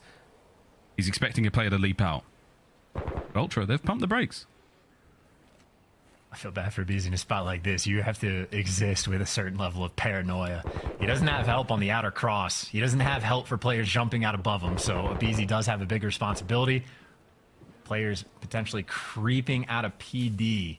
Uh-oh. He doesn't have Daddy. He hasn't got the gunny at the moment either. Kleenex, that's a wonderful first blood. And here go Ultra. You now know that space is a little bit more open. Slasher with a perfect eyes on the cross. Less than 30 to go. Start to move, boys. I was going to say, you've been patient, but now it's 22 seconds off the clock. If you're FaZe, you just have to kill this guy off bomb if you can, but Slasher's not going to have the angle. There's going to be a 4v3 with the bomb planted. Kleenex is going to fall, but the bomb does go down. Sip from up top, though. He found the timing on the flank, and now it's scrapped to clutch the 1v3. Slasher and Celium once again in the clutchable position, this time from a very different angle, but once again, Celium, the Guardian Angel. The synergy for Atlanta FaZe in Search and Destroy has not skipped a beat as these boys are dancing across Embassy right now. And that is tough as well, because, you talk about the game plan on Embassy, you talk about understanding the tendencies of the players for FaZe. They did their homework. They caught Abeezy for the first blood. They waited a long time for him to overcommit just a little bit. And even after the first blood, it is just one perfectly timed flank from Simp that completely shuts it down. And I mean, even for Scrap in the 1v3, he knew what the game plan was going to be. He tried to put himself in a situation to watch the stairwell, to not get shot from the back window, but it was behind door number 3 where Sullivan was coming from. So homework is good, but still 2-0 phase. That's the thing. You can know what they're going to do. You can know where they're going to be, but can you destroy them? Can you delete them? That's the question. Ultra, a capable team and only 2 rounds down. Let's see if they can't find something here. BZ has flown forward under the cover of his teammates. 2 members now from Ultra flanking the rear fast. It's going to be CleanX and Hixie. It's the submachine gun duo. The bomb has been planted immediately now towards the back line, and Hixie has opened up proceedings, as had CleanX. The hit squad from way up north have taken care of business. I simply know where to go. That is a perfect round from Toronto. Sim doesn't need that dead silence to make this happen. Can't win the gunfight either. Scrap the right gun for the job. And how about that for an aggressive play call? The SMG duo of Toronto Ultra flying and frying around the flank. And, you know, the internal clock right there for Slasher, nearly on point. Like he knows after the bomb goes down, you got to pick it up. It's wide open just because of how fast and aggressive Ultra were. I mean, they got up real close and personal with Vaznev, and gunfights like that, well, just win either round. That was huge. Sublime attack there from Toronto Ultra. They get themselves on the board. It's 2-1. All rounds like that. That's what we want to see, COD fans. That man on your screen, Chris Slayer, Simp. World champion, MVP, Phenom. What's he got in this round? Nice nade out, Slasher. That hit the top pocket of Ixie. Just a split second before the trophy ends up getting deployed. So you'll take the freebie first blood if you're a Slasher. Absolutely. I think that's his second just with frags. And now again, it is the exact same setup you had. And I mean, for FaZe, they clutched this one when it was a 3 versus 4. Now they have the man advantage. And Abizi, by the way, staring right at the bomb. I know, look. He's using that very small paint can for cover. It's not technically a heady. But it might just distract for a moment. Insights. All right, guys, I've gone for bomb right now. I've got eyes on it. I'm going in. Oh, Abizi's just lying right on top of the bomb. 4v1. Immaculate phase. Yeah, no, there's absolutely nothing you can do. Guaranteed to die. CleanX going to be the final one to fall. And I mean, that is a paint can Abizi happy to have by his side. It's like something at Home Alone, man. He could have set a trap there. Swung on in. A nice 2 from Abizi. So simple. That level of play, that sort of thing's going to work out against, you know, randoms in ranked play. Maybe not. Not as objectively minded, but Insight knows he needs it, and so does that little devil on the screen. And I think Insight also knows he's just guaranteed to die. He's worried about a guy back alley, a guy top AC. Salim's going to be snaking it. You already know it's going to be true. So you got to pray the timing goes your way, but it doesn't make a single bit of difference. Atlanta FaZe up 3-1 off the back of that cheeky grenade. A fast sort of mid flank coming through potentially this time. Hixie working the mid alley, but so is BZ absolutely flying. So the first blood's getting exchanged out. It's a 3 versus 3. How are you ever going to read the fact that a BZ already behind you? I know he's got to get upstairs quick. Sim can't plant the bomb. BZ noisy. No problem. Insight once again. That's going to be the bomb planted at B now. This should not be an issue whatsoever. This is a 2v3 phase of the numbers. Ooh, and Scrap couldn't find the kill. Yeah, I was going to say Sim's just going to be able to snake behind the side, so they know one player's up top, and he is in the perfect spot. He's got to get the 2-piece, so you have to be able to kill 2. There's number 1, and Simp is stuck in a corner. He's trapped in that corner. Slasher's forcing the cross. You get this kill. That's tremendous. Dive on the bomb. You're able to get the defuse now. Slasher, you got to get going, mate. Fly forward. Can Scrap cover him in time? He's down low? He's gone low. The tags. Not enough. The defuse is there. Scrap, a martyr for the cause, a martyr for the round, and Slasher. 200 IQ to go down low, but not quite enough to get the defuse. This play from Hixie, though, man, that was the difference maker. You caught Simp there. That timing was the round. Yeah, and that's a challengers duo that have a lot of chemistry together, so much so that they won their first tournament together at the pro level. So Hixie and Scrap, they have been in those positions many a times, and they delivered there, and it was kind of perfect up until Abizi had a stun land, or excuse me, Hixie had a Abizi stun land on his face, somehow still wins the gunfight, and I mean, coordination like that keeps you alive. Abizi, he's mixed things up. This time he's working with Simp. Abizi got 2 to deal with. Well, there's 1. Will they be able to get the second as well? Just a slight exchange here between Scrap and Slasher is going to be enough to not make a BZ hit this, but they're definitely going to have guns out ready for it. Here's Sim. Snake in, nades are there, lovely tags at range. Sim, though, immaculate teamwork once again. It's brilliant. Hixie has been forced to retreat deeper and deeper inside the embassy. And here comes a BZ. There's the second. It's another 4v1 Insight. The king of clutch. Surely not. Yeah, no, 0% chance. He's got a trophy as well, man. Like, what are you going to do? Oh, surely not. Wow. There we go. Not rattled, though.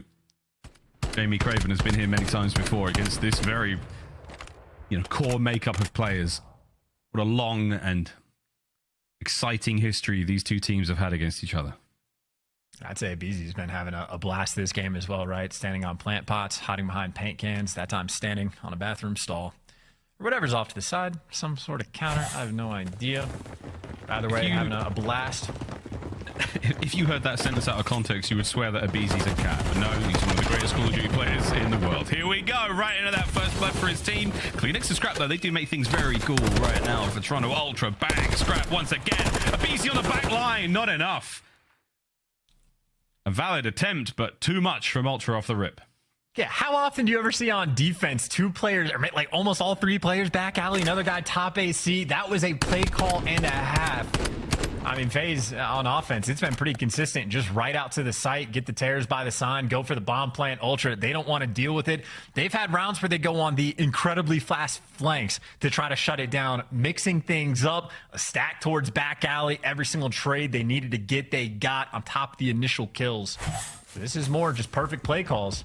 And again, if not for the 2v3, it would be, what, a 5-2 score line right now? So it's a big clutch and a couple nice plays for Ultra to stick around. And, hey, they catch a BZ as well, kicking this round off right. That's a lovely way to start things off. No snipes this game. Surprising enough for where Celium is. I mean, you'd love to see a Signal 15 in his hand right now. Here comes Sim from up top. One done. Insight spotted him out. Unless he's upstairs, hard to tell. Slasher wins his fight downstairs in orange. That's a big win. It's a 2v3 phase with the numbers. 30 seconds to get the bomb defused. And the question is, do they want to try to send up Simp up top before you go for the chows? You know Insight's over by the side, and he's tagged up. Good for a thing. He has the trophy, but he's going to get caught. And I think with his stand-up, actually, yeah, Simp knows. See, he figured it out. I don't know how they figured out Kleenex was up there, but like machines and like clockwork, FaZe get that retake. First blood not needed, even without a BZ. That is a 3v4 that turns into a 3v0. Wow. Perfection after the fact. And again, well-crafted flanks coming in from Simp. And that is map point Atlanta FaZe. One more round and they take a 2-0 lead in the series. And we know it is never over until it is over. You know what I'm saying? Here we go, Ultra. Time to go above and beyond. To see if Ultra have anything creative left in the tank on defense. Any more tricks up their sleeves, or if it's back to the old standard. Looking fairly standard, aggressive on the trials towards B. Nobody's home. There is no noise by FaZe on the top B side of the map. So you have Scrap wrapping back over towards the A bomb. Him and Hixie. That side of the map is their responsibility. And Hixie needs to be very careful. Yeah, he's made it in. He did it very quietly. I don't know. No, not quite enough. Oh, bad nade from Abizi, though. That stun was a stinker. Ixie will not be flushed. He'll be safe and happy to stay in there. Good nade back. Simp back. Here comes the chow. Simp's out. Dodges the nade. Does not dodge anything else. That is wicked stuff. FaZe. What an opener. Insight and Kleenex. Now we're in trouble. You catch at least one. If you can stop the bomb plant, Kleenex, there's an opportunity to make this happen. Simp, yeah, he's not planting the bomb. Okay, they are next level. Atlanta FaZe knew what the play call was going to be, read it to perfection, and absolutely shut them down. I think, Miles, maybe that gave us our answer. The homework was certainly done on Embassy. Ultra had a couple nice rounds in the back pocket. Nowhere near enough to take down FaZe. Yeah, it feels like Ultra, they might have used ChatGPT to write that essay. Atlanta FaZe, they wrote that one themselves. The quill and ink on a piece of parchment. Pure class, 2-0.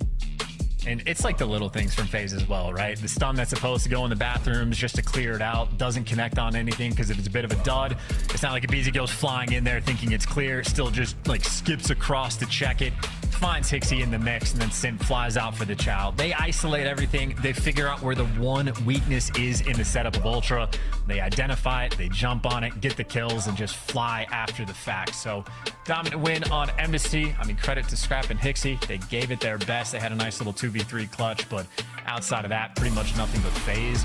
In spite of the fact that the first blood battle, pretty balanced, 4 for 4, but FaZe take care of business. This is a terrifying prospect right now for Toronto Ultra fans. You've come so far. You've had a very, very difficult stage. Now you find yourself looking at a 3-0 unless you can find a victory there on Expo Control. That we'll find out about after the break. Until then, get ready, fans. This is going to be an absolute bloodbath. Toronto Ultra, Atlanta FaZe. Once more onto the breach. Can FaZe get it done in 3? We'll find out after this.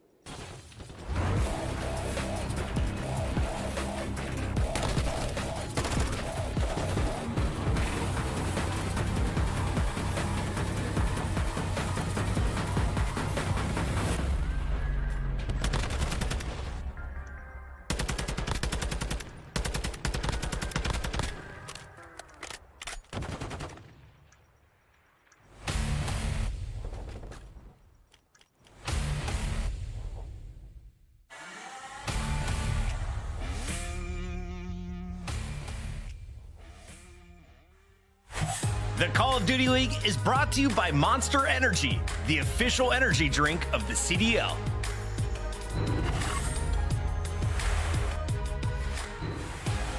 Welcome back, ladies and gentlemen. What is Fike up to today? He's watching somebody play Buddy Go. What is that? Someone of the esports engine office absolutely sinking a baddie of a putt. Look at that. Well, we're about to sink a baddie of a control map. We've got Expo coming up in just a brief moment. For now, though, it's Atlanta FaZe, and it is Toronto Ultra. And if you're a betting person, I think right now, Chance, you're feeling pretty good about your pick for Atlanta because it's 2-0.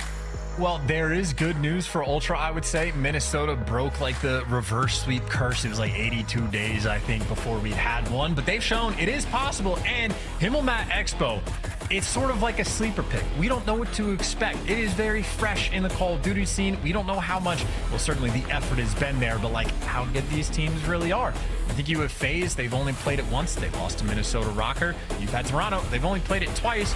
They've lost to Vegas. So if you're losing controls on this map to Vegas, who the hell knows what's actually going on? But obviously, there's been a decent amount of time since that has passed, but this is a massive question mark on the series. And obviously for Ultra, massive opportunity to get that momentum back in your favor. And you need it sorely. This is the last map in your tournament, otherwise Toronto Ultra. Got to hand it to them after the bad stage they had to find themselves here. Not too shabby. Can they go a little further, though? Bring down their old rivals FaZe to be something. On to B we go. There's just no time wasted. You see the idea from FaZe. That is what a double maple triple stack through bar. A Beezy flying for that one, but insight will be posted. Watching the flank and frying while doing it. Even ready for the down low. That would have been sick if he connected through the doors and still the opportunity to deliver. But Insight playing that perfectly. His teammates on the point are safe. If they don't have to worry about the flank, you see Scrap picking up 2 in the feed, and that is exactly how you want to attack that B zone on Expo. Now you got to reposition, right back through your spawn. Try to take care of the FaZe players as you go. Quite frankly, delightful. Slasher, Ian Sellium do a nice bit of work there to slow Hixie and send him back into respawn. Now to CleanX, who could cause a tremendous amount of trouble up here. Oh no, but that is Sim. That's Chris Lair, takes care of business. Now, back to the drawing board for Toronto Ultra. It's all the way back in your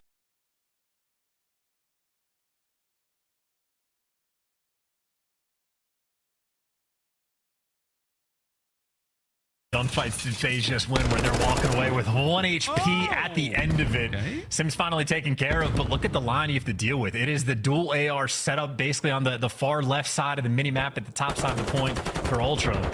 So you're going to deal with Slasher and Celium on this one. Or actually, it was a Beezy that had the AR. There you go, number 7, but Slasher, the reinforcements, 2 to deal with. Can't get it done. Ultra might have opened things up. It's fantastic reads. Right place, right time. In sight on the outside A street now. Diving in. 2 members of FaZe on the bottom side of the restaurant. They'll be able to jump onto the A point. You better get there quick, though, lads. That's the first segment gone. Looking for a pick. Celium, nice job. In and out. Finds his kill. CleanX doing what he can to keep roaming. You've still got the capture going. Second segment done. This could be the round. Scrap and CleanX find their kills. FaZe are nowhere to be seen. That's the round. And that was a beautiful approach, honestly, to both of those zones. If you're ever on my team in ranked, I appreciate if you would study those setups on the hill. Even for the one they had on A, where both Scrap and Hixie are playing more aggressive on it. Instead of like hiding behind the walls and giving up all of the map pressure, where the flanks are guaranteed to come through, play aggressive, get ready for the gunfights. You still get a little bit of cover on the front side of the hill. And as soon as the kills come through, I mean, Celium and Abizi, I think, who are like inside the restaurant, if they poke their head out the doors, they're staring at a whole lot of nothing. So they're forced to now fly into the gunfights, and Ultra set up for it. So that is a well-crafted round 1. And on Expo, if you get an offensive win, you're feeling great. Feeling spiffing. CleanX here on defense when I go for Toronto Ultra. He gets his first kill. Ixie's on a 4 spree as well. He leaves this round looking very good indeed. As does CleanX. Can they get streaks? Streaks on him all back. Very handy, especially when attacking that A side. B, not so much. Scrap, though, wonderful work again as we are slowly but surely roaming the walls, the halls, and everything in between right now of Expo, and FaZe are falling all over. And Ultra love this kind of like gameplay, right? Where they just get a setup, let the play come to them. Everybody is in the right position. Hixie down the bottom hallway, and it's everybody to deal with, but they're lined up. I think a fire extinguisher just exploded. we always know there's random lethal things on the map. That is a 6 now for Hixie. He's got the cruise, and you still have the perfect setup on defense. FaZe are in an arm bar right now, and any moment they could tap. Well, they got 40 seconds. CleanX, find one more. Get yourself streaks as well. Wow, better yet, get 2. The third is Tobias Jules Jonsson. A demon here on Expo. Yeah, and it's still Hixie in the same spot. Hixie, who was bottom hallway, was looking at the bottom door, so you can't go that way if you're FaZe. You have to either funnel through the back or funnel through the top, and either way, Ultra have it covered. They are set up for the trades, but when Hixie loses his teammate, he knows he's by himself, and he backs up to make the individual hero play, gets it done. That's a 9 spree. That is 10-1, and this is looking like dominance from Toronto Ultra. That ass has been whooped. Wait, 1.8 seconds, not over yet. It's 25v12. It's not over yet.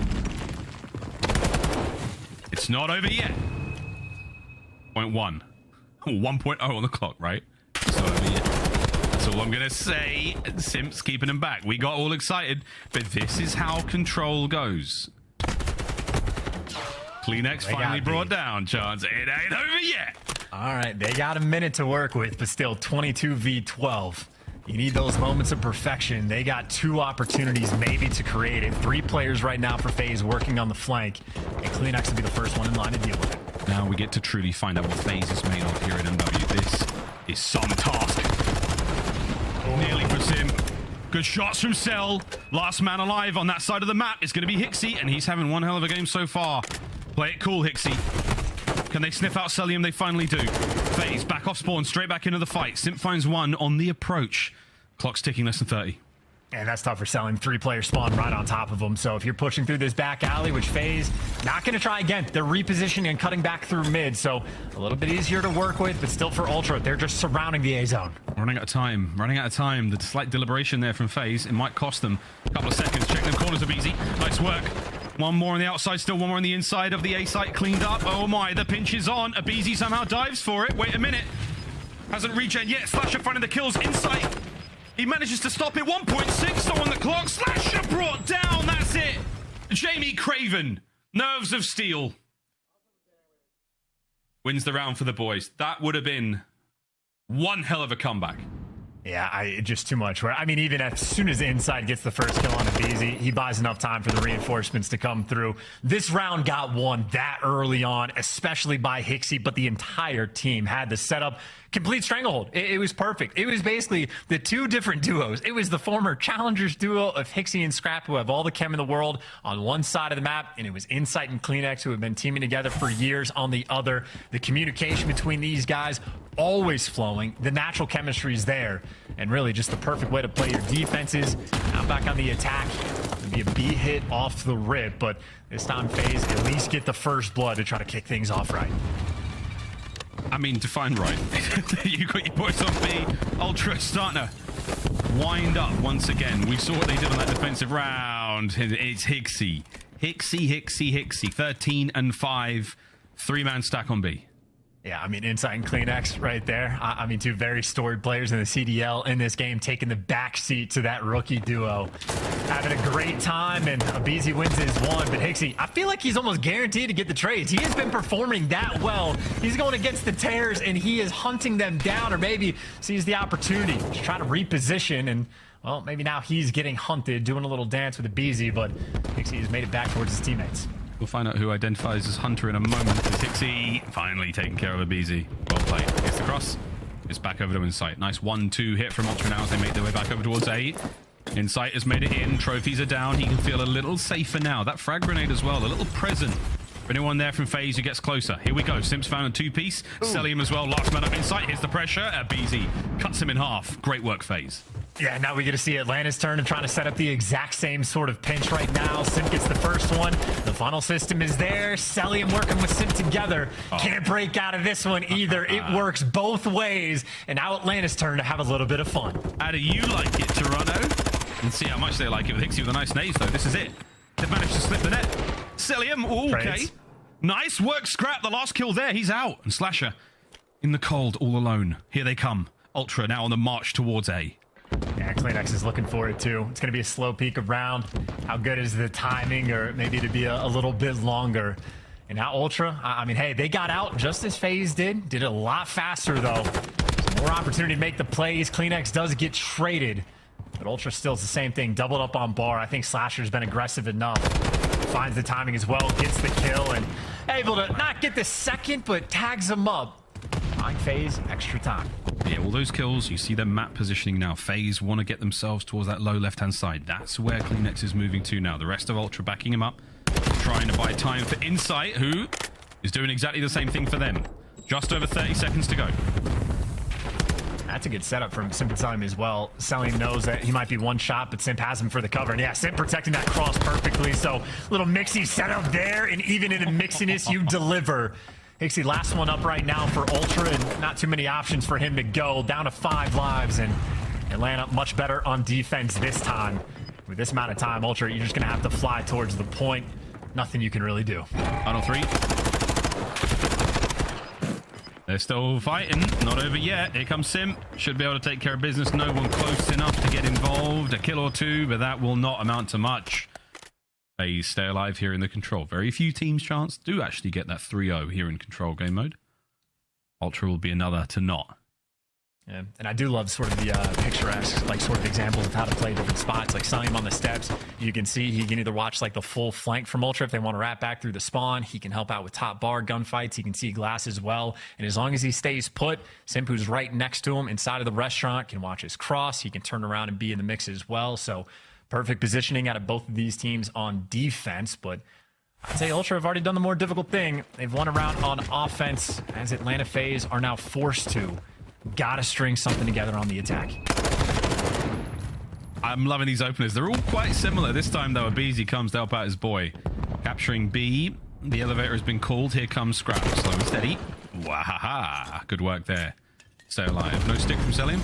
Nice nade, though. Still on that 3 spree. Trying to keep the B zone a little bit FaZe friendly for now. Well, hey, the hits over at A. I mean, you've had Slasher on point. It's been a very slow capture, but that's why Selim's roaming that direction. And Slasher right now, waiting for a little bit of help. He's got a BZ right behind him for the double chows, but a couple trades coming through, and it looks like Ultra come out on top. And you see Selim, he might have been roaming, but playing for the extra kills. He's on a 4 spree, and he's made sure you keep that pressure over towards B. So a cheeky idea, but you're back to sort of that standard setup, and a few kills being traded. Ultra playing with the idea of trying to stop him. And don't forget, you've got 2 streaks on the side of Toronto Ultra as well. So FaZe have opted to commit the time and the lives to getting B done first. A is going to be a pain to even get close to. We've got 2 streaks to worry about. This is map point for Ultra. This could get ugly. This is the most scattered Ultra have been on defense, though. So, yeah, an opportunity to pick a few of these players off. And there's the first 2 to fall, but those 2 players are going to spawn very close. And Selim reads it, can't win the gunfight. Inside will be out of the picture just for a moment, but you can see Ultra. I mean, these players just immediately off spawn, back in the mix, winning gunfights. They have coverage. They have vision out of this world. And any opportunity for Atlanta FaZe, well, unfortunately, they're going to fall right back to square one. And this is it. Stock standard setup. Scraps exactly where Selim was a moment ago, and Selim knows it. Here comes the chow. The timing might be great. Uh-oh. Sport for choice, and it doesn't work out. FaZe immediately fight forward. Hixie on the flank, though. The timing on this is very nice. Pump the brakes. 1, 2, 3. Here comes a streak. 1 of 2. Directly onto A. He's just going to hit a trophy, though. So, I mean, this is intel. You already know where they're going to be on the point. That's exactly where they are. It's up to the teammates to get the chow, and Hixie can be quick now on the flank. Here we go. Scrap. He helped out on the front line. Second segment gone on A. Wait a minute. You've got to get going, lads. Fly forward. It's the guns of Toronto that are all 4 down. 1 minute 30 to go. 15 lives for FaZe. And again, back to square one. Those ARs putting in some serious work. It's only 1 tick they need, so a single break, you can get it done. But Insight doing the breaking instead. An iron in the back, and it's the ARs on the cross. Kleenex for the help. Staying alive, doing a dance, setting his teammates up. Insight for the kill. And how difficult this is to get past. Atlanta FaZe couldn't quite get it done with the 1 opportunity they had. Now they need magic. Time would be one of the enemies for Atlanta FaZe right now. 11 lives. The patience there from Scrap. Best to Selim. Hixie now finding the most naughty of angles to punish Slasher. 45 seconds now to go. Insight. He's 1 kill off of streaks also. somehow still has plenty of ammo as well. So Insight doesn't need to move. He does actually fall though. So Simp wins a big one, but it's still trades coming through. 30 seconds left. FaZe, you got to group up together. You don't even need to get the trades. You have to win these gunfights straight up. Hixie going down low. Tough man to find, but they got him. That's 2 for FaZe. 2 for FaZe. CleanX finds a sweet corner. Not sweet enough. Cellium guns him. Scrap advancing forward. This mighty tack in hand, can only get 1. You're on the point. It is over. Beautiful. Final round. FaZe. They finally find the formula for success, and now we go to a 5th and final here on Expo. Absolutely beautiful. I mean, those are just the breaks in control. You have to be perfect for so long. And again, if Ultra were able to get a single kill at any point, the cap is probably going to go slow enough that your reinforcements can get there. But that first double challenge, Ultra can't get the kill. Cellium wins a one-on-one. Another player, I think Hixie wins or loses the one-on-one, excuse me. And it takes those moments of perfection, but FaZe did it, man. And now potentially in position to get the 3-0. Ultra. Elimination time back firmly against the wall. Terrifying for Ultra. Good news for me, though. I got my drops. Hope you're doing great, chat. Here we go. One final round. And CleanX has somehow got 2. And so Zabezi. Beast. Yeah, I'd say unfortunate for Cellium, though. He's on the A side of the map, and Abizi clears out B. So Seven gets to be annoying, play for some extra kills, but as far as the actual objective work goes, mostly going to be B. If Abizi gets enough kills, though, an opportunity maybe to do some funny business, but right now you were just trying to work the lives as much as possible in Cellium. He has been lights out on this side of the map. They're getting all the kills, so yeah, ignore the B zone. An opportunity now to go towards A. Admittedly, Scrap going to slow him down, but you do have presence on the point. They're in. Sure, you boys better have a trophy or 2. You've got plenty of streaks to worry about. Scrap will be the first man in. Ixie's going to follow him up. Here we go. Abizi picks his corner. Scrap now will be able to check this well. That's business taken care of over by A. No segment captured. 1 minute to go. Oh, this could be a dagger as well. Well, Cellium keeping things safe to pick up those big 2. He might get traded, but you don't end up in the spawn trap. Cellium keeps the Ultra players a little far away, but still only 50 seconds left on the clock. Far from over. Ultra an opportunity to fight for this one, but only 3 players right now in position. They are playing a little bit safe. Not too concerned about giving away B. Yeah, you can give away B, but you don't want to give away map control. So you'll let this point get captured. You can add a minute, but you definitely don't want to let them get out towards A. That's CleanX's job right now. Fan out. Make sure no one moved early. And nobody did. So now FaZe. Will they take the predictable backdoor exit? Scrap's got it covered, as does Insight, and this is it. The trap is set. So far, so good. Abizi wins it. All right. Insight spawns in his lap, but we'll see if that matters in a moment. Yeah, Abizi, that's kind of the best you can do of actually spawning these players out, and Abizi trying to time the flank as well. But you can see for Ultra, they are watching it. They're ready for the action, and yeah, as soon as they get the first couple kills, all eyes on Abizi. You know he's in the back. Hixie can actually fly forward. Abizi right now is sort of the orange shining light for Atlanta FaZe, trying to keep things open while everyone else dealing with the potential spawn trap. Oh, they can't get out. CleanX has just done it. He's cleaned house. Whether he's in your spawn or theirs, CleanX, omnipresent. Murder machine. Oh, hello. Insight gets a freebie. Wow, a minute now to play in FaZe. 10 lives. And like poor FaZe, every direction they go, they're just getting the door slammed straight in their face. You've had Hixie still alive, getting kills on one side of the map, Insight on the other, a brick wall that you can't get past.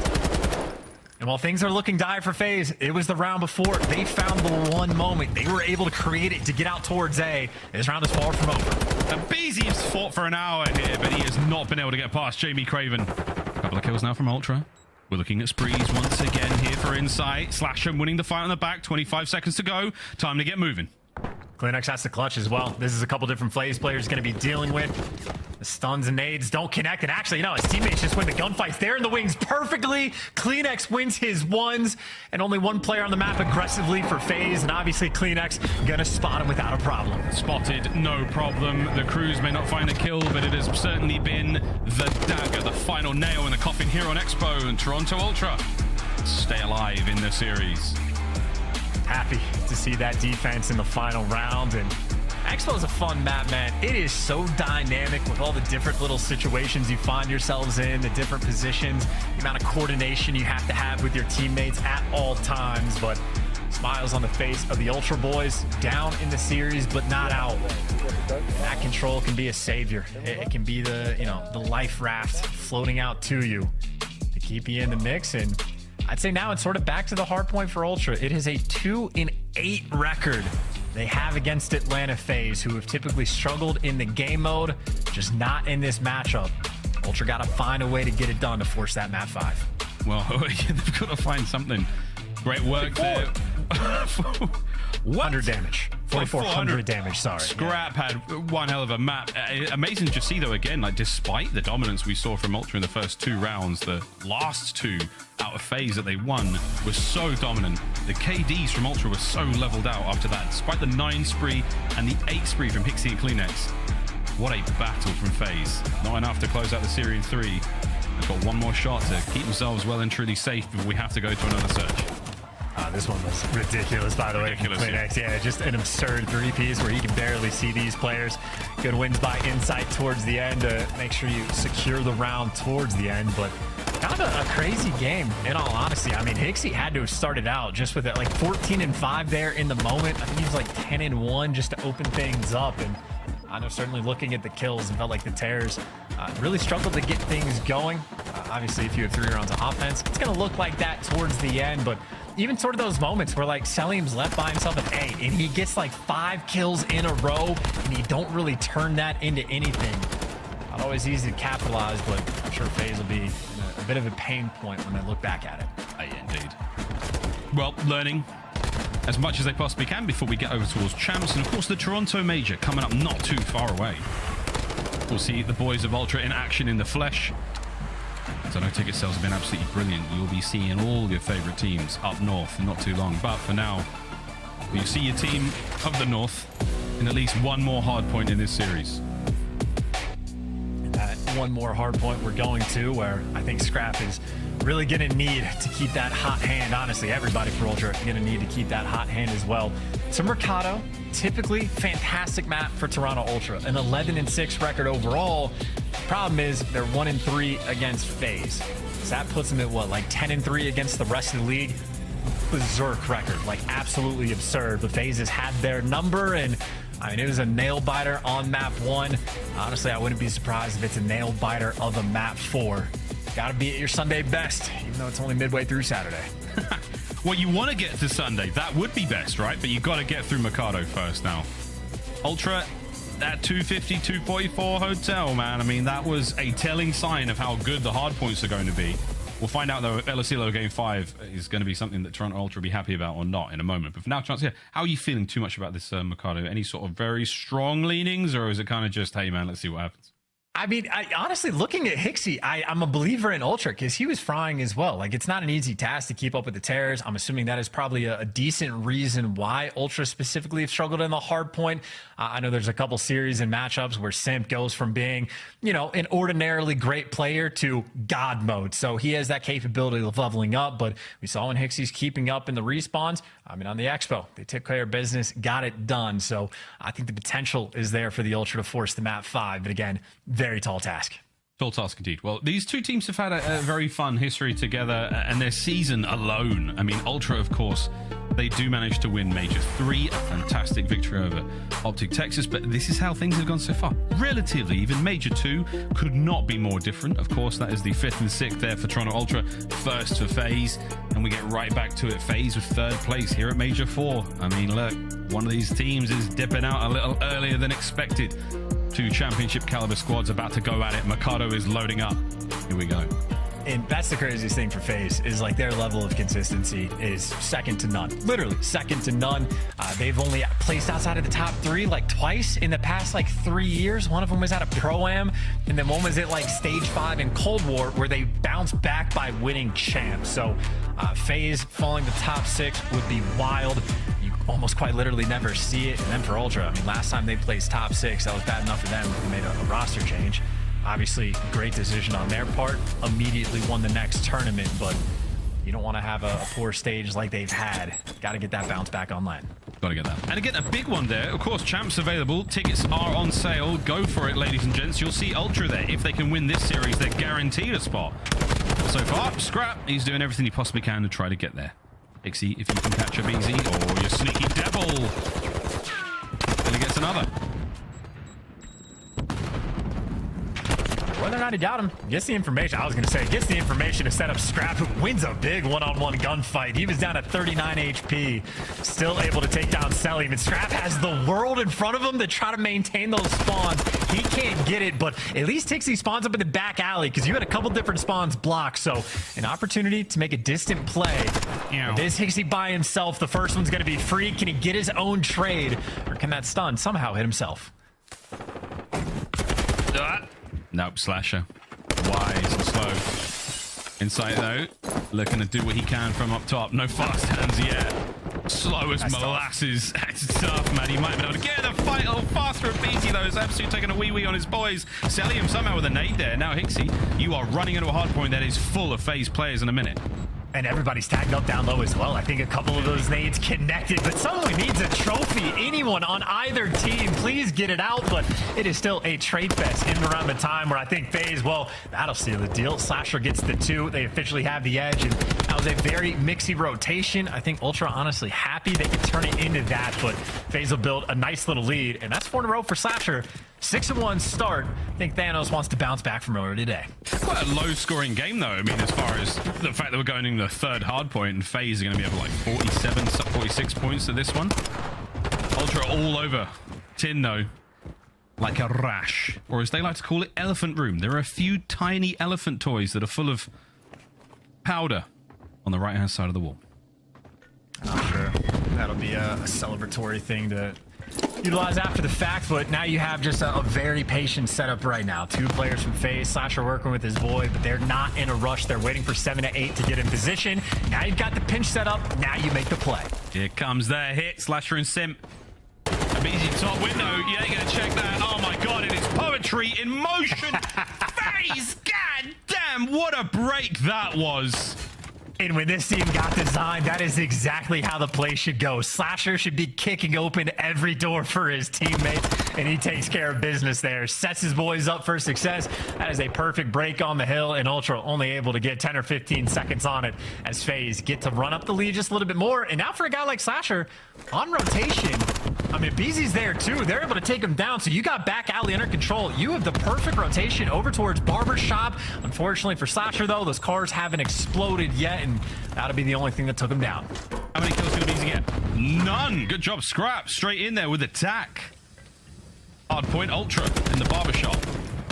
Selim and a Simp on the approach now. Back alleyway, cleaned house once again. All dead, Toronto. And look at, they've blocked every single spawn as well. You had Slasher by the canteen. You had a BZ rushing up past the garage. So it is the maximizing your time on this hill by forcing Ultra so far away. Now you're picking up kills. And I mean, Ultra, it is a distant memory of really fighting for this hill. An extra 10 to 15 seconds to get there. And I mean, good news. You actually win the gunfights and Simp. Chow's out of the hill because back alley was open. So Ultra, it takes a little bit of time to make it happen, but they did get the break. I thought that nade was absolutely perfect, but just a pixel or 2 off. Like the FaZe. Running this one up here in game 4. Let's go for a quick listen in with the team in red. I think they're all blue. One middle. I hear one close middle. Long. No, long. He's going dark. He looks like one man cut. One dark. Bottom money. Don't worry about time. Play kills. He's bottom. I got one. Bottom. I stunned him. You have it. One there. Stunned him bottom. Dark. I have your blue side. I have dark. I'm one shot. I can't get dark. He's dark. Dark guaranteed. I spawned out. Dark with you. Look at dark. I'm pitching you back. Give me a touch. Dark. Jump out. Another one dark. Shot out. He's there. He's there on the trash can. There's only one there. Just. I know cut. I spawned out blue. Blue on me inside. Alright, he's a bike inside. Yevan, one shot. See me, Yevan. Where's he at, blue? Yevan. He's bike. Yellow van. Dark. You should probably stay near. I am. I spawned there with you. What's yellow van? Long. Yellow van, dark. Nade long. Stun, I'm trying. Long round. Old. Quit on one time. One more old on me. There's two old. One's bike. This guy's long. There's two old. And one's short. Alright, just play corners. Play corners in mid-tunnel, I think. Mid-tunnel. Yeah, hold tunnel. Tunnel right now, I'm dead. Nice. I'm staying out deep yellow. Old, short. No, these players aren't making fun of one another. They are trying to handle Toronto Ultra Chance, who are right back in this hard point. Well, and the last hill might have hurt their chances of holding off Ultra, but this hill's been great so far. A massive back alley hit, and Cellium ends up playing it from the time, so Ultra able to push right up to get in the mix. Slasher's got a couple cutoffs. Him and Sim trying to do what they can, but that's the gunfight towards the time, and Cellium absolutely fries them. Next man in line is going to be Scrap, trying to keep these players away, and he's going to do it. The big two-piece Scrap. He'll pull out the Vaz if he needs to. He's going to need to get 3, ready by clean next time. That is a wonderful break right there from Toronto. Another clean break. This hard point has been a wonderful example in how to smack a hard point open. 20 seconds left here on the top side of that Cantina. And Ultra are going to harvest all of it. Once again, the cars get the better of a player here on Mikado, but rotations down chance. I think the cars are all destroyed now. And I would say for FaZe, this is a very tight setup, not a fun spot to be in because the back alley, Ultra are going to have that in control. So this is as tight of a setup as you are going to see in Atlanta FaZe. Simp already the first one to fall. CleanX right here next to it. You just have to get the trades. All of them are through. Abizi, last man standing, taken care of in Ultra for the first time in a long time. They have the lead. That's the lead change. Insight, you're set up for success here. Tags in, but here come the entirety of the FaZe roster. 1 or 2 cars yet to explode. Run, Jamie. Or any second now it's going to blow up. As the coverage is there, Cellium still keeping the hard point contested. That is a massive win. Scrap gets involved. Hixie win it. No, the contest is still there. FaZe are in. 25 to go. That's a big 25 to get as well. So you got Scrap on a pinch. He's working with CleanX. And if you're Ultra, you want him out of time as quick as you can. You find the leg of Slasher, able to take him down. And at least Cellium has to leave the time and fall. So FaZe break it, but only for a moment. That is one set of rotations in. And honestly, Ultra really only had maybe 2 good hills the entire time. But when it was good, it was great. It was a 20-point lead. Pixie, God, you are so annoying to play against. This is another for him. Look at the movement out there, young man. Finally gets taken care of by Abizi. That's going to be P2 still set very much safely in the hands of Atlanta FaZe. The Scrap's playing for it. They're trying to make something happen through Barberside. CleanX now through the outside as well, and the pinch is on.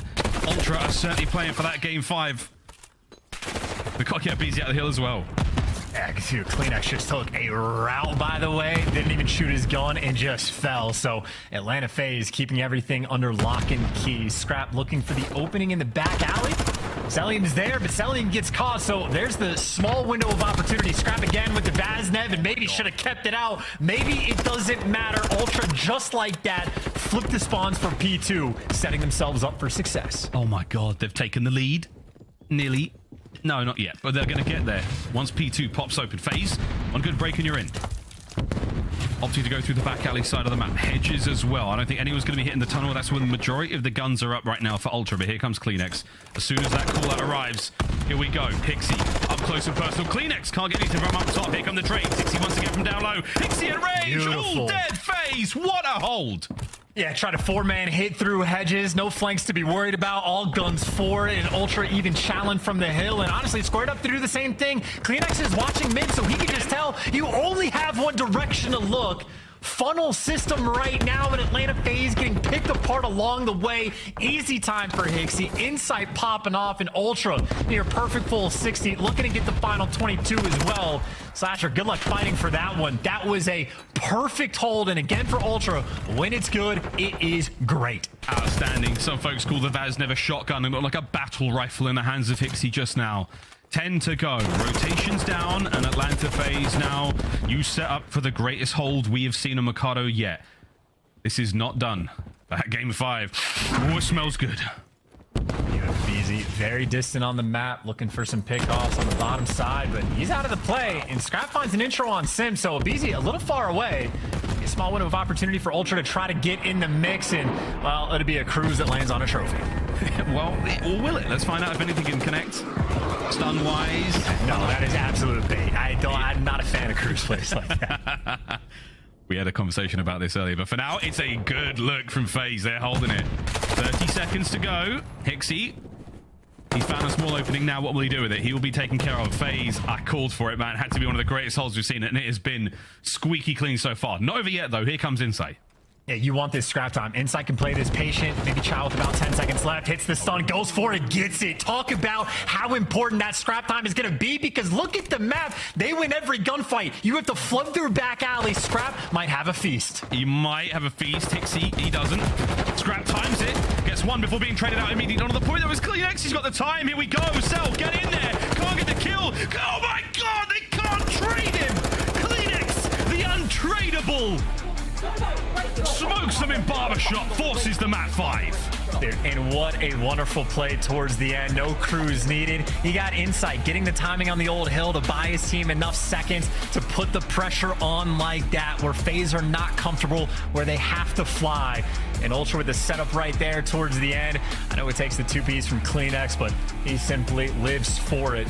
Struggled a little bit early on, but what a way the Ultra closed that game. They had to go on a run to make that comeback, but executed, took care of business, and those calm comms, wonderful for Ultra to succeed in moments like that. Oh man, that's big, dude. That's a big and CleanX, those last 2 kills were outstanding. Scrap had one hell of a map. Hixie as well. Every time we went to Hixie's POV, he was doing something fun. Wow. Toronto have forced a final map. LSELO here in this lower bracket matchup. It's a reverse sweep in the making, or will FaZe search and destroy chance? The bread and butter, will they be eating the good stuff?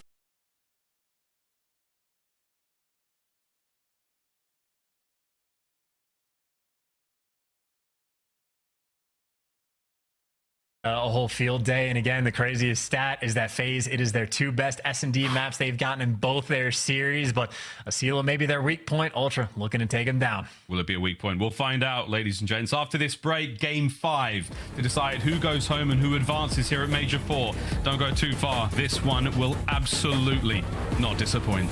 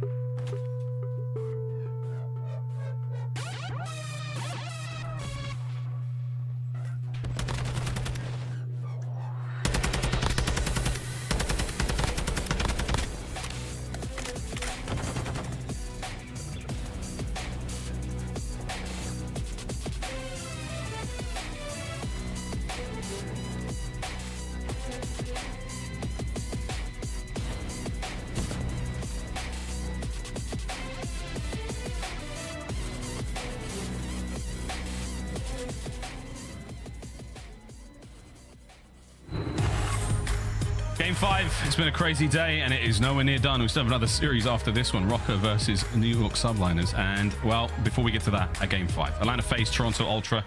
Can FaZe survive? Well, it's been a tough series on Ultra. They just started to heat things up, but it is far, far from over. Miles and Chance here, Game 5. We hope you are comfortably seated and well lubricated with a good drink of your choice, probably a Monster. This is going to be a good one.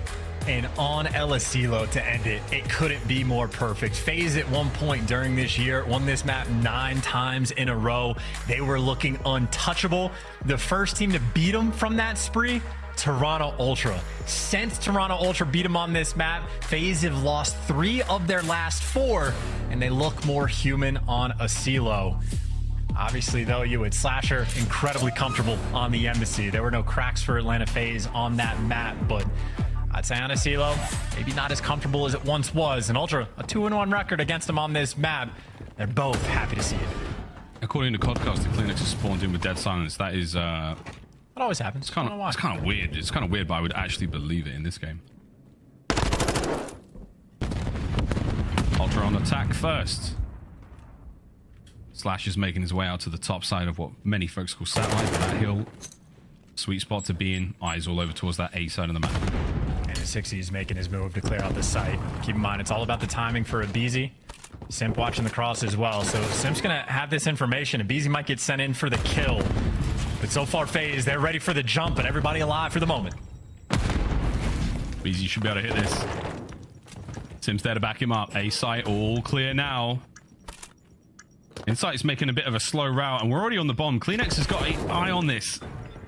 Able to buy some time. No, Kleenex is there. Good work, though. Trades once again. Plenty of time still. Scrap just gets involved. Slasher now. He and Celium 1v2. And Scrap, I don't know if they have any intel. Scrap, he did get a kill, so you have to know he's on the outer side. It is all about the timing. They're going to be lined up on the bomb. Scrap is going to get it, starting this game off right. They had no intel. He managed to get Deddy going as well on the outside. That kill on the Simp, so unfortunate. Simp checks the corner. He appears out of nowhere. Scrap saves the day. 3 on the round. 5 to go. What a destructive way to start it. And keep in mind, this is a reverse sweep from Ultra. Until yesterday, we had 82 days in a row without any reverse sweeps taking place. But if Bans can do it, maybe mini Bans can too. Who is mini Bans, John? Hixie. Obviously, it's Hixie, 100%. Of course it is. Here we go. FaZe on attack. There's the one and only Abizi with that bomb in hand. The stun check's going to be there, but I'm not sure it's going to amount to a whole lot. Hixie. Oh, they're coming, mate. There's the nade. Here comes Kleenex trying to back him up. It's just going to create another avenue of attack now for Ultra. FaZe, what do you do with this? It's first blood. Somehow Insight finds it. Oh, that is perfect too. Hixie with the nade. No one on FaZe making plays. I love that play from Kleenex, by the way. Kicking open the doors just because Hixie's calling out. They're about to jump on me. So Insight and Kleenex both jump in a position to help out their boy. Now 4 versus 2. Celium unfortunately didn't see him, but his teammate might have. So he got the late call out, but that is Insight up there. He ain't never moving. Spraying and praying right now. But Celium with that bomb, I mean, look, that B-bomb site's looking more and more attractive. This is all very audible right now. Slash is coming in to back him up. This is not done yet. You've still got plenty of players to worry about. A lot of Vaznev still at hand for Ultra. Oh, boy. Kleenex. Can he get anything out of this? He does. Takes care of Slasher, and there's the pinch. The round is done. Ultra, 2 in a row. Yeah, clutching the 4v2. Slasher and Celium made it a little bit interesting, but yeah, nothing you can really do in that situation. Very difficult to work with. Admittedly, Celium very scary in these moments, but Scrap fearful in his own right. Obvious Rookie of the Year candidate. I mean, just very likely to win it at this point. He has been phenomenal. 4-0 start. Already is the 1v2 clutch in Toronto Ultra on a map they are happy to square up on against FaZe. 2-0 lead. Colleague Jay Stud called it. This is the map that Toronto broke the streak FaZe set on in Search and Destroy. So far, it's great, but you can never count FaZe out. See what they do here on defense. Those nades were close to catching Slasher, by the way, so I like the idea, but whether it's Abizi or whether it's Simp, one of them will jump on the move to try to get that first blood. As a Dead Silence play used to perfection, man advantage. If he has top control, it is not fun to ever try to plant this bomb, so I think Scrap trying to make the Deddy play of his own. but it's going to run out before he can make something happen. He's not going to be able to make anything happen there. Beezy, sweet corner. Hixie in a perfect spot to watch this. There we go. Takes his time planting the bombs. We've seen him do this a few times, but 2v4, Ultra, good luck. Wants to make moves, though. He's going to have to maybe fly out and pray for a two-piece, and FaZe are really just setting up for the kill. Yeah, no one over Challenge until they know it's a guarantee. Insight for the 1v4, and, I mean, he's down low. That is a beam and a half, but either Simp or Cell or Simp, if you needed to, again, who was actually on the bomb, would have been there for the trade. So perfect round. Great use out of Dead Silence coming in from Simp as well. As soon as a kill comes through like top money and you lose that top lobby control, it is unfortunate if you're on offense. You just have to pray your opponent makes a mistake. Yeah. All four corners of the map totally covered there from FaZe. There was no way Insight was getting any more than 2 kills out of that kind of situation. Ultra feeling good. It's still tense. This is an impossibly difficult situation, and also almost unthinkable to see both of these teams in a lower bracket matchup here. Yeah. Those are getting top 6 for those two teams. A little absurd, and opening salvo, I think Kleenex said, whatever Simp can do, I can try to do better. So he's made it to top money. No gunfights just yet, but you like that he has that control. And Dead Silence, I mean, he gets to fly, so he might have 2 players to shoot the back right here. There's number 1. Simp's already fallen. Kleenex gets the 2, and just like that, Ultra poised to go up 3-1. Unless Slasher can clutch a 1v4. He does have Dead Silence and time to work with, but that is the only good news. Bad news is, Insight's in a tower, the bomb is down. You have some demons down low that you have to deal with. He's playing it deep, trying to bait someone from Ultra into overcommitting. Bomb recovered. Did he get hurt? No, he didn't. Hixie did not. He had to have. I don't think so. Hixie's arrow didn't move at all. Wow. 25 seconds. LAN is different. 20 seconds. No problem. Bomb down. Here we go. You got to play it aggressive, too. Like, Slasher, you can't afford to let him get in position. You have to, like, take the Childs as quickly as possible. And as soon as the snake's his throne, there's one. Flies out for the Child. He's playing it right. And the shots would have been clean, but off by a bullet. Love the idea, but Ultra take care of business in the 3 versus 1. And a hell of a round right there from Kleenex. Slasher, the second set of shots, man, that was so good against Insight. You're right, it was a 1-bullet difference. What a mean chow. And this is it from Insight's POV. He didn't miss a single one, but damn, that was wild. Even in that kind of spot, Kleenex is so close by. There's no way he misses a trade like that. We've seen crazier things happen in this tournament already, but... Well, if Slasher gets that kill, maybe a 5% chance of winning it if he can run around garage and get the timing perfectly and the perfect read, but yeah, no hope there. And Ultra 3-1 up. I mean, the Dead Silence response plays from Kleenex were on point, so much so that he has Dead Silence again. He does, well. Back at it we go. In on towards the A-bomb site. Abizi, he's got top bunk. No problem, finds one. Kleenex on the outside. Here comes the rest of Ultra. They are hitting this one. Sweet tags. It's a 2v3 now, and Simp flying forward. These are all down a scrap. What a round from FaZe. They might have just shut the door on this round as well, quite literally. Again, similar position. He does have Dead Silence until it just ran out, so that small window of hope gonna get close. He is stunned, and a nice nade to the face. Except that one, move on. FaZe get around, but Ultra still have the edge. Yeah. And that was a ridiculous round out of FaZe. Simp smacking his way through the pool hall. It's been a long time since we've seen somebody take care of themselves like that. This is Vanguard, throwing yourself off the map on Berlin.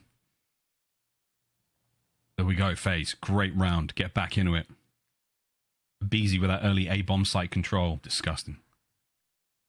Him and Simp, absolutely different on this map. That's sort of like the tale for Atlanta FaZe. The tears in the middle. You got either AR on the edges of the map. All hyper successful at what they do, and Abizi just flying straight up, has the Dead Silence pop and has the tack as well, so he's committed to the outer edges and had a little bit of help that he might not have needed. First blood Abizi. That's the masterful approach. Tyler Farris. Kleenex. Right place, right time. Trades him out. However, his teammates are falling all around him. It's a 3v2. Just 1 minute to go. And surely you know that the B-bomb site is the target. Who is that next to him? Selim has crept upstairs. He is yet to get a kill. Insight with the nade. Can Selim get on the board? He does. That is actually so tragic. If Kleenex didn't shoot his gun, I don't think FaZe had any idea that he was going to be in between them and out in sight for the 1v2. Can't get it either. Literally by a bullet difference in both directions. Ultra, so many opportunities, but this one is going to be so tough. Oh, Simp just throws a shot at the right time. That is huge. And now he's hopping. Less than 30 to go. Insight. Very low chance of success here. Not impossible, but very low indeed. Tags, not enough. FaZe, right back at it. Oh, man, that is unreal. As soon as Abizi gets traded, I literally think Kleenex actually would have been sneaky by that door, accidentally shoots a bullet at the player that died from the frag from, like, God knows where, inside over, like, by White. Could have been a bit of a 2v4 right there, but no funny business happens. Self finds the errant kill, then gets out with his life with 1 HP. All tied up.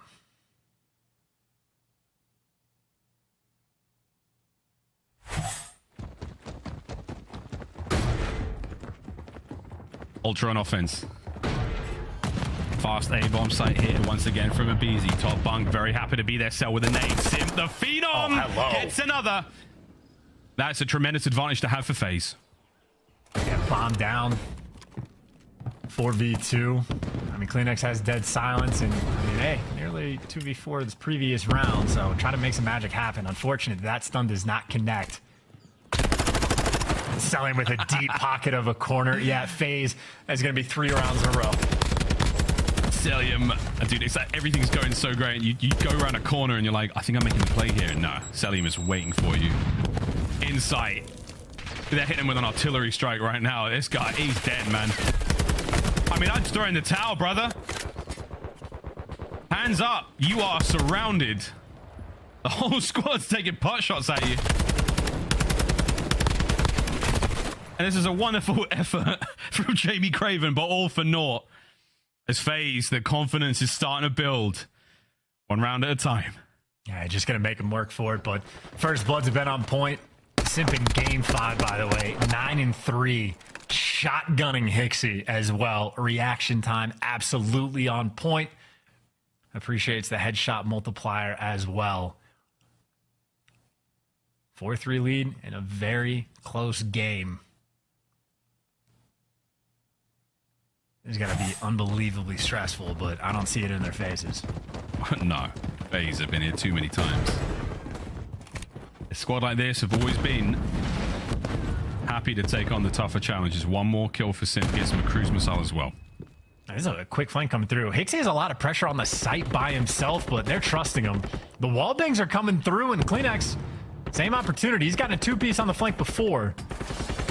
All the way around. 1 player up top just for the trade, though. Slasher was able to get 1, 3v3. No Daddy reset either, so now 3v2. BZ. Oh, Hixie, you're in trouble, son. Out of position. BZ's going to play with you like that. Eats him alive. No problem. 2v2. Abizi and Cell as FaZe. Again, the confidence is reaching sky high. But for FaZe, they have no idea where these players are. Insight got behind you. He got a kill on Slasher. Kleenex was also like top pool, but you haven't seen either player in 40 seconds. You're just praying for some information, but based on whether Ultra are playing it, they're going to force the plant to come through, and Kleenex might be in position to trap this guy in unless Selim can catch him. I think he saw him. The nade was merely thrown. Cell. Chase him down, Selim. Don't let him get away. The fast reposition. Insight's upstairs, though. Wait, Cell might walk into trouble here. He does indeed.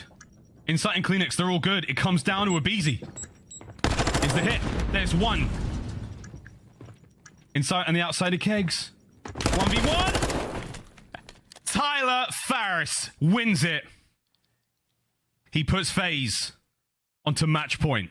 And Selim owes Abizi something for that moment. Good lord, Selim without dead silence just flying into death, leaving the SMG by himself, but then Kleenex has to call out to Insight. Not weak at all. That is a BZ full HP with the Vaznev up close and personal. Please trade that for me. Unfortunate for Insight, nothing you can do in a situation like that. So we were talking about the pressure. You don't see it in their faces, but in the gameplay, a few small mistakes like that, getting a little ahead of the game. One more, Toronto Ultra. They book their flight home and FaZe move on in the tournament. Simp and Abizi, once again, the Terror is running things in Search and Destroy. Whether they're running things or want to pump the brakes, they can do whatever they want with a lead like this. I know 5-3 can be dangerous, but for FaZe, another day in the office. And Ultra are playing it slow. If Insight's going to be this deep on the map, you're looking for intel. And even if you can see him, can he get the kill? Not quite. No trades coming through just yet. Abizi out with 21. That's huge, though. Gets away with his life. A little bit of info. Oh, wow. Nice There you go. nade from Hixie. Plant as well. Advantage Ultra. But for how long? Here comes Celium.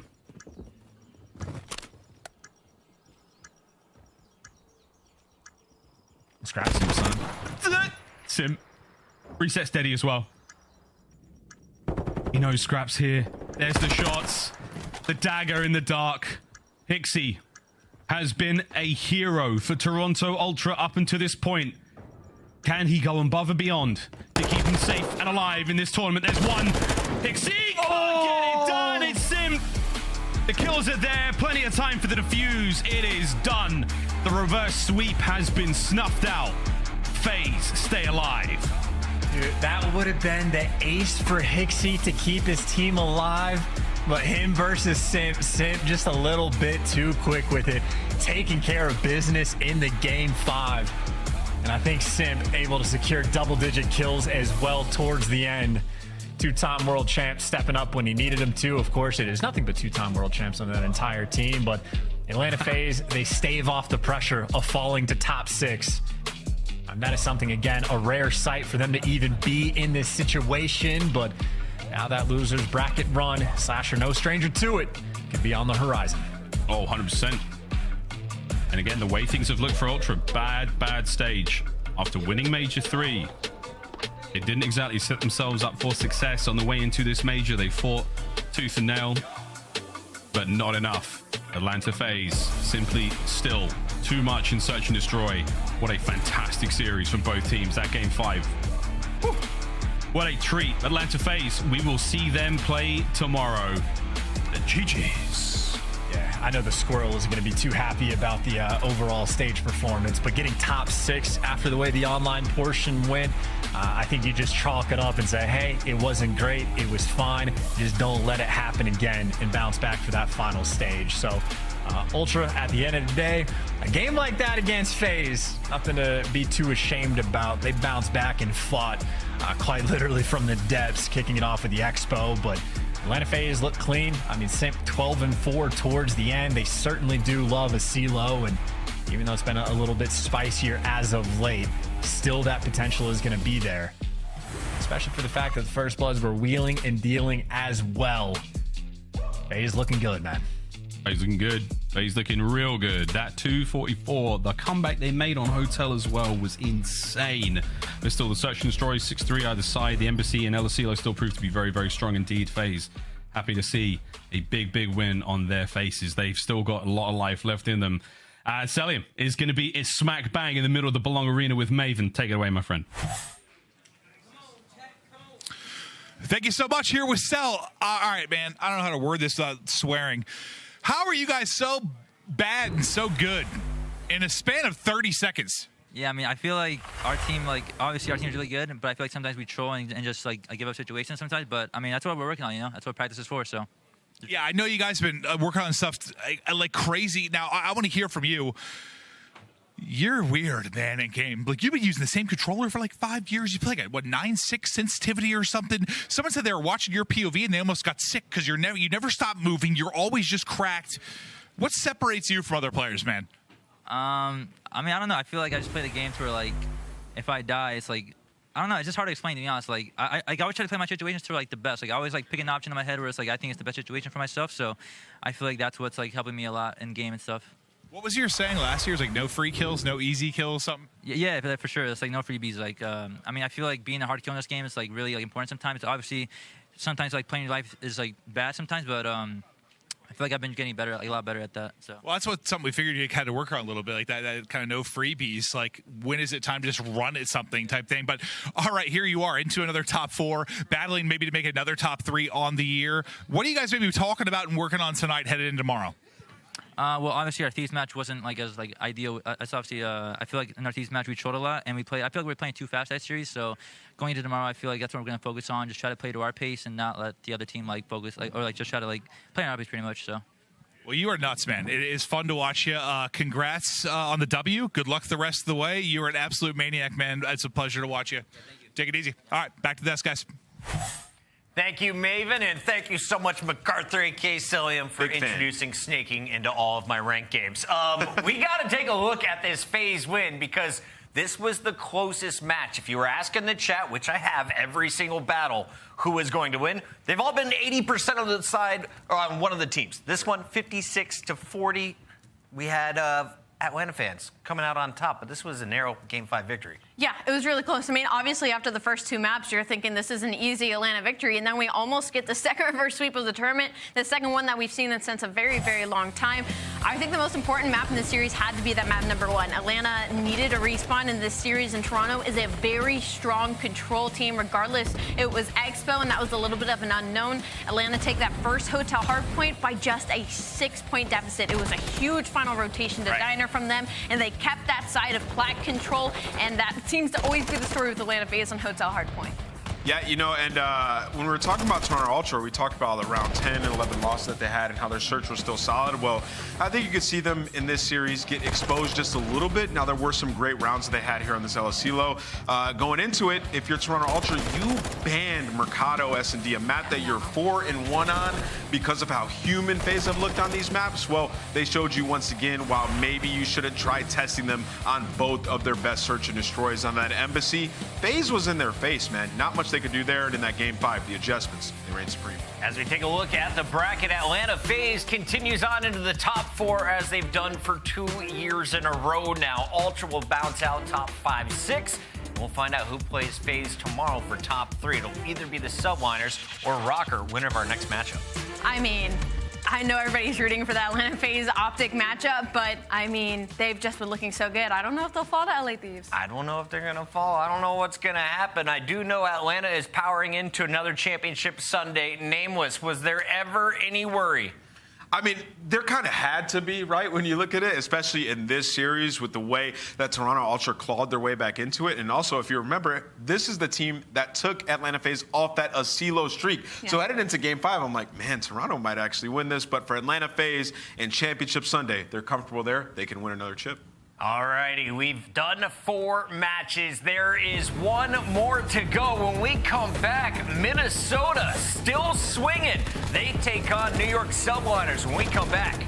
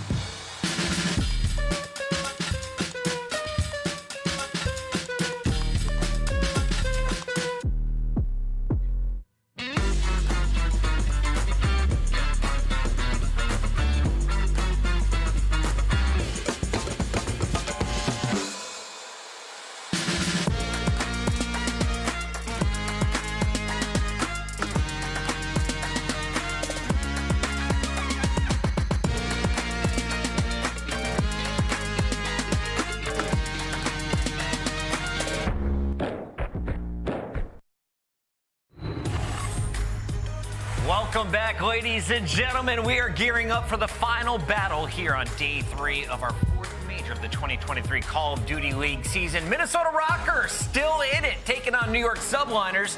And we kind of focus on this Subliner squad because they've won a major. They took the very first event back at Raleigh. Then they've seen everything else in between, a top 8, a top 12. They bombed out of the most recent major, seeming to get their things back on track. But they're coming off a tough loss here. They just got bopped by Optic. Yeah, a very, very tough loss. And I think most of that was off the back of they just couldn't really get anything going. I mean, after that map on Hardpoint, it was Dan who just absolutely had their way. And sometimes you struggle to get back on your feet after a loss like that. So they need to kind of just wipe that matchup earlier from their minds. As we take a look at this Subliner lineup representing New York City, they've got the Frenchman Hydra running the SMG. And we talked about it, Nameless, in the green room. This next battle is going to be so fun because it's Hydra versus Afro. Absolutely. And Hydra historically has obliterated the Minnesota Rocker. I mean, in this matchup alone, the guy's averaging 3,200 damage. If you don't know what that means, it's a lot. And he goes off against him, and he neutralizes Afro, who in this matchup is very bad for Afro in the past. For the New York Subliners, though, it was a very bad showing versus Optic Texas, and you're playing on the same day. So you're dealing with sort of the bounce back from that, and also your map pool has been getting exposed across these last 3 tournaments. So they're playing some of the similar maps. We'll see if they can get this dub versus Strong Mini. Priesta and Skies looked like they just got scorched in the previous meeting with Optic. How do you avoid that in back-to-back matches? Let's take a look at our Monster Energy pregame for the Subliners. Allie, I'm taking a look at the slaying department. That was the big issue, right? A .75 in their last meeting, not going to be good enough if they want to stay in this tournament tomorrow. I mean, to sum up these Monster Energy pregames, it's literally just get back to how you were before that Optic series, right? That's literally .1, 2, and 3 is to just go back to the ways that you were in before playing Optic Texas. I mean, maintain your hills up in Hotel Hardpoint, broken 4 out of 5 times versus Optic again. We're previously number 3 in hold. Again, like I said, just forget that Optic match happened on earlier and feel comfortable in the fact that you're going up against the Minnesota Rocker that you have a 3-1 head-to-head record on, and seemingly everybody feels comfortable in this matchup. We've got the Subliners ready to go, and they are currently the favorites in a battle against the Minnesota Rocker team that has been everywhere as well when it comes to standings. They started off the season getting bopped in 8th place. Then they make a top 3 run at Boston. Now you see an 0-6 finish to Major 3. And they're starting to find a little bit of momentum here in Major 4. Nameless, they're playing for top 4, though, once again. And that is kind of what this team needed to put all of the haters, to silence everyone who doesn't think this team deserves to play at champs. Yeah, and now the story's a little bit different, too, right? Because they're building this confidence on land. You're now 4-1 as a team when it comes to land matches since adding Fame to the roster. He's had some big wins. And now that Seattle match was like cementing it, like this roster change made a lot of sense. So let's check out the Monster Energy pregame stuff, because for Minnesota Rocker, it gets a bit interesting in this series, right? Keep out rotating teams on Hotel Hardpoint, second in rotation percentage, only behind Optic. And when you think about the Fortress as well, they're second in holding there. So statistics across these 2 hardpoints from Minnesota are actually really good. They play the maps well. They're just about to be closing them out. And the biggest opportunity that they have in this matchup is in the control, because that's where they've only had kind of their netting throughout this entire stage. When they go up against the New York Subliners, though, they are 1-3. So it is a tough matchup, but if there is a light at the end of the tunnel for them, they're getting El Asilo map number 3. Minnesota Rocker is 10-0 on that map and mode, respectively. I'm surprised New York decided to go head-to-head with them. I'll tell you why, if you want to know. Yeah, because these guys are mentally checked. They cannot play Expo Control, and they're continuously getting exposed for it, right? Teams can just get rid of Hotel, and then what happens, New York has to pick Asilo. New York is 1-7 on that map, and they have to pick it in control. They must be terrified at Expo. I got to give a lot of love to Minnesota. Playing the Surge, they were down 2 games, down in that game 3, and they stay fighting all night long, make it to Saturday, and now playing for top 4 against the Subliners. But if you want to catch your Minnesota Rocker squad live and in person, make sure to come out to the event during the Major 5 qualifiers. Rocker is flying London Royal Ravens and the Boston Breach out to compete live in Minnesota on stage in front of the fans. The second event is going to be in St. Paul, Minnesota, Saturday, May 6th. So mark your calendars and get your tickets. They only start at just $20. So head on over to rockertickets.gg to get your tickets right now. I feel like if you're a LAN squad and you prefer to play there, all your organization has to do is throw these big watch parties. The last one was a lot of fun, honestly. Chance was there. I was kind of jealous. It was lit. It was so fun to watch. Today, we get a rematch of the previous meetings on Game 1 and 2. Hotel, but LSCLO comes in for control. Allie, last time these two teams met up, it was just 15 days ago in New York. 3-1, the Rocker winning those respawn game modes. What happens today? Yeah, that map number 1 was actually a pretty dominant win from side Minnesota Rocker and Hotel Hardpoint, which is a little bit surprising that it made its way back into this matchup as the same map number 1. But New York feels comfortable in that map number 2. They beat them 6-3. All New York has to do is get the bomb down because Minnesota is allowing the plant 70% of the time. So they're giving up these sites and they're allowing people to plant for free. And once that bomb goes down, you have over a 50% win rate of that round. Nameless, Rocker are the underdogs according to the chat's poll right now, but I'm thinking the subliners are struggling in hard points. Does this struggle continue in the losers bracket, or was this only a winners bracket problem against Optic? Listen, it's very hard to react from that Optic versus New York game because Optic obliterates literally everybody that they play. They've been smoking everyone. So for New York, I feel like you can look at that match and be like, wow, they're horrible. They got to figure it out. But they've been fine versus basically everyone else, even during the qualifying stage. Now, like I said, Hydra has destroyed Minnesota in the matches past, but on these hard points in this series, Minnesota has fared pretty well, and in the control, they are unscathed. So if you're a Minnesota fan, you feel very good about this map set and your team headed into this match. Nameless, it's time to get our predictions in. You are the front runner right now in the green room. Who do you have taking this game? Man, it's very hard. I'm going to go with New York, though. I think New York come in and they beat Minnesota here. They bounce back. 3-1, 3-2, 3-0. I'm going 3-1. 3-1, game 4. Okay, what about you, Allie? This is tough. I think there's a lot of opportunity for Minnesota in this series, but I'm still going to go with the New York subliners. 3-1. I called a New York versus Toronto grand final on day 1. I don't think that's true anymore. Reverse sweeps occurred last night, and I think there's more dark magic brewing for the Rocker. Will they be able to steal a game 1, though, and set themselves off on a strong foot?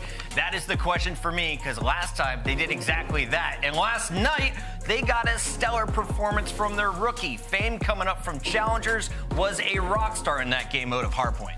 I will say Minnesota is one of those teams that really does not go down fairly easy. The only team that kind of shuts them down might be the LA Thieves, but beyond that, Minnesota Rocker, once their foot is on the gas, it is very, very difficult for them to let up. So I'm hoping they continue that momentum off that reverse sweep yesterday, and we continue to see Afro on LAN. He's one of those players where, again, it was a bunch of question marks at the beginning of the season. He was performing very well online. It was like, can he continue this when we get to these majors, when we get in these situations? And the answer is yes, but he's going to need a couple of help like he got yesterday from Vance. I hope we see that today as well.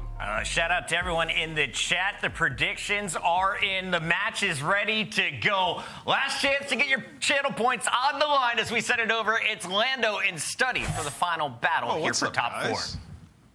How's it going, guys? It's been a while. Jay and I have been hanging out in the virtual green room, just having a wonderful chat, trying to figure out who's been facing off against the Minnesota Rocker. Jay, it is going to be NYSL. This matchup decides who gets the 4th and final spot moving in the championship Sunday for both these teams. It's been a while since they've seen that stage, or rather been there on that day. For Minnesota, we're going back to Boston. For New York, we are going back to Raleigh.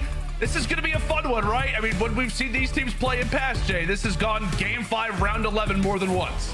Yeah, this series is always intense between both of these organizations. Obviously, for the Rocker, they came out yesterday, and they somehow, some way, were able to complete a reverse sweep versus Seattle Surge, all on the back of that control. On the opposite side for New York, it's like a tale of two different stories, because New York, they had a pretty easy day number 1, but their day 2 playing versus Optic Texas today, that was easy work on the opposite side. They got steamrolled. So for New York, I think the biggest thing for me is taking this map number 1, because you need something to stand on. You need some kind of energy going forward into this series, because you know Minnesota Rocker, they play you very close every single time, more specifically on this map, because the last time they matched up, Minnesota took care of them pretty easily due to the fact that they were winning those rotations. Yeah, for sure. It feels like this map is really going to test the mental of NYSL, really to see where they're at, as you said, off of a dominant 3-0 loss versus Optic Texas. One of those losses was here on Hotel, where they got outslayed massively. I think Tom was highlighting it. It was like 30 plus kills Unbelievable stuff. We'll see how NYSL looks to turn things, and really off the start, they have done pretty well when it comes down to things. 25 uncontested points as Rocker get their first bit of time inside of the HP. Yeah, it was New York who started off on the better side towards Jacuzzi, so they get that initial time. They find all the kills at the right moment. They're able to rack up 25 seconds off of P1 and now flip those spawns for P2. So Minnesota Rocker, a squad who can definitely find breaks. We saw in the New York subliners with a bunch of the rotations versus Optic Texas, but they could not set up properly and they were getting easily broken in. But that's 3 early kills going their way. They should have some free time before Minnesota even get into play. Yeah, we'll see if Rocker can start to make a bit of a dent in this solid work so far here from New York. But Bance making some plays in the back lines. We'll see what much more he can do, and not a whole lot. Eventually evaporated, and from there, NYSL can begin to focus their attention over toward the bar. Kismet, quick work, nearly finds 3, sets up Hydra there for the 4th. Excellent stuff out of the gates here from the subliners. And now with only 30 seconds left, if you are Rocker, you have to make the decision. Do we fight this? Do we still try to not give up all this time to the NYSL players? They're trying to do it, but they can't find any of those kills. So now with 3 being down, New York are already off the rotation. Kismet has that dead silence invested. He cuts off Fame. Hydra wins 1 off the spawn as well. So that only leaves 1 player from Minnesota on this side of the map. It's going to be Cammy with his hands full. He does take down 2, and now his teammates are here to assist him. That's massive, and now it sets up his teammate to win the 1v1. Excellent job there from Cammy, and now Bance is the sole man alive in the hard point. Also has reinforcements. We'll see if Rocker can lock this down, or if Priesta can spoil the party. P-Dog running through the kitchen. Wild. Excellent recovery here from NYSL, but Jay, obviously some wonderful kills coming in from guys like Cammy, but this is just excellent work from NYSL to make their way through the map, just to play this one close off the rip, really making Rocker work for it. Oh man, they're working for it indeed, my friend. Finally, even with them being 3 down, the last player is able to get in the point. Benjamin Bance wins the 1-on-1. He wins the second as well. Can't find the trade on the Priesta, but he sets up Afro to find the final one. So final 15 going in favor of the Rocker. Now going to force New York off that early rotation towards double desk. Skies finds the first, Kismet finds the second. It should allow New York to get set up properly the way that they want to get some good time off of this P4. Yeah, it just feels like NYSL so far have just been a step ahead when it comes down to rotations, when a huge few fights over when it came down to the rotation at Kitchen, and so far they were the first ones at Bar. Rocker trying to make a big dent here early on in these first few team fights. Cammy and Vance, longtime duo, able to put in a decent amount of work. Fame there for the 3rd, and so that is a huge break that comes in from the Rocker, trying to make that scoreline look a little bit prettier, and boy, would it, especially if these final 30 seconds begin to go their way. Vance, the player that we've got to talk about when it comes down to this matchup, trying to wield his team into an early hardpoint victory. Jay, it feels like so often Rocker go based off of how Vance's play is, and right now at even, you will completely take that. Oh yeah, you would take that if you are Minnesota. You didn't have the preferred spawns. You had to fight your way in, and you get at least about 20 to 25 seconds there, and now put yourself in a situation where you run the rotation over towards Diner. New York spawning all the way at the Old Hill. So Minnesota Rocker have some time to work with. Currently down by 20. Every single angle. Watch. Fame starts it off with the first. All out pressure from New York towards the backside of Shandy. Bance wins another one before he does get shut down, but now New York, they potentially set up a pinch. Look where Kismet's going. Kismet trying to make his way through the back. Able to toy for 1 on the Fame. Make it 2. Great work coming in from the Bulldog. Barks his way inside of the restaurant. Not sure that animals are allowed inside, but hey, he's making his presence felt regardless. Taking things over as NYSL get the timely break, and now it's up to them to get the hold. Bance trying to really make his presence felt one more. And how about Bancey? We talk about who needs to step up for this team. Can Bance just be the guy to win some rotations, maybe get that objective? But right now, he's the main slayer. Yeah, Bance is literally the playmaker for Rocker.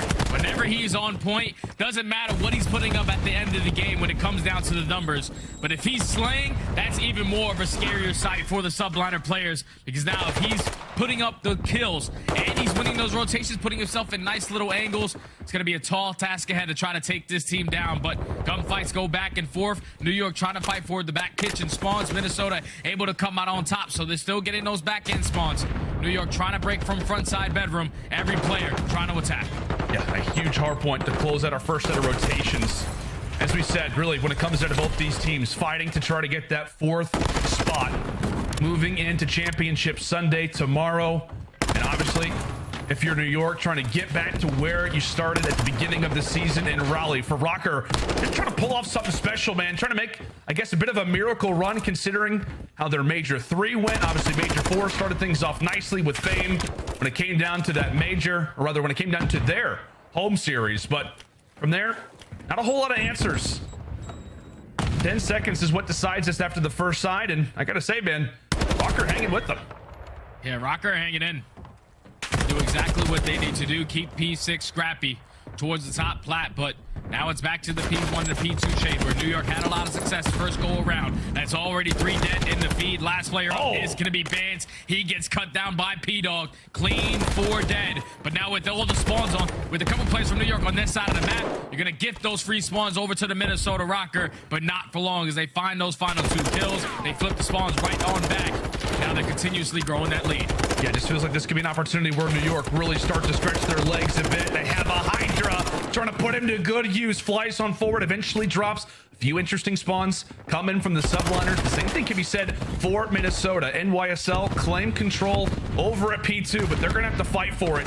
A very formidable team when it comes down to hardpoint. Outside of losses versus Optic, they have been solid as of late, winning their last 5 that are not versus Optic Texas. Rocker trying to spoil the party early, but Hydra still remains. Excellent 2 kills, cutting down half of the Minnesota Rocker as they begin to spawn on out. 1 player left in the back is going to be Bance, and it could be Hydra, who is there to take him down as well. Not going to happen. Bance remains. And he still stays alive. This is exactly the kind of plays he was making yesterday to get the comeback versus Seattle Surge, but his teammates are not finding any kills. He can't waste all the time singing towards the back. Eventually it's time to strike, but by the time he does, all of his teammates drop. So New York, they hold the push, and they're also able to flip the spawns. This might get scary if you are Minnesota Rocker, because now you're going to be trapped in towards the back. Fame actually gets a spawn towards the middle of the map as well, so he should have that free rotation. But this has been a full 60 hold from the subliners to now put themselves up by 80 points. It has to be a response right here from the Rocker. Yeah, I mean, this hard point is pretty much going to decide how the rest of this game will look. Is it going to be NYSL dominance or a Rocker resurgence? It's time to find out. Minnesota completely prepared. All 4 players ready for the attack that New York are about to put on display for us. Kismet, 1 away from the cruise missile as he begins to roam on forward. How about the turn on there from Priesta? Also trying to lead the charge from the back. He eventually drops. Kismet earning that cruise missile, putting in some bullets. A big gunfight and a big break that could be inbound. Let's step aside and see the comms are sounding right now with the subliners. Watch out, back left corner. Nice job. Nice job. Yo, one's bricks. Take your time, you're good. Bricks. Yo, 2 bricks on me. I need bricks. 2 bricks. One's out, bricks, one side. They're both one shot. One side bricks. Yeah. Bricks, another one. Nice, good job. I think there might be one more. He's like front of storage. I got needed. I'll get Storage is out. Yo, low-key, I'm gonna help you. I'm helping you, alright? I'm helping you. He's mid-desk, Afro. He's just sneaking mid-desk. I have a streak too. Top from there. Dead on those. He's top bed, right? Top bed, yes. Guys. That's him. Alright, look over me. I'm gonna get out square. Got any peeking. I can't. Nothing mid. Give me a second. Pitch engine. D1 and D2. Peeking right and D1. Alright, I'm watching it. Push out square. Nice. He was right side D2. I don't see P2, yo. I'm back P2 steps. It might spawn secret or mid. Yeah. Yo, back got it right now, guys. P2 steps in. No trophy. One's middle. Middle. I'm holding secret, bro. They can be P2. From mid edge. I'm in the back. One bed right now. Afro. I'll get top. He's coming out. Info and water. Info and cheers. Take it. I spawned one's P2 steps. I need to one way on the head. Got head. Make sure we're Got head, bro. I'll do. And the energy is there for the subliners. The biggest thing that I took away, though, in those comms was Hydra telling Priesta to hit that flank. That is what eventually leads to the break towards double deaths. Times it beautifully. You usually do not see Hydra directing the troops, but this is a player who can definitely do it all. Minnesota, they find the break in those final moments, take the final 20. Now this is looking like it's going to be a photo finish where this game definitely ends at the diner. Yeah, I mean, how often does it, right? We're talking about a hotel hardpoint. Feels like Tuscan P1 back in Vanguard. Shades of it without a doubt, but Rocker, they need to find a break It's got to be essential. It's going to happen now. Priesta watching Hydra's back, or rather, watching his front. A clean 3 down as Cammy, the sole man that stays alive, trying to make a bit of a dent in the setup, but he quickly gets wiped away. NYSL, less than 15. It might be all over here. Minnesota have to try to find a break. They have no cruise missiles. You got to spend those attacks to get rid of those trophies, but this is their last push. New York just have to hold on. They do indeed. However, all 3 players are here. Cammy and Afro able to put down a few, and with that, NYSL cleared off the board. Rocker, of course, cannot win it here. They're not going to get really all that close, but NYSL, I'm just going to say, do they make one last effort at it? It looks like they will not. Vending to go for the rotation. And we'll see how it pans out. This is massive right now for Rocker. But how about the Dolphin dive that comes in from Fame? NYSL instantly have to focus, have to be prepared. But right now, with the way the spawns are going, oh, Priesta gets killed. Cammy fights too, but there's not going to be a player who's able to find Kismet. Sneaky Kiz. Lays prone, hops in the hill, and he does not get picked off. It looked like Rocker had done just enough to set themselves up for a hold there at parking, but my God, what an ending to that HP NYSL. It felt comfortable for a while, but it gets dicey at the end. Regardless, Hotel belongs to them. Yeah, such a back and forth hard point between these 2 squads, but New York already went towards the back of the room, did their homework, fixed their adjustments, and that was simply holding down your setups. They were great on the P1s, but basically flawless on that P2. That was the difference in this game, as they were able to slay, hold down their power positions, force Minnesota to try to break in very difficult situations.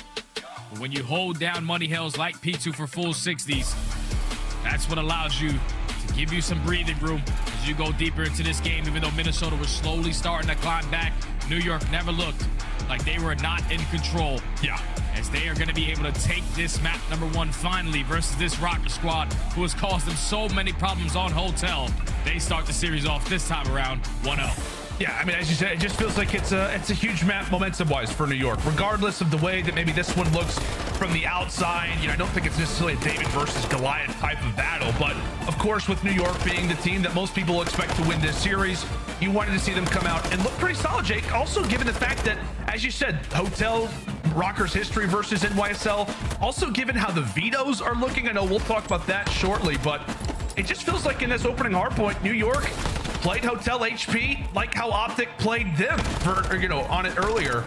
Just very aggressive, just really running with Minnesota when it came down to those rotations. I know early on we saw that fight where Kismet was basically following Minnesota on their way over toward the kitchen. Just excellent stuff all the way around. And as you said, outside of some late heroics, I feel like NYSL was pretty much in the driver's seat throughout 95% of the game. Yeah, they were controlling the spawn. That's exactly what you want to do on a map like Hotel. And then when they needed to find breaks, they were able to find it with about 35 seconds remaining on some of these hills, especially at that kitchen. It was always scrappy back and forth. And when they fought for that junk time, you even saw Priesta at the very end commit towards that 1-on-1 with Afro for an extra 10 seconds. That's because they had such a lead, because they were playing so well, and they knew that they were in the power position a majority of those times.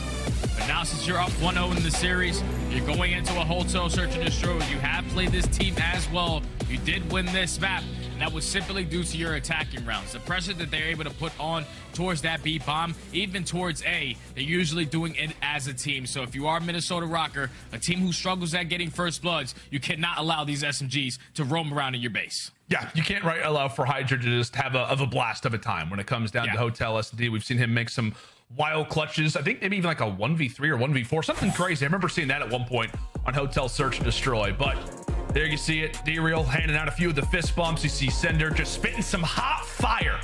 Love to see that guy. An excellent coaching staff. NYSL have got themselves trying to get the boys prepared. What should be a pretty interesting search destroy. And Jay, I want to kind of get back to the map veto conversation. The reason why we were stressing the importance really of just the early stages for New York was not just based off of confidence, but also because of the way that things look here for Rocker. I mean, the vetoes, it felt like matched up pretty well for him when it comes down to at least that game number 3 that we've got in this.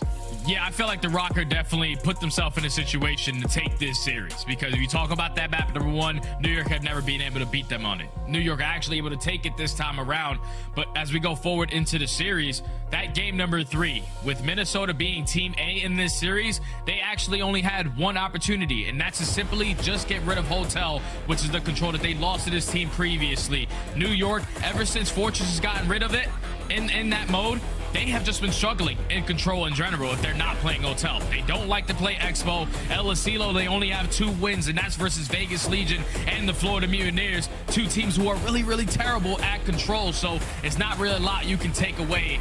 So if you are Minnesota Rocker, you have 2 respawns where you are the favorite in those map 3 and map 4. But if you allow New York to go up 2-0 in this series by losing the search and destroy, you're going to have to try to complete a reverse sweep again to try to stay in the tournament, and that's not easy. Yeah, absolutely not. To do it twice would be unreal. I mean, we've had like one happen since, what was like January 20th or something between Optic and 29th. FaZe. There's surely no way that Rocker has got to go to those lengths again. But yeah, I just thought it was a important note to bring up. Like, while the team that most people expect to win this series went up 1-0, you still cannot take your foot off the pedal, especially when it comes down to the search destroy, given that game 3 and, as you said, game 4 that we are going to have. But can't get too ahead of ourselves. Into round 1 we go. It is Fame, as per usual, grabbing that bomb for this team. Mr. Do-It-All, the glue for the roster. That's what the coaching staff has called him. And so far for Minnesota, it has been a free bomb over at A, despite the fact that they have yet to plant it. Yeah, they have yet to plant. They're just taking their time, trying to get a feel out, basically a default setup. But it's looking like New York are going to try to be the aggressors in this situation. Kismet with a great frag takes down Afro for the first blood. And now you got to put a move on it. You already have Bance that crosses towards bedroom. This is the opportunity where you can get that bomb down and try to play for the clutch. Fame still trying to be careful. Nobody currently watching over at couches. That's exactly where Skies was hiding. Gets that one down, and now here comes New York on the retake. An instant kill comes in from Cammy. Fame giving some intel that I believe it's Hydra in the back. That is a lovely 2-for-1 that goes the way of Minnesota, and now Skies left all by himself. Popstead silence gets red, and what looked like a very slow-paced round for Minnesota ends up working out well for them, the 3v4. That's just a beautiful round right there at a Rocker. In a 3v4 situation, you get the bomb down, you have Benjamin Bance roaming towards the bedroom. But then it's all on Cammy. Once he finds that first gunfight, he's able to back down, stall more of that clock. Eventually turns it to a 3v3, but then it's Bance and Fame able to win both one-on-one engagements on the opposite sides of the map. You leave it to a 2v1, and with their positioning, they're able to clutch up the round. New York cannot give away those advantages. Absolutely cannot. However, they do head to the attacking side. Number 2 in Hotel so far throughout this season as they look to put that to the test. Bance gets a world of information. A lot of things coming his way. However, the bomb, that is not one of them. Player number 8 in Priesta, he rocks that silence. He's over on the other side of the map. So this is basically some fun picks at the very least, as everybody will leave except for Kismet. Still full utility for him, and he and Bance, are they ever going to see each other, Jay? Maybe not. He knows the personnel. He knows who he's playing against. It's only a matter of moments before Bance decides to strike, and Kismet is able to win the one-on-one. So New York find their second first blood on the map, but Fame instantly answers, takes down Hydra 3v3, but at least the bomb is getting planted. 45 seconds. 3v3 retake on Minnesota. Now make it a 2v3. Player 4, player 7. Ones to look at. Kismet, can he find Afro? No, he can't find anything. Does get some intel, so he's able to give information over to his squad mates on where the attack is about to loom from. 25 seconds. Priesta, excellent beams. A bomb plant, a kill. Oh, nearly a close quarter one as well. Afro brought low. Now has to chase down Skies. Where is Caesar? Hiding. You know he loves that spot over at the desk. Run, Caesar. Run. Afro. No. Not able to find him. How in the world did Skies just win that? Oh, that's a gunfight that you have to win up close and personal with the Vaz there, but Skies with the movement. Whoa! Hits him with the nice little belly flop. Comes back up swinging with that TAC 56 to clutch up in the 1v1. It's just another round right there, though, where New York almost throw it away. You're in a 3v2 situation. It should not be anyone trying to make an individual play, trying to go for a late flank. Try to set up a team fire. Try to set up a team crossfire so you can at least assist your teammates and not force one-on-one gunfights. But they clutch up on a round to tie it up at 1. Yep, should be 2-0. However, 1-1. Rocker, you give them any bit of an advantage, and they will take it. That's really what this team has had to rely on so far throughout this season. Whether in Search Destroy, which obviously has not been great for them, but absolutely in the respawns. Not a team known to outslay, but really get the job done. When it comes down to their COD knowledge, Vance, without question, one of the players with knowledge at the top of his list. Crosses in. Vance will pop Deddy. Meanwhile, Bob's still yet to get planted. Afro does get all the information that he wants. As New York run right into the trap, they at least find one for their efforts. So now it's a 3v3, and if you are Minnesota Rocker, you can potentially try to put this bomb down and rotate it over towards B. They're trying to get it down, and Kismet already decides to strike. He takes down Vance. The only player puts up towards bedroom. Bomb carrier, bomb planter is still alive. He gets out with his life. Fame actually plants the bomb, runs right back through main arch, and he's able to find 2 to now put Kismet in a 1v2. Everybody throws a shoulder. You just want to stay alive, waste as much of this clock as possible, but Kismet actually hops on it. There's no way! There's no way, Fame! Oh my god! He was close, but not close enough. But Jay, we gotta highlight how in the world does Fame manage to plant the bomb pretty much in the wide open, makes his way through middle, finds 2, actually ends up finding the 3rd as well. I mean, that is like a situation where it feels like for New York, you've got to raid that guy. Like, you can't allow for that guy to escape. Yeah, the way that he was able to get out as well. It's not like anyone was not in a position. Like, Kismet just got a kill from D2 desk. He was looking for the bomb carrier, but could not spot him. He was thinking that that guy definitely has a Vaznet, but Fame with the TAC 56 is able to find 3 to close out the round. Would look like to go in New York's favor. Minnesota with another clutch. Now Fame on a 3 spree. This is a guy who turned up yesterday in that game 5 versus Seattle. Started off 0-5, ended the game 8-7. So he was taking over in the Search and Destroy just like he's doing here. But that's Hydra with the first blood. Yep. Hydra finds that first one, and you can tell what it does to the Rocker defense. Fame has to rotate over. Meanwhile, for Afro, he's also one to send on forward. He drops 2. So New York winning the trade fights, and really now they have the choice of what bomb site they want to go to. They've got numbers. And they've also got plenty of time. 40 seconds to work with on the clock. And really for Rocker, Fame, and Cammy, want to be back-to-back, want to work together. And what is ultimately going to be a 2v3 retake. Yeah, this is the perfect setup, though. You have Skies who's watching the cross. The only thing he can't spot is if they go super deep through the back of their spawn. And I thought he was in a great position, but Fame reads it, instantly turns it to a 2v2. So now both players from New York trapped.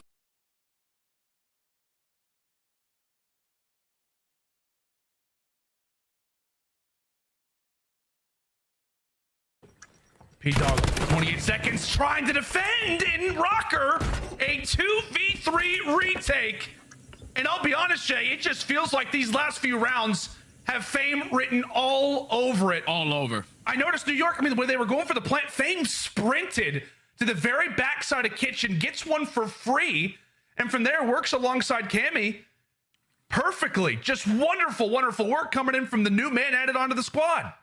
That's unbelievable. This guy's a rookie. This is insane stuff, what he's doing at such a high level, especially in Search and Destroy. Rounds that look to be going the opposite way, he somehow reels them back in and makes it possible for his team as he ends that round on a 5 spree. 1 kill off of earning that cruise missile. Minnesota Rocker looking like a different beast in Search and Destroy so far. Hydra with another first blood. Hydra with 2. You shut down Fame, but at least he does earn that cruise. Exactly right. So you do walk away with at least 1 positive if you're Rocker. If it's not going to be the round ultimate, at least you do have that streak moving into the future of this game. But I mean, it just feels like 2v3s. I mean, this is what has been Minnesota's specialty so far. Yeah. Big kill's about to be inbound. That bomb is rotating over, and New York are ready for it. That's another 1v1 gunfight. It's a 3v2. Let's just simply play trades, but Afro's able to take down Kismet. Now the bomb is going to get planted over towards B for free. But at least you stall out enough for that time. So now let Hydra earn that dead silence to be the playmaker. Wraps his way all the way into Diner. Skies also pops his daddy as well. This is a double push from the front side. They get Hydra, wonderful timing, able to catch out Cammy. Afro now, Soul Man alive, onto this. He's actually found up close. He's found up close. Oh my God, it's a team kill, but it is a round regardless. New York nearly letting another 2v3 slip. But thankfully they come away with the clutch, and boy, did they need that. It got quite dicey. They were inside of the kitchen, Jay. Afro was very slippery right there. Yeah, Afro was dancing all in the kitchen. Like, obviously it comes down to a 2v1. Both of these guys are going for the chow. At least you have 2 versus 1 in that situation. As New York are able to take the round on the back of Hydra, who's able to take down 3. Now stops the bleeding, down 3-2, but in my opinion, this has been very, very sloppy search and destroy from New York. Like, your man advantage, just simply play the trades. Run in there like a freight train and play the damn trade. I mean, what, the rounds that Rocker have so far are like a 3v4, a 2v3, and somehow Fame planting a bomb and really making his way through middle somehow. Like, as you said, just not the cleanest work so far from New York. We'll see if things can begin to tighten up. But Fame, how about him? 9-2, bringing in that cruise missile.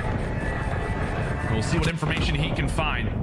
Obviously not going to find anybody with it, but we'll see if it can lead to some future success.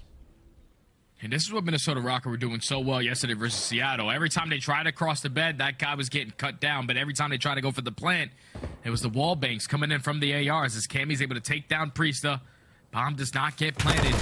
And now Dead Silent does get invested. You allow Bans to make the play. Takes down Skies. 3v2 now, but you still have to be worried about where Hydra is, because now he's right behind you. Yeah, Rocker, it's just always a player you got to be aware of, a player you got to be conscious of. Kismet found, and now Hydra, Dead Silence beginning to deplete. 20 seconds, and that bomb is right left over at A. Such a tall task, and he's gonna get found out. Rocker coming up clutch again. That's just a perfect game plan. You call on the round is to invest the cruise missile. Even after getting first blooded, all the information you're able to gain allows your SMGs to invest that Dead Silence, put themselves in a little bit of a better position, and then Bance does it all from there as he finds the final 2 kills on the round. Minnesota Rocker 2 rounds away from tying the series up. Massive 2 rounds at that. I mean, just given where this team was not long ago, Major 3, not a single victory to their name. Making the roster change, and currently trying to tie things up here versus New York. A chance to make it to a Sunday again. Huge round at that. Opportunity to go up 5-2, but it is the swing round. New York trying to go clutch. Bance does make the Dolphin dive, so NYSL are aware of the fact that Bance is now going to be in their base somewhere. Or has he decided to hide? And Afro talk about a spot where he needs to go clutch. The utility is out. He knows that the jump is going to be there. Tosses out a nade. Singles out 1. He can go for the challenge on this guy's pretty much for free. Oh, wonderful work. Covered in from Rocker. They set the trap. And from there, it is a 5th round gained. Yeah, New York on the defensive side. I truly do hate their setup. They're not sending anyone towards the bedroom side. They try to at least watch the cross from the middle of the map. But that's 3 times now where Minnesota have put the pressure over towards A. They do not rush it. They throw a couple shoulders towards L Dash to get Bance across towards bedroom. Once he puts himself in that position, you know that New York have to be committing on the flank or pushing through middle. And right there, Minnesota, fully ready for that push. Crossfire setup out of Fame and Afro to find all 4 kills on the round. The rookie, 12-2, dominating in this search and destroy. He is. He's just looked so solid for them. I mean, ever since he put up that debut series, I think it was the 2nd highest debut for a rookie in CDL history. Funny enough, the other player was actually a part of Minnesota Rocker Standy back in Cold War, but he has just been such an excellent addition to this roster. As we said earlier, the coaching staff, so thrilled with his gameplay.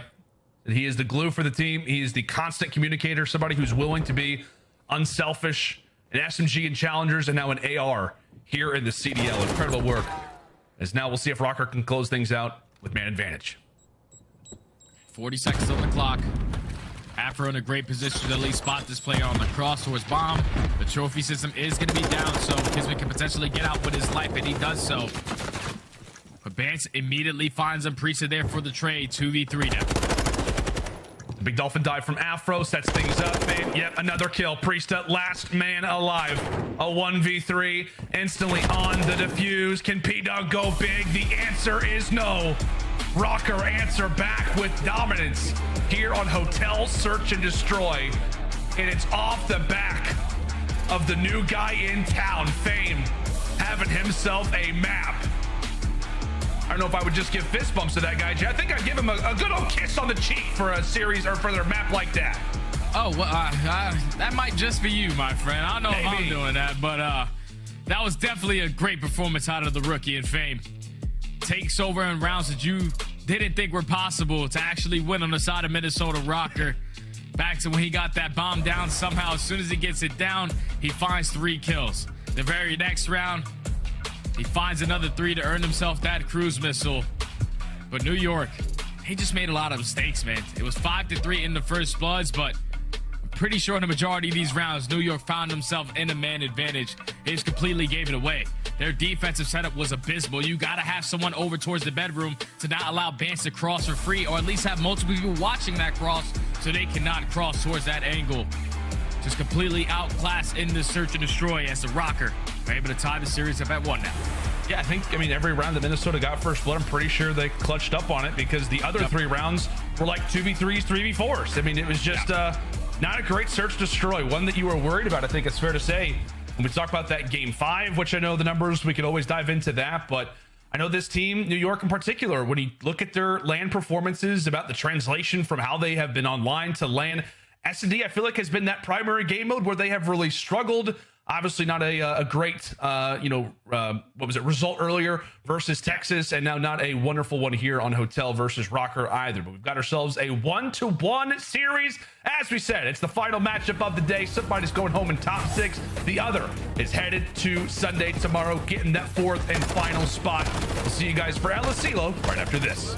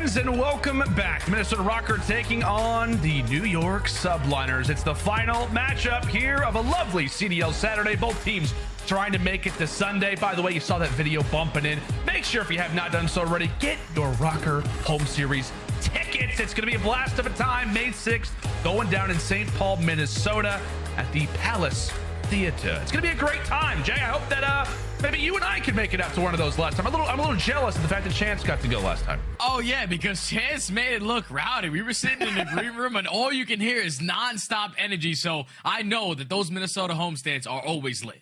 Absolutely. Speaking of rowdy, we got to check out the Scuff play of the game. Yes, we're rewinding back to round number 4 here in Hotel Search Destroy. Jay, what do we got here?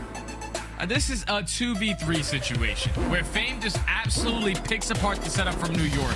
Look at this angle. He's able to spot Skies. He gets the first kill, right? But then he snaps onto the second. A little bit of assistance right there from Cammy. But then they spot out Priesta and go for the double chow. Fame had multiple rounds in this search and destroy, but he just took over.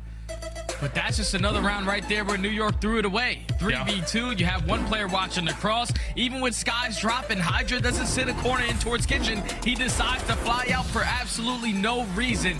Gives up his life for free. And that's basically how that search and destroy went for New York. Throwing away man advantages every opportunity that they had. So now allow Minnesota to take that map, tie the series up at 1. Now they're going into their best control on El Asilo, where they have a 10-0 record.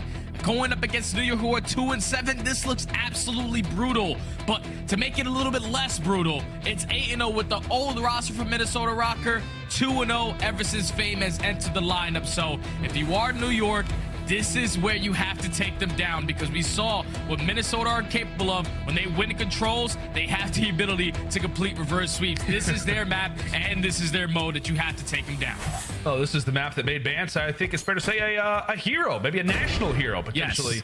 Yes. Unbelievable work from that man yesterday. We'll see if Rocker can get it done in a little bit of a cleaner fashion, or if New York can stop them here. By the way, that search destroy lost for New York 1-9 on land since the Major 1 Raleigh. So you definitely want to win this control. Make sure that game 5 is not guaranteed. But into the round 1 we go, and it is a wonderful job here from the Subliners off the rip. Jay, they find their kills, and that A zone is done in nearly record time.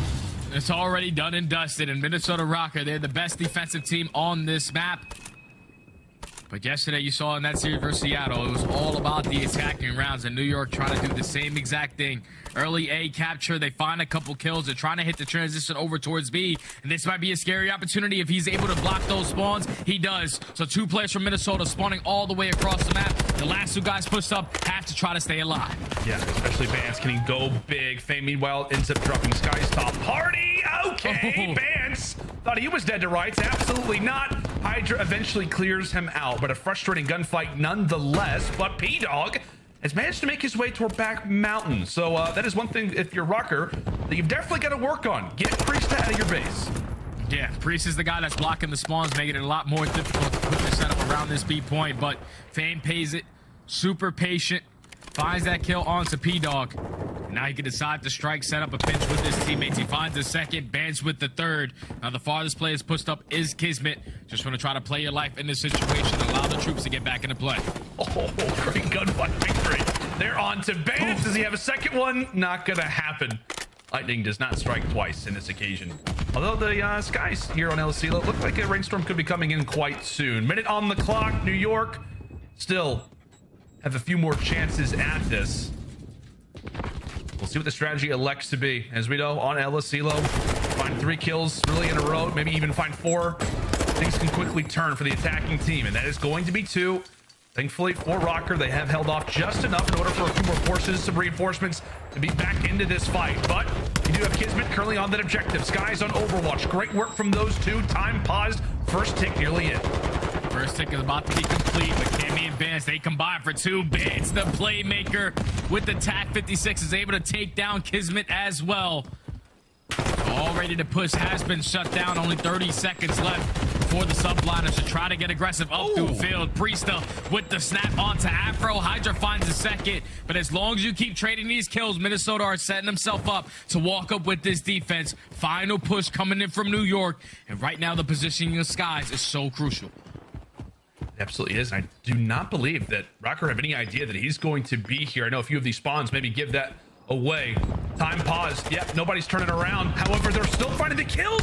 Everybody found the kills that they needed to, and now Skies is left up a stream without a paddle, without a chance. Rocker cleared the board, and those are just some huge fights where it's like maybe if one goes New York's way, Skies has a chance to be influential, but Minnesota win all the gunfights that they have to. And how about Bance? Excellent work. It doesn't matter who has the high ground in this occasion. He just had the clutch kill after clutch kill multiple times. It looked like Minnesota Rocker were in a very, very tight setup. You had a couple players who were sitting towards top AC, a couple players spawning all the way across the map, but they did not panic once. They held their pre-aims. They clutched up on those gunfights. The ones that mattered the most for them to walk away with the very first defense. Now we get to watch them on attack, where they were able to walk away with 3 of them versus Seattle Surge yesterday. Can they do it again? Absolutely, and right into the B zone we go. Nobody yet to drop, so this Rocker push is absolutely in a good state. Well, there goes Cammy. Regardless of it, Vance goes for the quick dolphin dime. Time pause as now Afro looks to get all kinds of aggressive. This is where he feels most comfortable clearing the way right now for Rocker. And Vance also wins another fight. This is excellent work right now from the SMGs here of Minnesota. And I'm pretty sure Vance isn't even doing it with an SMG. He actually has to attack 56 out. He knows a lot of these gunfights are going to be long range, but Kismet with that back left cliff spawn is able to find 2. They take him off of that B point. Do not allow that second segment to be complete. So now this is the time where you can make that decision if you are New York to get a little bit more aggressive on the map, build layers to make it more difficult for them to try to get up towards one of these points, but they're able to stop that clock. Don't have any radio tower control as Priest is holding down that power position. They try to get over towards A. They all get cut down. Now they're all back off spawn. Yeah, and this is just a wonderful reply here from New York as they look to try to put in the chokehold, if you will. Get Minnesota pinned as far back in the base as possible. A great tag comes in from Kismet, and now, well, Minnesota starting to make their way up through the field. They are 3 strong, but Priest is trying to be a thorn in their side. Another big gunfight victory for Skies. Minnesota just continue to get peppered up. All they need is one occasion, one situation, but New York hesitant to even give them the chance, give them the opportunity. As another one will fall, it is just excellent plays coming in from NYSL. A lovely team spree. It's currently at 9. Priest having himself a map, one away from the cruise missile, as this round is surely going to go the way of the subliners. No, and it's a big kill if you can earn it. Yes, he does. Big one-on-one versus Afro to earn that cruise. He also runs out of bullets in his tag. So this is probably a round where Priesta did not die a lot, but he's able to secure that cruise missile, dominate the right side of the map, only allow 2 segments to the Rocker. Now puts New York in a nice little lead. They got A pretty easy last time around, but I think this might be a round where you decide to invest that cruise missile, close out B, and then transition over towards A. You're up by 1 segment, so as long as you stay ahead in those ticks, Minnesota are going to have to try to clutch up on an attacking round. Yeah, that's exactly right. I know we were talking about it yesterday, even though the stats absolutely went out the window, but about 60% favorable on defense. However, we've been seeing a lot of round 5 attack victories, not just in general attacking victories here on LSCLO lately here in Columbus. I don't know what it is about Columbus, but just makes COD get a little crazy. Into the B zone we go, just as you called, Jay. Trying to get that one done and dusted nice and early, but while they do get 1 segment, all of them have to fall in the process. And now you got to find out of your base. With so many angles that you have to check. You know how Bands plays, you know how Afros plays. They cannot sift them out as they both win. They're both one-on-ones. And now, with a couple players dropping, that's all 3 dead in the feed. Bance does drop from Whiteside, so now it allows the New York subliners to get aggressive up through field. 50 seconds left. They're able to stop the clock, but for how long? Priesta wins another one. Priesta wins 2, and now the 2 stack is going to be it. Yeah, Priesta is a man on fire. 17 and 9. Hydra finds another massive cutoff kill. Cammy, the sole man behind enemy lines, able to drop 1, get some information for the squad mates, but all he can do is really watch from afar, hope that he can come up clutch. Goes top shelf, wipes away Caesar, and from there, New York get another segment, but my God, it felt like they should have got a whole lot more than that. Yeah, you cannot lose those gunfights to Cammy. You were set up for him to jump out of the window. And with you not taking him down, he earns himself a cruise missile on that street. Goes for the chow onto Skies. Eventually does get cut off. But now that's 3 dead in the feed. New York said, screw A. We're going to just try to complete B because we have a cruise missile to take you off a top radio tower. Time extended by a minute, but the subliners are down by 6 lives. That's exactly right. Afro popping dead silence in the process. Bance trying to get himself all kinds of comfortable inside of the base. So Afro pretty much setting up Bance maybe for some future kills. Excellent work and highlight plays coming in from multiple players here on Minnesota. It was Cammy, and now it is Afro. And as we said, the SMG kills coming in from Marcus Reed. Now potentially set up Bance. Do a bit of the dirty work. Into A we go. Afro wiped away Cammy too. And so now Bance is going to have to make something happen here as everybody from New York in a wonderful and prominent position. Here comes the cruise missile. Cammy trying to bring it in and cause a bit of a stir. Bance finds one in the process. No kills with it. We continue to fight. Yeah, Cammy's just trying to get them to scatter a little bit. Try to make an opening for Bance, who stayed alive towards Yellow Shack, but eventually does get cut down by Kismet. So New York had the opportunity to get the stack going. That's already 2 ticks in. You drop Fame. Priesta finds another one onto Afro. The stack is going to be in. Cammy, the only player here, and the subliners able to walk away with the attacking round. Do not invest that cruise missile as well. They were down drastically in the live column. All it took was 1 set of kills to close out the round, and they do just that to perfection. Subliners 2-1. Oh, like New York went through a war in that round, Jay. Like they had to face off against cruise missiles. They had to face off against Afro going on sprees, Cammy going on some wild sprees, but they hold it down. They just focus solely on that objective. They just allow for Priesta, by the way, to just go on an absolute tear. Now at 23-12, as New York trying to hand Minnesota their first loss on LSELO control this year. Is this the round that does it? Or does Rocker and specifically Vance have some more magic to wield? Into this one we go. Hydra trying to be a problem off the rip. There's already a few seconds have began to expire. Rocker looking for their plan of attack. 1 player over at A. Great coverage there from Vance. Regardless, Afro is found. Afro is getting taken care of. So now time is starting to tick down. There's only a minute left on the clock. It's looking like Minnesota are trying to set up around this A point. Once Hydra wins that one-on-one versus Bance, you take radio tower control. Makes it a lot more difficult for you to push up on that street side. That's all 4 dead in the feed. You have Priester roaming through the back of the spawn. As Bance finds a couple kills in a row. They're able to stop that clock for now, but it's only a matter of time before Priester strikes on the flank. He takes down Cammy, and now his teammates are here to assist. It just feels like if you're New York. Vance, get out of here. No, Vance, stop it. No crazy plays coming in from you. Hydra continue to be a thorn. 25 and some change now left on the clock. Big kills coming in from both Vance and Afro. Vaznev's finally beginning to wake up as, boy, do you need this extra minute. Right now, if you're Minnesota, continuing to get the cutoff kills. Right now, they're looking good. Halfway there at A. And it's looking like New York are going to decide to just chalk this one up. The only player that can potentially contest it is going to be Kismet. He goes for the chow, at least takes down Bance. The rest of his teammates are just focused on maintaining map control. They're playing for the exit kills, and it works out perfectly as the SMGs strike for 2. They block the spawns on the right side, forcing all of Minnesota to try to overextend through the front end. As it's now 18-13 in lives remaining, a minute left on the clock. The Rocker, they have like 2 to 3 more good pushes in them. A great stat line right now from Fame. Had the electric search and destroy performance, but not currently looking great in this control.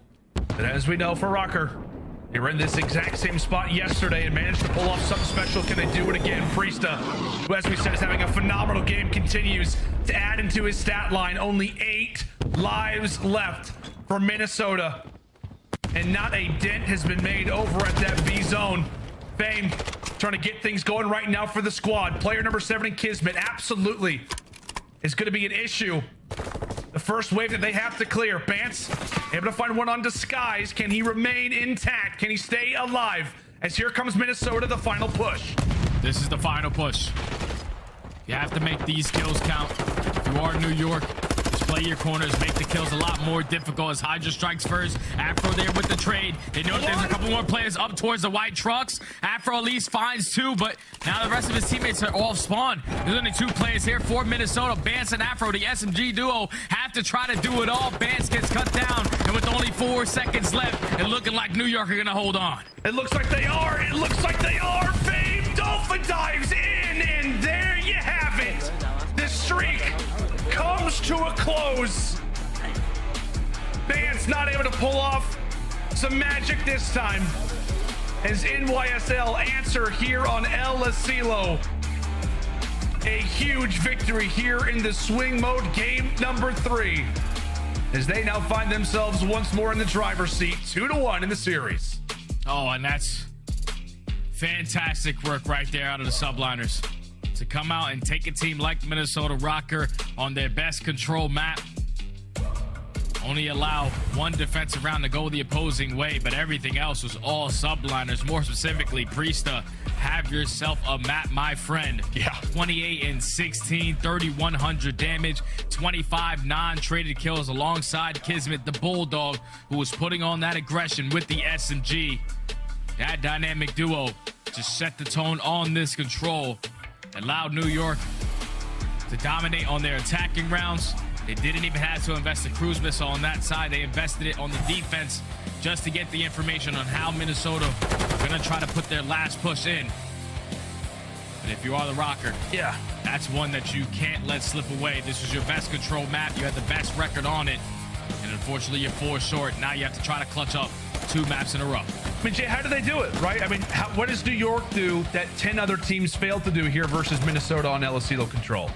Well, what they did great was the fact that they were putting a lot of pressure towards the map on certain angles. Every single time Minnesota Rocker thought that they had an opportunity. You even think about that attacking round where they got 2 early ticks on B. Kismet gets a blessed spawn towards back cliff to find 2 kills to break them. And then on their attacking rounds, it's just a perfect transition. They know what exactly they want to do, what power positions they need to take. SMGs just roam around the middle of the map. ARs hold down top radio, hold down top AC. As that game plan worked out to perfection. As long as you don't go with clean 3 to 4 dead on a control map, you were setting up for success. And that's exactly what New York did. Never dropped all 4 at once. Eventually leads to that double. Absolutely. There you see the scoreboard at the end. An excellent map here from Priest, the 28 and 16, doing it versus his old squad. The 200th control of the season was an absolute banger, and it leads to Rocker losing their first El Asilo of the season. I think, Jay, that's also the only team who was undefeated on a single map and mode that we had in the CDL, right? So that streak is now come to a close. There is at least 1 loss for every single team on every single map. You get the point. I think I might have screwed that up. Regardless, you know what I'm talking about. Anyway, now we got to talk about Fortress Hardpoint. New York back in the lead. However, we stressed it. I think it was Nameless who was talking on the desk about how you kind of like both of these hard points. If you're Minnesota, they come up short in the hotel, but why is this Fortress such an exciting prospect still, Jay, if you're a Rocker fan? It's very exciting if you are Rocker, because the last time that these 2 teams matched up on this map specifically was all the way in February 17th. And that was Rocker who was able to walk away with this map. Ever since then, the subliners have not played anything on Fortress Hardpoint. Okay. So it's been quite some time since they have spawned in on some HP on Fortress. Obviously, on the opposite side for Minnesota, they played this map yesterday versus Seattle. They are the worst rotation team in the game, but what made them stand out yesterday versus that Surge roster was their breaks. They were dominating in those categories 5 out of 8 of the times where Seattle rotated early, got properly set up. Minnesota found those breaks, and it was all on the back of Bance. I think if I remember correctly, it was the P4 hardpoint. When Bance stayed alive for about 25 to 30 seconds, he stayed alive so long I thought his controller broke, but he played it to perfection to allow his teammates to eventually get into the play to find the break. So if you are the Rocker, this is a map that you have played a lot more than the New York subliners. So this has to be one that you are feeling really confident in to try to force that game 5. And it also feels like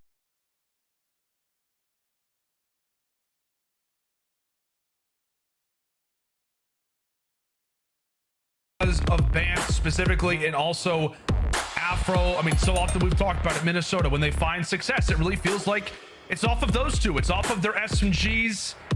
You're kind of relying on them again, which feels like it's been your best strategy. Why not try it out again?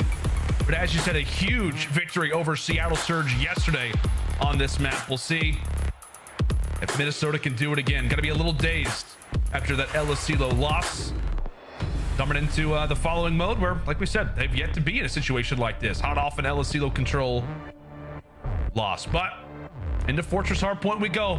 Potentially the final map of this series. Jay, do you think it closes out here, or do we see a Game 5? I think we see a Game 5, man. Okay. Minnesota Rocker do exactly what they did yesterday, which is rotate early towards some of these money hills, find the breaks at the right times. The New York Subliners, who haven't played this map in almost 3 months, are going to have a difficult task. And I think the guy that I want to focus on for Rocker, who's going to be the guy that is able to push it all the way to a Game 5, is Afro. We know the head-to-head matchup between Subliners is not good in this mode. A .77 in hardpoint. New York have been absolutely dominating him, but already into this game, the Subliners starting off on the better side. They get 21 seconds off of that P1. They're maintaining the spawns over towards P2. But Rocker have the ability to climb back into this game. They can find an early break again. Yeah, they absolutely can. And I think you bring up a really good point, right, about Afro. I want to say there was, the last time these teams met, it was a Game 4. However, it wasn't on Fortress, it was on Mercado, and Afro has like a 13 and 25 performance. You need him now to go off for the squad. And seeing the boys will look to try to make a break over at P2. Currently in control of NYSL, and Skies snaking his heart out, having a wonderful time in the back lines. Eventually drops Bakami. Put that Vaznev to good use, trying to run wild. Hydra eventually able to tame the beast, but Rocker continue to force their way through the front. Rocker right through the front. Vance, more specifically, is able to find 2. But Kismet finds 2 of his own, so he's able to find that remaining junk time. And now off the rotation, it can start to get a little bit scary. Kismet finds another 2. Skies already puts himself in a position towards the back. He takes down 1. Kismet is here to strike. You find the trade onto Fame, and that's full rotation going to the Subliners. With Kismet only 1 kill off of earning that cruise missile. A perfect start to this hardpoint. Oh, heavens! Hydra as well! Insane work. That is just perfection out of the Subliners. They jump in, they get their time, and they say, Minnesota, you can have the scraps. We'll go for the roto. Wonderful plays and heads up work coming in from Caesar as New York continue to set this hard point in place. Kismet not able to drop Bance. However, thankfully the teammates are there from the front. Now the push comes. Hydra drops once more. However, it is again the rest of the teammates, the bodies, outweighing the bullets in this occasion. Excellent work for New York. Handling things, handling business. One player left up in the back. Actually, a few close spawns come in. Still a very formidable fight with 20 seconds to go. Bance able to take it. Big 20 for Rocker as we rotate now toward cannons. Finally, Rocker able to break their way in. They were getting those close spawns towards those double doors for a long time, but only able to find about 20 seconds over towards P3, and now you put yourself in a trap. Hydra and Sky so far pushed up on the map. They're creating those layers. Keep their teammates safe at the new hill. So they're just cutting them down, knowing that Minnesota are still going to be spawning out. Skies with the absolute beamer to take down Bance. His first 10 seconds already uncontested. Minnesota Rocker trying to find their way in, but New York are cutting down every single angle. Finally, with Fame finding 2, they can push up on that P Street side. They can set up that pinch. They've got a few players working their way through the back. However, Afro ends up dropping. Yeah, it's all on to Fame, and the back lines did what he could. And with 30 seconds left, I mean, you can already be very happy with how this hardpoint has gone. If you are a Subliner fan, Priesta having another phenomenal, at least start to this hardpoint. And there you go, a cruise missile nearly snaps onto 3 in a row. Skies finishes his work. New York up by 100 already. Yeah, this game is getting out of hand. Rocker need to find something. They need to put something together, and fighting for 3 seconds of scrap probably is not the right situation. Now New York are going to set up early off that rotation. Kismet with the repinch towards backstage. He's now going to put himself in a position to block that spawn. So all of Rocker are going to continuously spawn over towards Street. Had to try to locate where Kismet is. That's the first job done. But now it's all about taking these guys off the point where none of these angles are pretty easy to get them down. Yeah, it just feels like, man, every time a player from New York dies, there's instantly somebody there to grab the trade. I mean, just every single occasion. I mean, look at the numbers right now across the board. Hydra 14-8, Skies 15-8, Priesta having a great game, Kismet 14-11. That's your objective guy. That's the guy who's trying to get the trades, or they're trying to set you up for the trades. Impeccable stuff so far from the subliners, but Rocker, they've got to dig deep. They've made crazier comebacks previously. Can they do it again? As we'll step aside and see if the comms are sounding down 100. Can they do it? A check in now with Rocker. Nice, good check. Yeah, I spawn P2, I spawn P2. One shot, front up, one shot, low up. Bench. Low up, bro, trying to me. He's doing top jump, weak. He's going to lower, he's going to be in, he's going to lower that. Bottom arch, forge. Closed. Closed, dead. Nice. Absolute. Nice, I'm blocking. I'm holding left, by the way. Yeah, bench. I can call you maps. Left? Okay. No, they can come left. Yeah, I'm trying to look left. I'm trying to look your left. Top out, dead. Nice. One map's dead. One shot on the left. P5. Is he staying up? P5, no maps. P5. Let's go. P5. You want to block off spawn, Ben? Yeah, go. Go, cross open. I'm watching left. You got it? Yeah, open. Dead. It was Priest on the left. Priest on the left. Dead. Top out. Go. One shot. Top maps up. Bottom mark, can they? No. Already in open. Skies, spray him back steps. Skies, last guy open, okay? Bottom map. I spawned out. Lower. I spawned out. Nice. I spawned out. They spawn P5. Nice, last guy. Skies, close. I'm one shot. Yeah, I'm trying to get you fast. One side open, I'm absolute. Stunned open. Trying to get the front cross. Already in. On the right. Open dead. On the right, dead. One more open. Skies, look at the skies. Close it up. That was a lovely check-in there with the Minnesota Rocker. You can see the sense of urgency. We said they were down by 100. What can they do to bring this back? And right now, Jay, they brought up the blueprint. They're doing what they need to right now. Yeah, it's the P1 to P2 chain. It's now a 40-point game, so if you are the Rocker, contest this as long as you can, but do not lose those spawns for that P3. So it's going to be a huge battle across the map. Cammy, the only player here for Rocker. He does get sniffed out by Priesta. New York subliners are also getting that remaining 20 seconds at the old hill. So this might be a situation where if Rocker don't find the break, New York will potentially be able to close out the game. They're still trying to fight this whole time. They're trying to get Skies off. They do so for 5 seconds, but it's all about this break. Can they find it on one of the more difficult hills in the CDL? That was a huge 1v1 as well. It's Kismet who's able to win. Also, like we said, finding the trade. Hydra, in the meantime, also just earned a cruise missile. So even if Rocker do cause a bit of a stir, cause a bit of havoc, they at least have that to rely upon, or really just throughout the remainder of this game. Minnesota trying to cling on to anything, any small advantage, any break, any kill. Means so much right now for the squad. Vance at least able to find one, but still 30 seconds to fight for. And right now, New York are in prime position to have it all. Yeah, New York's just staying alive. They know that they don't have double doors control. They know that Rocker are going to get a couple close spawns, but it's all about keeping them off of the time for now. Once you get the kills, then you're able to hop on it, as now they wipe the spawns out. They get the close ones for their squad.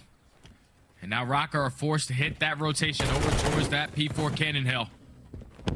100-point game again as New York were able to grow the lead. Rocker have to try to play some flawless hard points to try to climb back on in. First line of defense is Bans. He does get sniffed out. Hydra has a cruise missile. Pretty sure everyone on subliners has a cruise missile to work with. But so far, Rocker, 10 seconds in, not a single player from subliners past that 50-point mark.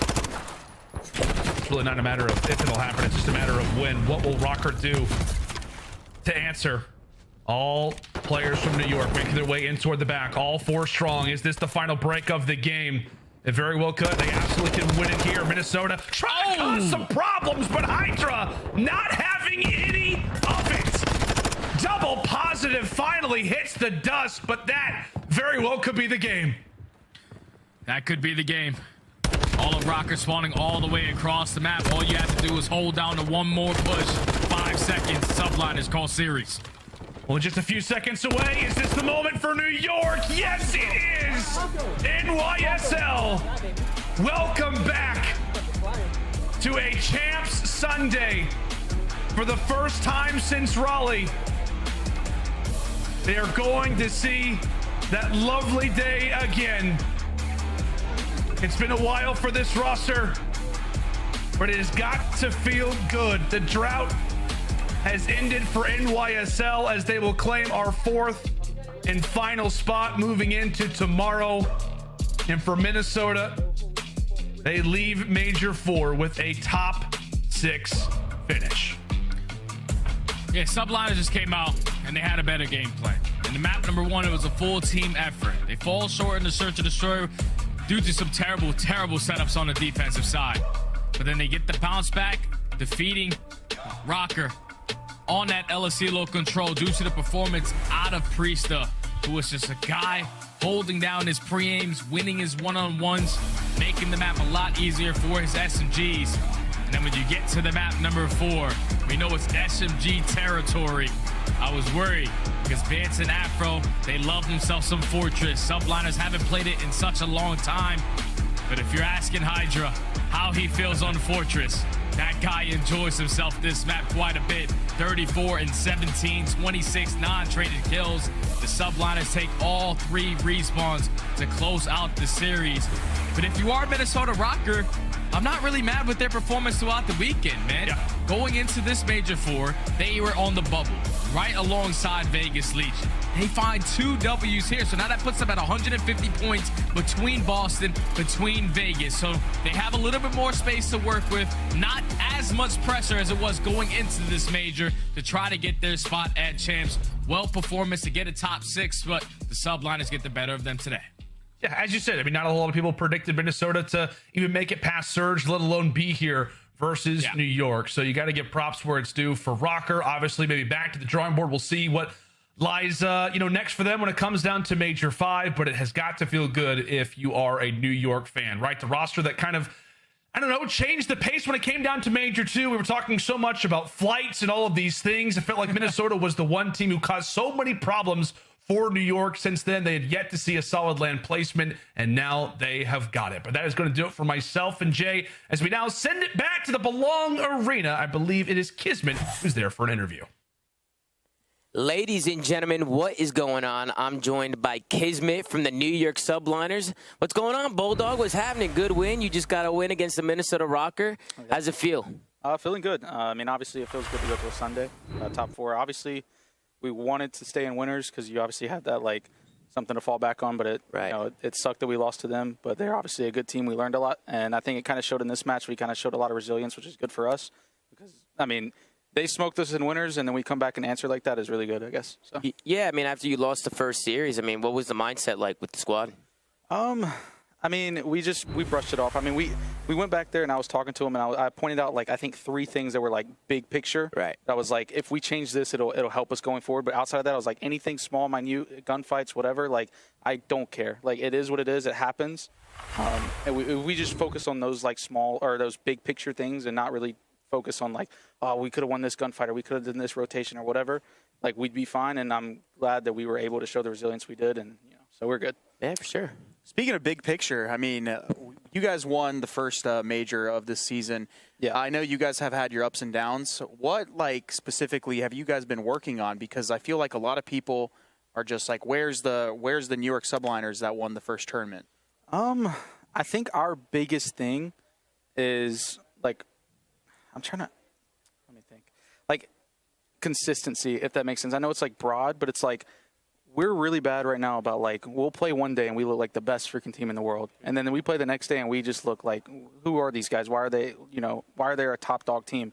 And I think right now we're just trying to figure out a game plan that makes sense, that is just consistent, and then we'll build from it. And I think we've been doing a really good job with it. Right now, our biggest flaw right now is when we get in those situations where, I guess, our backs are against the wall, we're really bad about getting ourselves out of that, and that's what our main focus is right now. And that's what I talked to them in the back after Optic, because I was like, those guys brought it to us. Let's make sure that we can answer back somehow, whether it be rotation, whether it be comms, whether it be whatever.